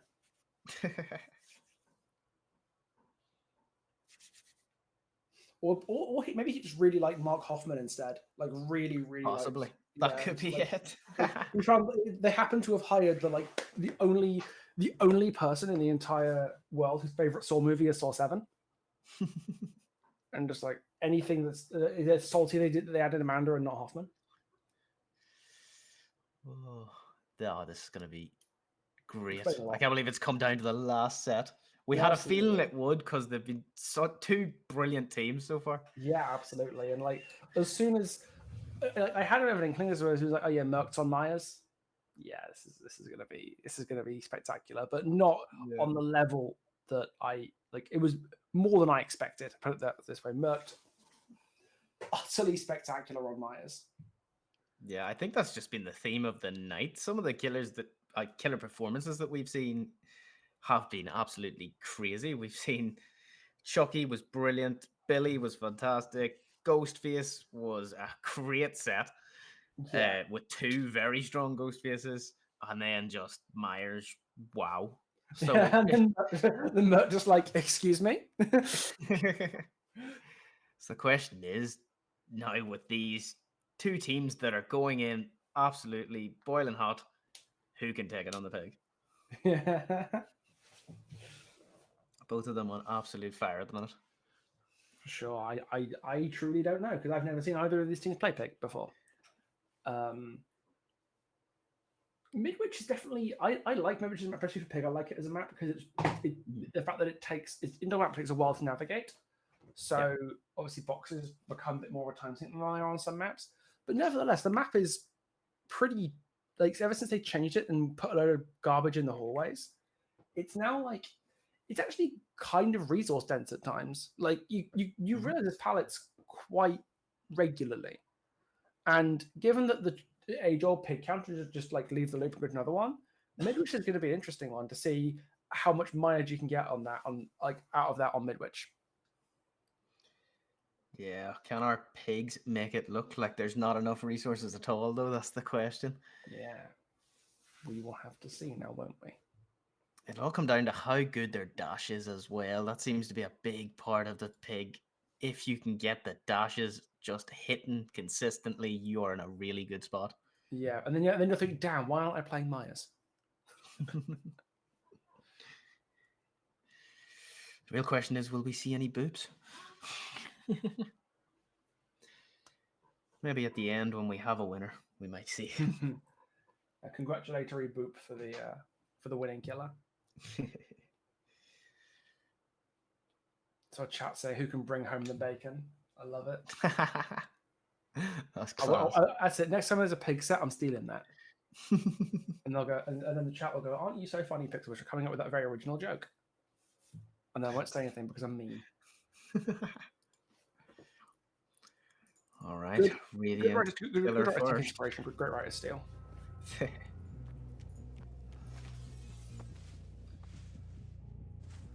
Yeah, so Ruin, Undying, Wretched Fate, and Corrupt for Ultra rocking around on the pig.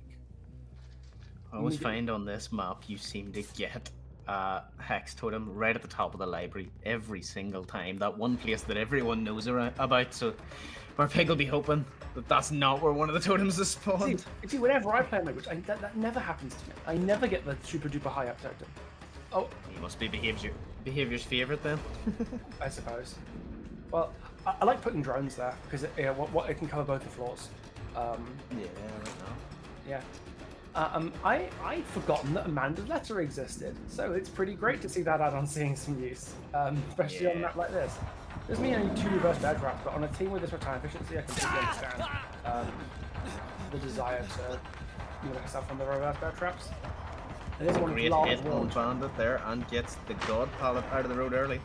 Yeah, nice, very efficient start, honestly. Like, it's nothing exciting, no flashy, like, 2-tap 5-gen extravaganza like the Myers games, but, you know, it's a really solid start. Getting the best palette on the map out of the way. No Smart of you cones to on be on yet. that gen as well, because he's got balanced landing and can get away. Oh,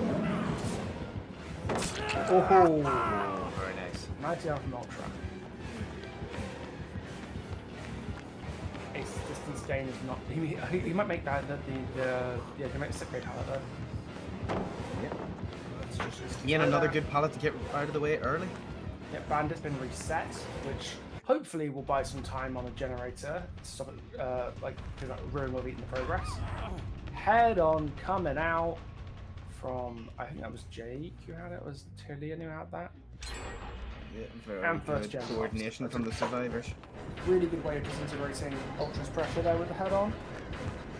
The Ultra seemed to be off to a really good start there, and suddenly it's just disappeared completely. And then the momentum stopped. Oh, that was an extremely close hit. Getting some really nice hits with the dash so far. Yeah, they clearly know the distance with last one. The last one was different. Remember Cracky's head on the extra lunge longer? Trap coming down. Unfortunately, that trap didn't go down before the first gen popped. So it won't be unhooked active. But I should think that with Amanda Blessing, your priority isn't really getting. There is the RBT trap active value. though. There At the goes very the least. unguided. Looks Took like them a good Lara- while to get rid of that. Looks like Lara's the Wretched Fate target.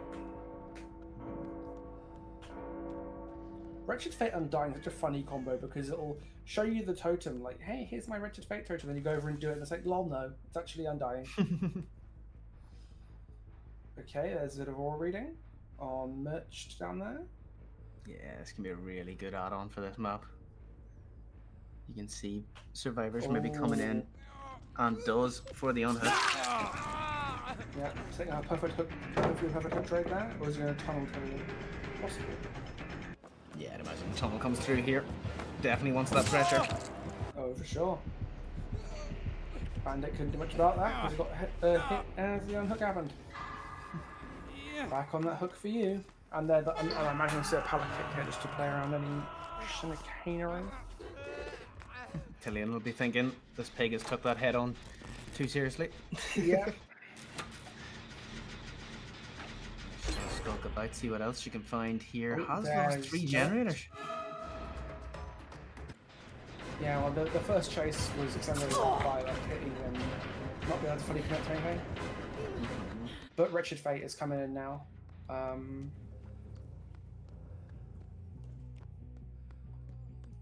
We'll go back to Hook. Probably feels that Ultra needs to make this a 3v1 very soon. But what is important is that this gen was actually one that had progress on it earlier, but Ruin completely ate it. Yeah, we're seeing really good ruin value today, so we're... Yeah, we are. Looks like Merc. If Merc is going to reset Bandit, then that will take a while because of Wretched Fate. And if Merc isn't resetting Bandit, that means Bandit's putting out the unhook, which is even worse. So it looks like we should see this kill coming down Tillian here. Like, if need be, they could body block the door here, yeah. Oh wait, Scrolly's in the room. Yeah, we'll get the trip. Maybe not. The triple save, but both of them are injured. They can't take hits for Tillian now. Oh, does anyway. Squirrely goes down. You're gonna leave the slug. I'd say so. Wants to get this survivor going early.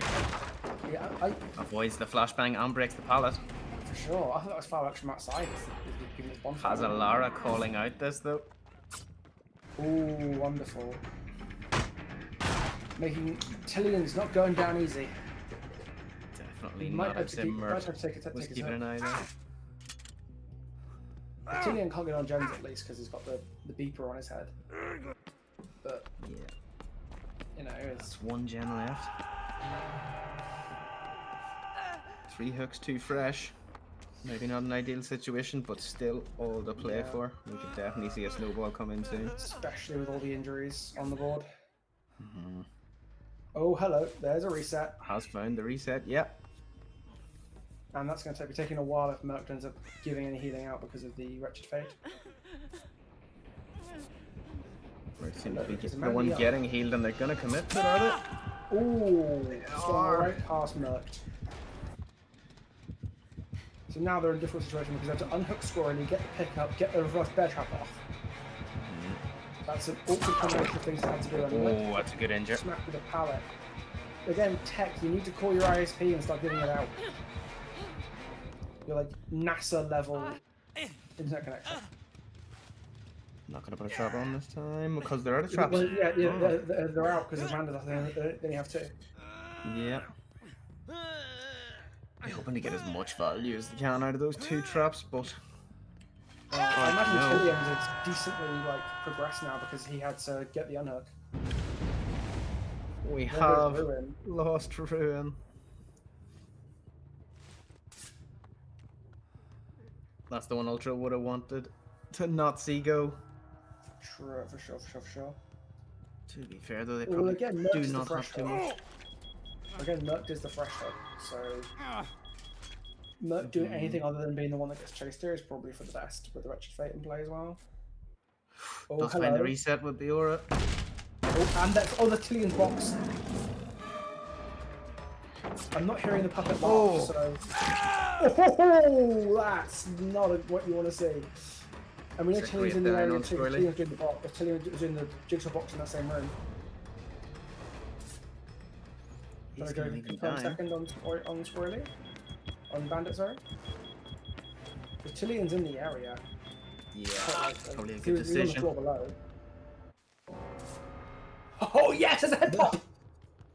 A massive head pop on Tillian. That was massive. The interrupting the interrupting the soul, the box like removal was exactly what you wanted. That you wanted a head pop and you got it, and that's what the man does that. I'd say that Yeah. is massive because that means Bandit is in a lot of trouble on that hook. The head pop on the second stage is huge. This entire game is now just flipped on his head, and we saw scratch Yeah. marks at the end of this corridor. Oh, Pig can control the gen from upstairs using Amanda's ladder. She's got basically she can crouch in that 3 gen and control the whole thing. Yeah.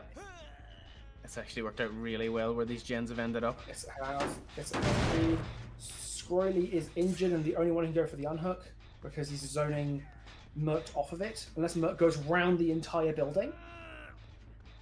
Merc can't reset Squirrely because of Wretched Fate being up. Like, Yeah, yeah, you're right, this game is definitely fix this out. completely in the... Possible they might just take the hit and try and use it to get Bandit. Yeah, I'm just going to try and take Yeah. it here.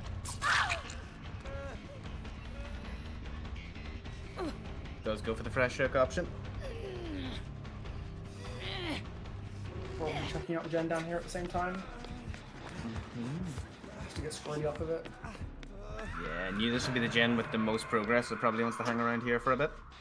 Yeah, can definitely crouch underneath the gens to find out if anyone hops on them. Wretched Fate Totem is nearby as well. Can't be This letting is that exactly go what easy. you want. They're both injured, they can't go over a save without resetting. There's Squirrely. Yeah, the pressure that Ultra has here is insane. With that head pop, and that was exactly what we wanted. And there's Bandit up there. So Merc does a very good chance of going second here. Yeah. The head pop really turned this game on its head. It's exactly what Ultra needed. Oh, Huge and there main goes Squirrely game. to the ambush dash. If Bandit hasn't basically already got this unhook, this game might be over now. Yeah, there we go. There we go. It's an unhook that had to come in. Jen is still repressing and didn't have time to start working on it. Let's get that pallet for free. Merc is the one left to go get the pickup with Wretched Fate active. Beautifully Three one ahead. detectable into war reading. That's Bandit dead. That is one person with Wretched Fate on, one with a bear trap on, both injured. Bandit dies. Oh. This is Ultra has played got so well a from Ultra. vice grip on this game. And seemingly out of nowhere because the gens were moving fairly quickly and then all of a sudden Ultra is just on top of them all. Sure. Does see an aura above. Well, the big thing I think was the perfect 3 gen. You know, having the 3 gen that you could crouch in the middle of with your aura reading, and one person on second, one person with their brain scattered across the floor. Oh, this has worked out ideal for sure.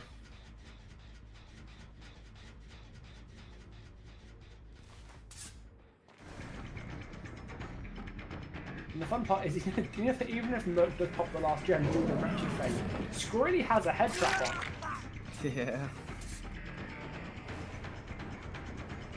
And that could be the time to go for Merc then. Although Merc on that gen, that's going to be taking a long, long time. Yeah, actually slowest gen in mortal history. like actual continental drift speed generator. If Wretched He's Fate going to go and goes- check on it though. Yeah, there's the scratches. Yeah, might as well give that a kick. The Wretched Fate totem is still up. Thing is, Mert was doing the gen fairly close to the totem and didn't think to check that. There's our head popper. There's Tillian.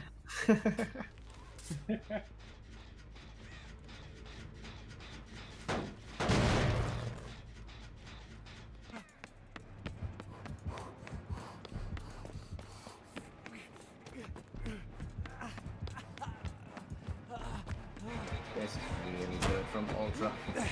It's not too much that Mercy can do here.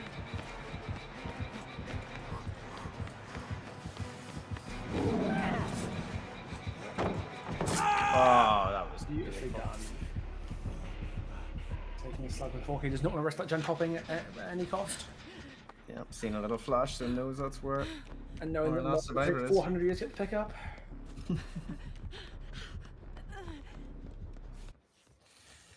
Yeah, I wonder if they'll watch this back and think, oh, that's where the totem was.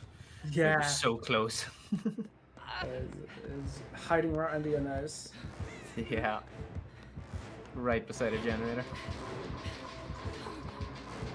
Merc making as much time as possible getting around here. Oh. Just falls short.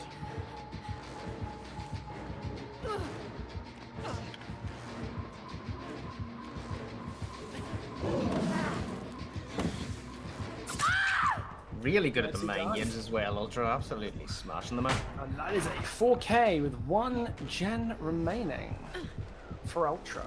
It'll be easy for him to find the last slug on account of the Rhinodon, the Amanda's letter. Yeah.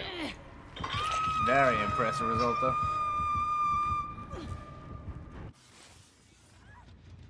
Now as you say, just crouch around, find our last little friend lying on the floor.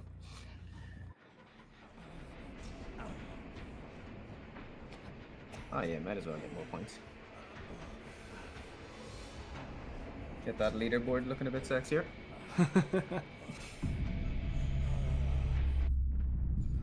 Hasn't quite spotted him yet. Yeah, I thought that was scrolling for a second. No, that's Tillian's body. Is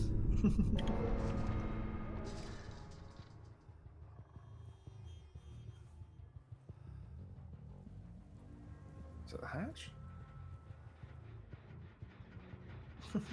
Oh, there we go. At long last, hiding behind a locker.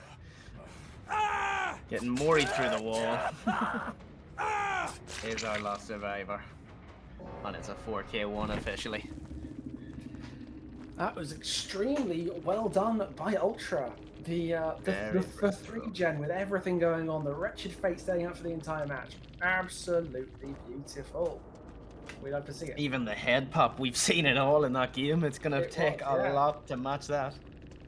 And whoever's playing Pig, I'm no money's on Mert, probably playing Pig here, is going to have quite the uphill battle. Yeah. You wonder if they But go to we've Steam seen add-ons or Mert- if they switch it up. Yeah, well, we've seen Mercy utterly dominate on these sort of Oh, for stealth sure. dash killers. So We've seen Merc absolutely smashing it so far in a few different killers, so he'll definitely be feeling like he can do this, like he can pull it off, and we'll see just how well it goes.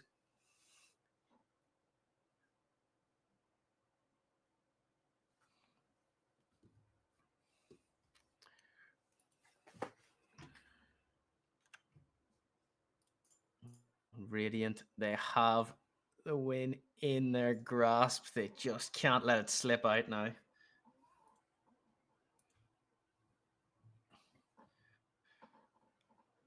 They have one hand on the trophy, and Merch will want to rip that trophy out of their hands.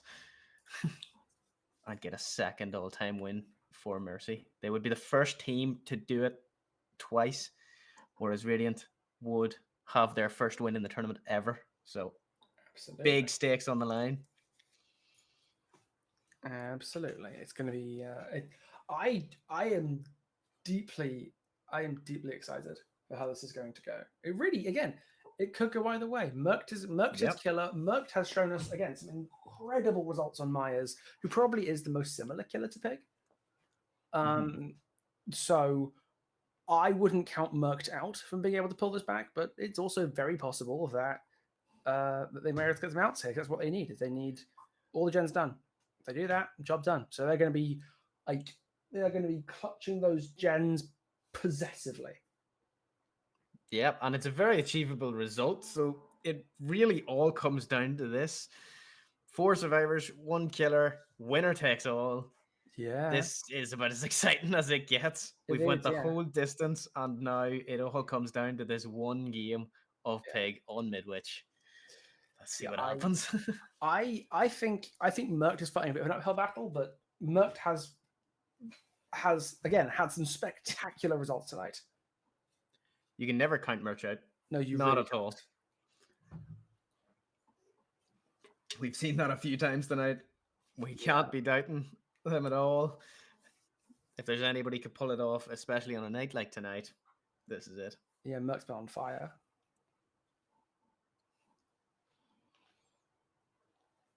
Just wait to get in. How much pressure do you think they're feeling now going into this last game, knowing this is it? I think the survivors are under a fair bit of pressure. I think Merck is like, I think Merck's had to install a seatbelt in his chair. No, I do not know how this is going to go. And that is, again, so excited. I'm glad they went to a full series. I'm really glad they went to a full series. First time ever we're witnessing history. Yeah. Yeah, I'd imagine every lunge that the Pig does, Merck could be lunging at the screen himself. Just living every minute of it. Looking forward to make the lunge go further. We've all done it. Yeah. Well, some of us may still do it. I definitely still do it. Yeah, I'm the same. It's why I rarely play nurse. Glad it's a safe space to admit that.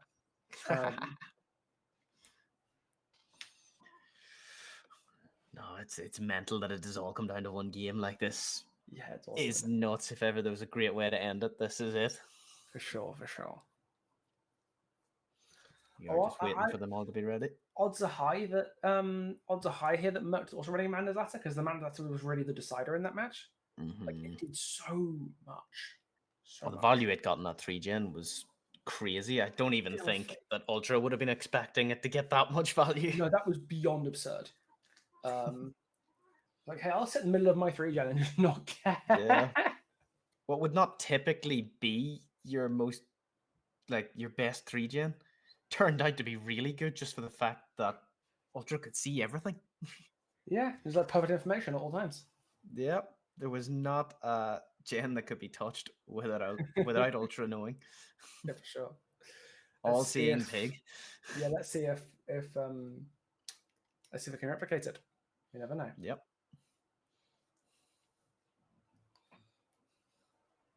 Let's see if we get another head pop. Oh, wouldn't that be something? Like, if he's running Amanda's Letter, he'll have 2 traps. Knowing Merc, he'll get both of them being head pops. Knowing what the way Merc's going, I would not be surprised. Yeah, knowing Merc's like stellar record tonight.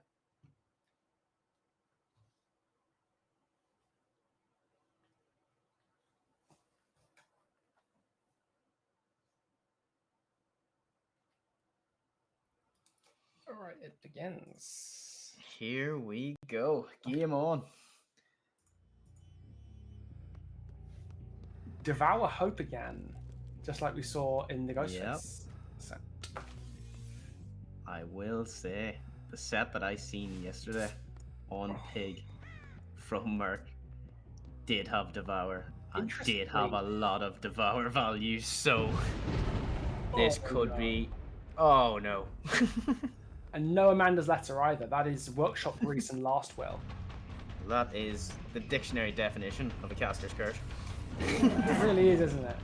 This happened in the Larry's game as well with the Ghostface he brought. Yeah. Devour. Exact same thing happened. I think if there's one clear message to Mert, you should not be running Devour. Yeah.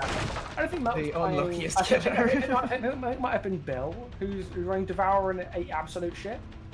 By the way, like Mercy, don't run Devour. Yeah. Run Unforeseen instead. Run Unforeseen instead. It worked really well for you.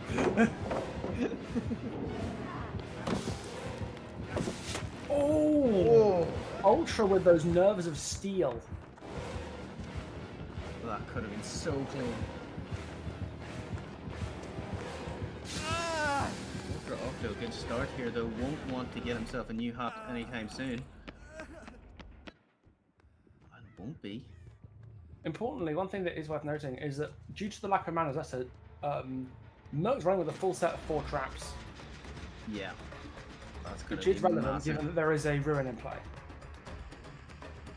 Ruin could be a very big perk here if it stays up for long, as we've seen all night, to be fair. The Ruin has been like wall-to-wall winner. Ruin has been a good perk so far. Again, Ninny with no fear. Yeah, these survivors playing with a lot of confidence now. Oh, that's a finesse vault, I think.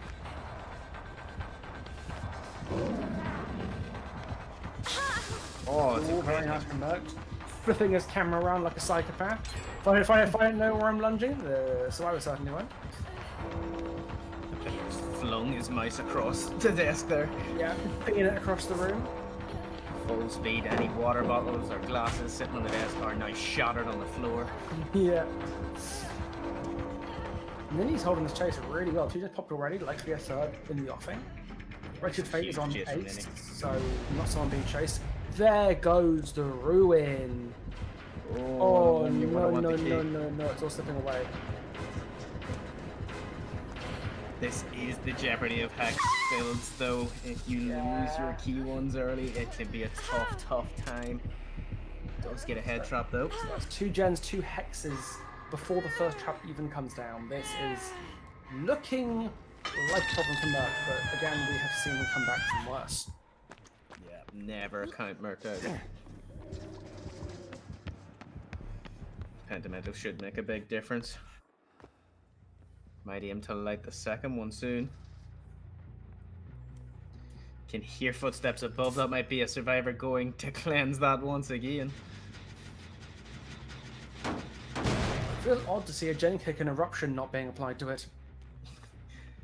Yeah, that was as well. That was a survivor straight onto the Pentamento totem. Yeah, Frisk was right back on it. Yeah, Merc was had enough of this. Saying, no, let me keep one. Yeah, I want to keep one of my hexes. Come on. Please.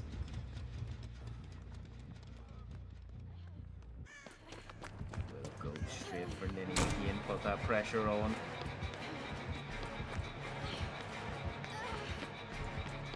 How important now does a kill become? Like, he'll want that kill on Ninny soon, but doesn't Beyond want to belief. overcommit either. And There there goes goes the Penty. Pentamento. You knew it was it's gonna all happen. Tumbling down. Frisk had his Oh, heart set.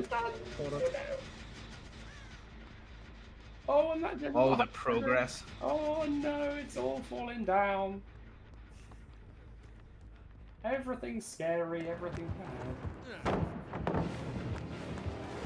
And people say this isn't a horror game. Oh, This is a very scary situation for the pig. it really is. Oh, there goes a gen popping, but Ninny's head trap is now active. Yep, at least that's a bit of slowdown. How can Quentin do and she is here? Ultra Plus 10 wood. came That's in all. That's all. massively on the pig and is doing the same on Survivor.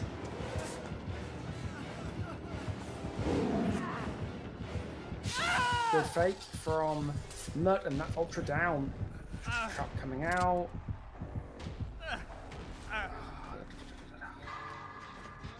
And Ninny reset rather than getting the head trap off. Maybe the out here is that Ninny's head just explodes. Could be. But only one more gen to go. One more gen to go for the win. There does seem to be progress around. Yeah, and there's no like pain resonances or anything in the chamber that could slow this down. Yeah. Just kicking in a Makes dream. sense. And the No sense in Pentimento is camping the hook it's a either. little way away. And they'll get rid of immediately because they know where it is. Yeah. That's one thing we've learned this trial. They will get rid of that as quick as possible. They will stamp that out. If it glows, it goes is a statement that fits this trial so well. There goes Frisk. I could see him not wanting to commit to Frisk here because, again, Frisk is the obsession. He does everything slower. Yeah. And we Was know it that right- generator was it near the the hook? hook had good progress. Oh, it's rightly down.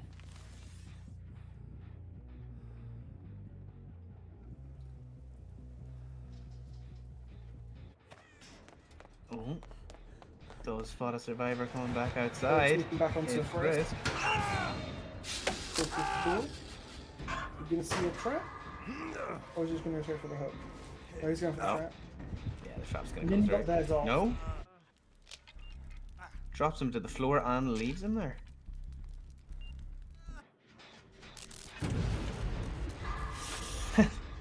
There goes Wretched Away Fate. goes Wretched Fate.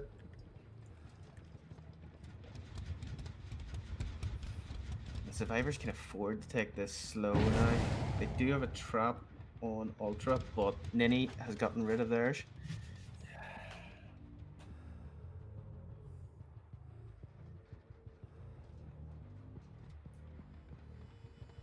Maybe gonna go for this Pentimento now? Nope. Keeping an eye on the gens. Not a Ooh. bad 3 gen, to be fair. Oh, that's a interrupt on Ultra. That could be significant. Yeah, it's gonna be the second hook for the leaderboard and could be even bigger on the head trap. Ooh, trying to. A body block here would be disgusting. Yeah, it would be massive for them. There was somebody working on the gen behind hook. Yeah, there's the claw, there's Ducky. Oh, good 50-50 win from the Claude. Doesn't Guess go we for the should on go hook, kick he's power, in the kick gen. distance. Gotta kick that gen. Apply what meager little regression that you have. Definitely not the ideal situation, but could it still happen?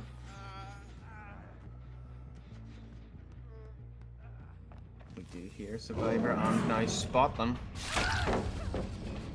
Claude's gonna eat that hit.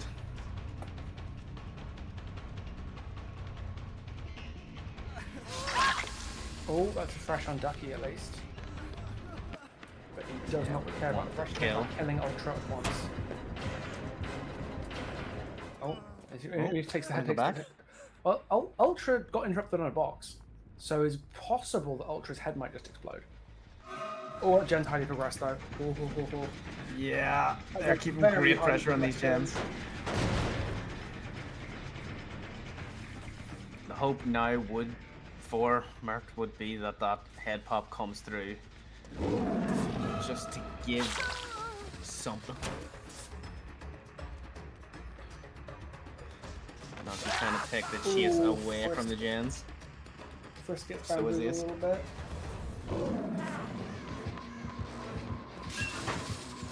Oh. We could see the last gen pop here. Wouldn't it be surprised? Although Pentimento is up. He's from a head trap on? No, he's not interested in a head trap. We actually have Ultra on a gen despite the head trap. I guess he knows. He's like, oh, I'd rather die than. Yep. Has Like a accepted jump that the head pop is gonna come through. There we But go. we'll get the generator anyway. And that was all she wrote. Because they don't need to get anybody out. All they need to do is get the gen done. And that, I believe, is it. Well, this match is going to be clearing up in terms of results. got the Time head goes pop. Ultra. And there we go. Lucky lands. What a result! That was actually a extremely. If Ultra's head had been maybe 20 more seconds, like if there had been a little more time on that, let's say on that reverse bear trap, that game could have just ended. That is massive. A massive But- decision from Ultra, though. Just accepting, Yeah. right, I'm going to die here, but we need one gen. I'm going to send it on this generator. And if I die, you'll get it done. Yeah, that was absolutely valiant. But what a series it has been, and what a good result for Radiant. Congratulations, Team Radiant, on your success. And congratulations, Mercy, for putting up one hell of a fight and giving us our first Yeah. best of 5 series in the finals for any 10x event. Very nicely done, And even everyone. now, Frisk has found another totem. Just let me have it. Just one more. Just the story of the trial. All the Absolutely. survivors finding those totems. Javar gone instantly. Oh. And the thing is, a really good result, regardless of that, even without the Devar. You wonder what Merc could have done if the Devar had stayed up. Or if Dara said that would have been a remarkable game, you know, absolutely remarkable. But those totems, unfortunately, didn't last. And the RNG did not favour Merc there, unfortunately. But God, that was a hell of a match from both sides. That for a brief, wonderful window, it looked like Merc could have clawed that back at one gen, or at least got a draw. But the calculated risk of I'm sod it, I'm dead. Let's just generate it. Yeah. I think it definitely shows that there's very little to choose between these two teams. Like, to give us a final like that, to push it all the way to the end and have it won by a single generator is just unbelievable and insanely well done from both teams. I'm looking forward to seeing each of them back in the future. For sure. What a hell of a result. And that, I believe, is it. Once again, congratulations to Radiant for winning the Text Proving Grounds number 5, Halloween Hunt Edition. What do you think was your favorite favorite round of the night? I think that Myers game it was stunning. Absolutely, It was played perfectly. smashed it. Yeah, that was unforgettably excellent. And again, with a killer who, in his current state, is very new. Yeah, Really great result. absolutely. Definitely can see the time that Merck has put in to Myers, clearly, since he got re-released. Yeah, I reckon we could be in for a new like staple set for this killer, you know. Absolutely. At least for this, at least for Merc, you know, I reckon it'll be a high priority pick in the future. What about yourself? What game would you look back on and think that was one hell of a result? I think it was it was either Merc's Myers, which was as you know unforgettable, or it was the Chucky game on Dead Dog. Mm-hmm. Like, It seems like so long ago now, doesn't it? it does. It's been 4,000 years. But the Chucky game on Dead Dog was just a hell of a start. And I had no idea what to expect. I'd never seen Chucky before, like in a comp setting. I'd never seen it before. So it was completely new and fantastic to watch. Mm-hmm. All But as very well as we've seen people do on Killer, there has to be a shout out to the Survivor performances we've seen as well. sure. Like the way we've seen Survivors go against Billy's tonight, that big decision at the end to sacrifice for the gen.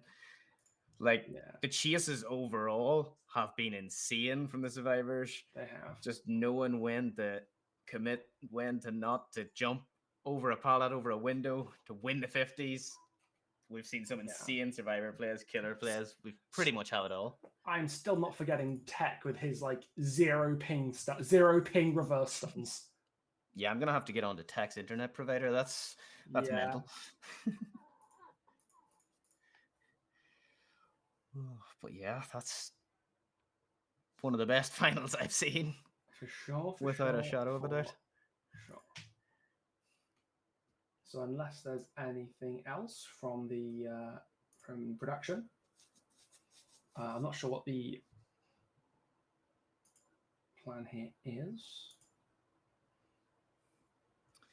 Yeah, but another great event. Thank you to everybody involved, everyone behind the scenes, our referees, our organizers, just everybody that puts the time in, and the players for entertaining everybody. And It for has been a casting in great semis event. with me. Yeah, absolutely. Probably still, The goat. probably still watching.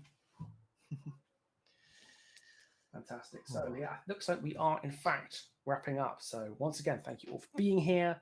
Tenax is this has been my first kind of step into casting for comp consistently, and it has been an absolute treat. So thanks to the organizer, and thank you, Stumpy, for humoring my irritating little anecdotes. Thank you, sir, for all the little jokes and even the wee sing song. Never think of that again. All right, so we're going to wrap up here, and we'll see you again next time. I might not be here, but there will be casters, there will be production. It should be spectacular and beautiful, and I'll have a webcam because I'm getting one very, very soon, so I can stream with my pet snake Cassie, who is looking at me very curiously right now. So next time I'm here, I'm going to have my little snake buddy with me, my snake daughter. Yep. Thanks for joining us, lads. See you all later. See you around.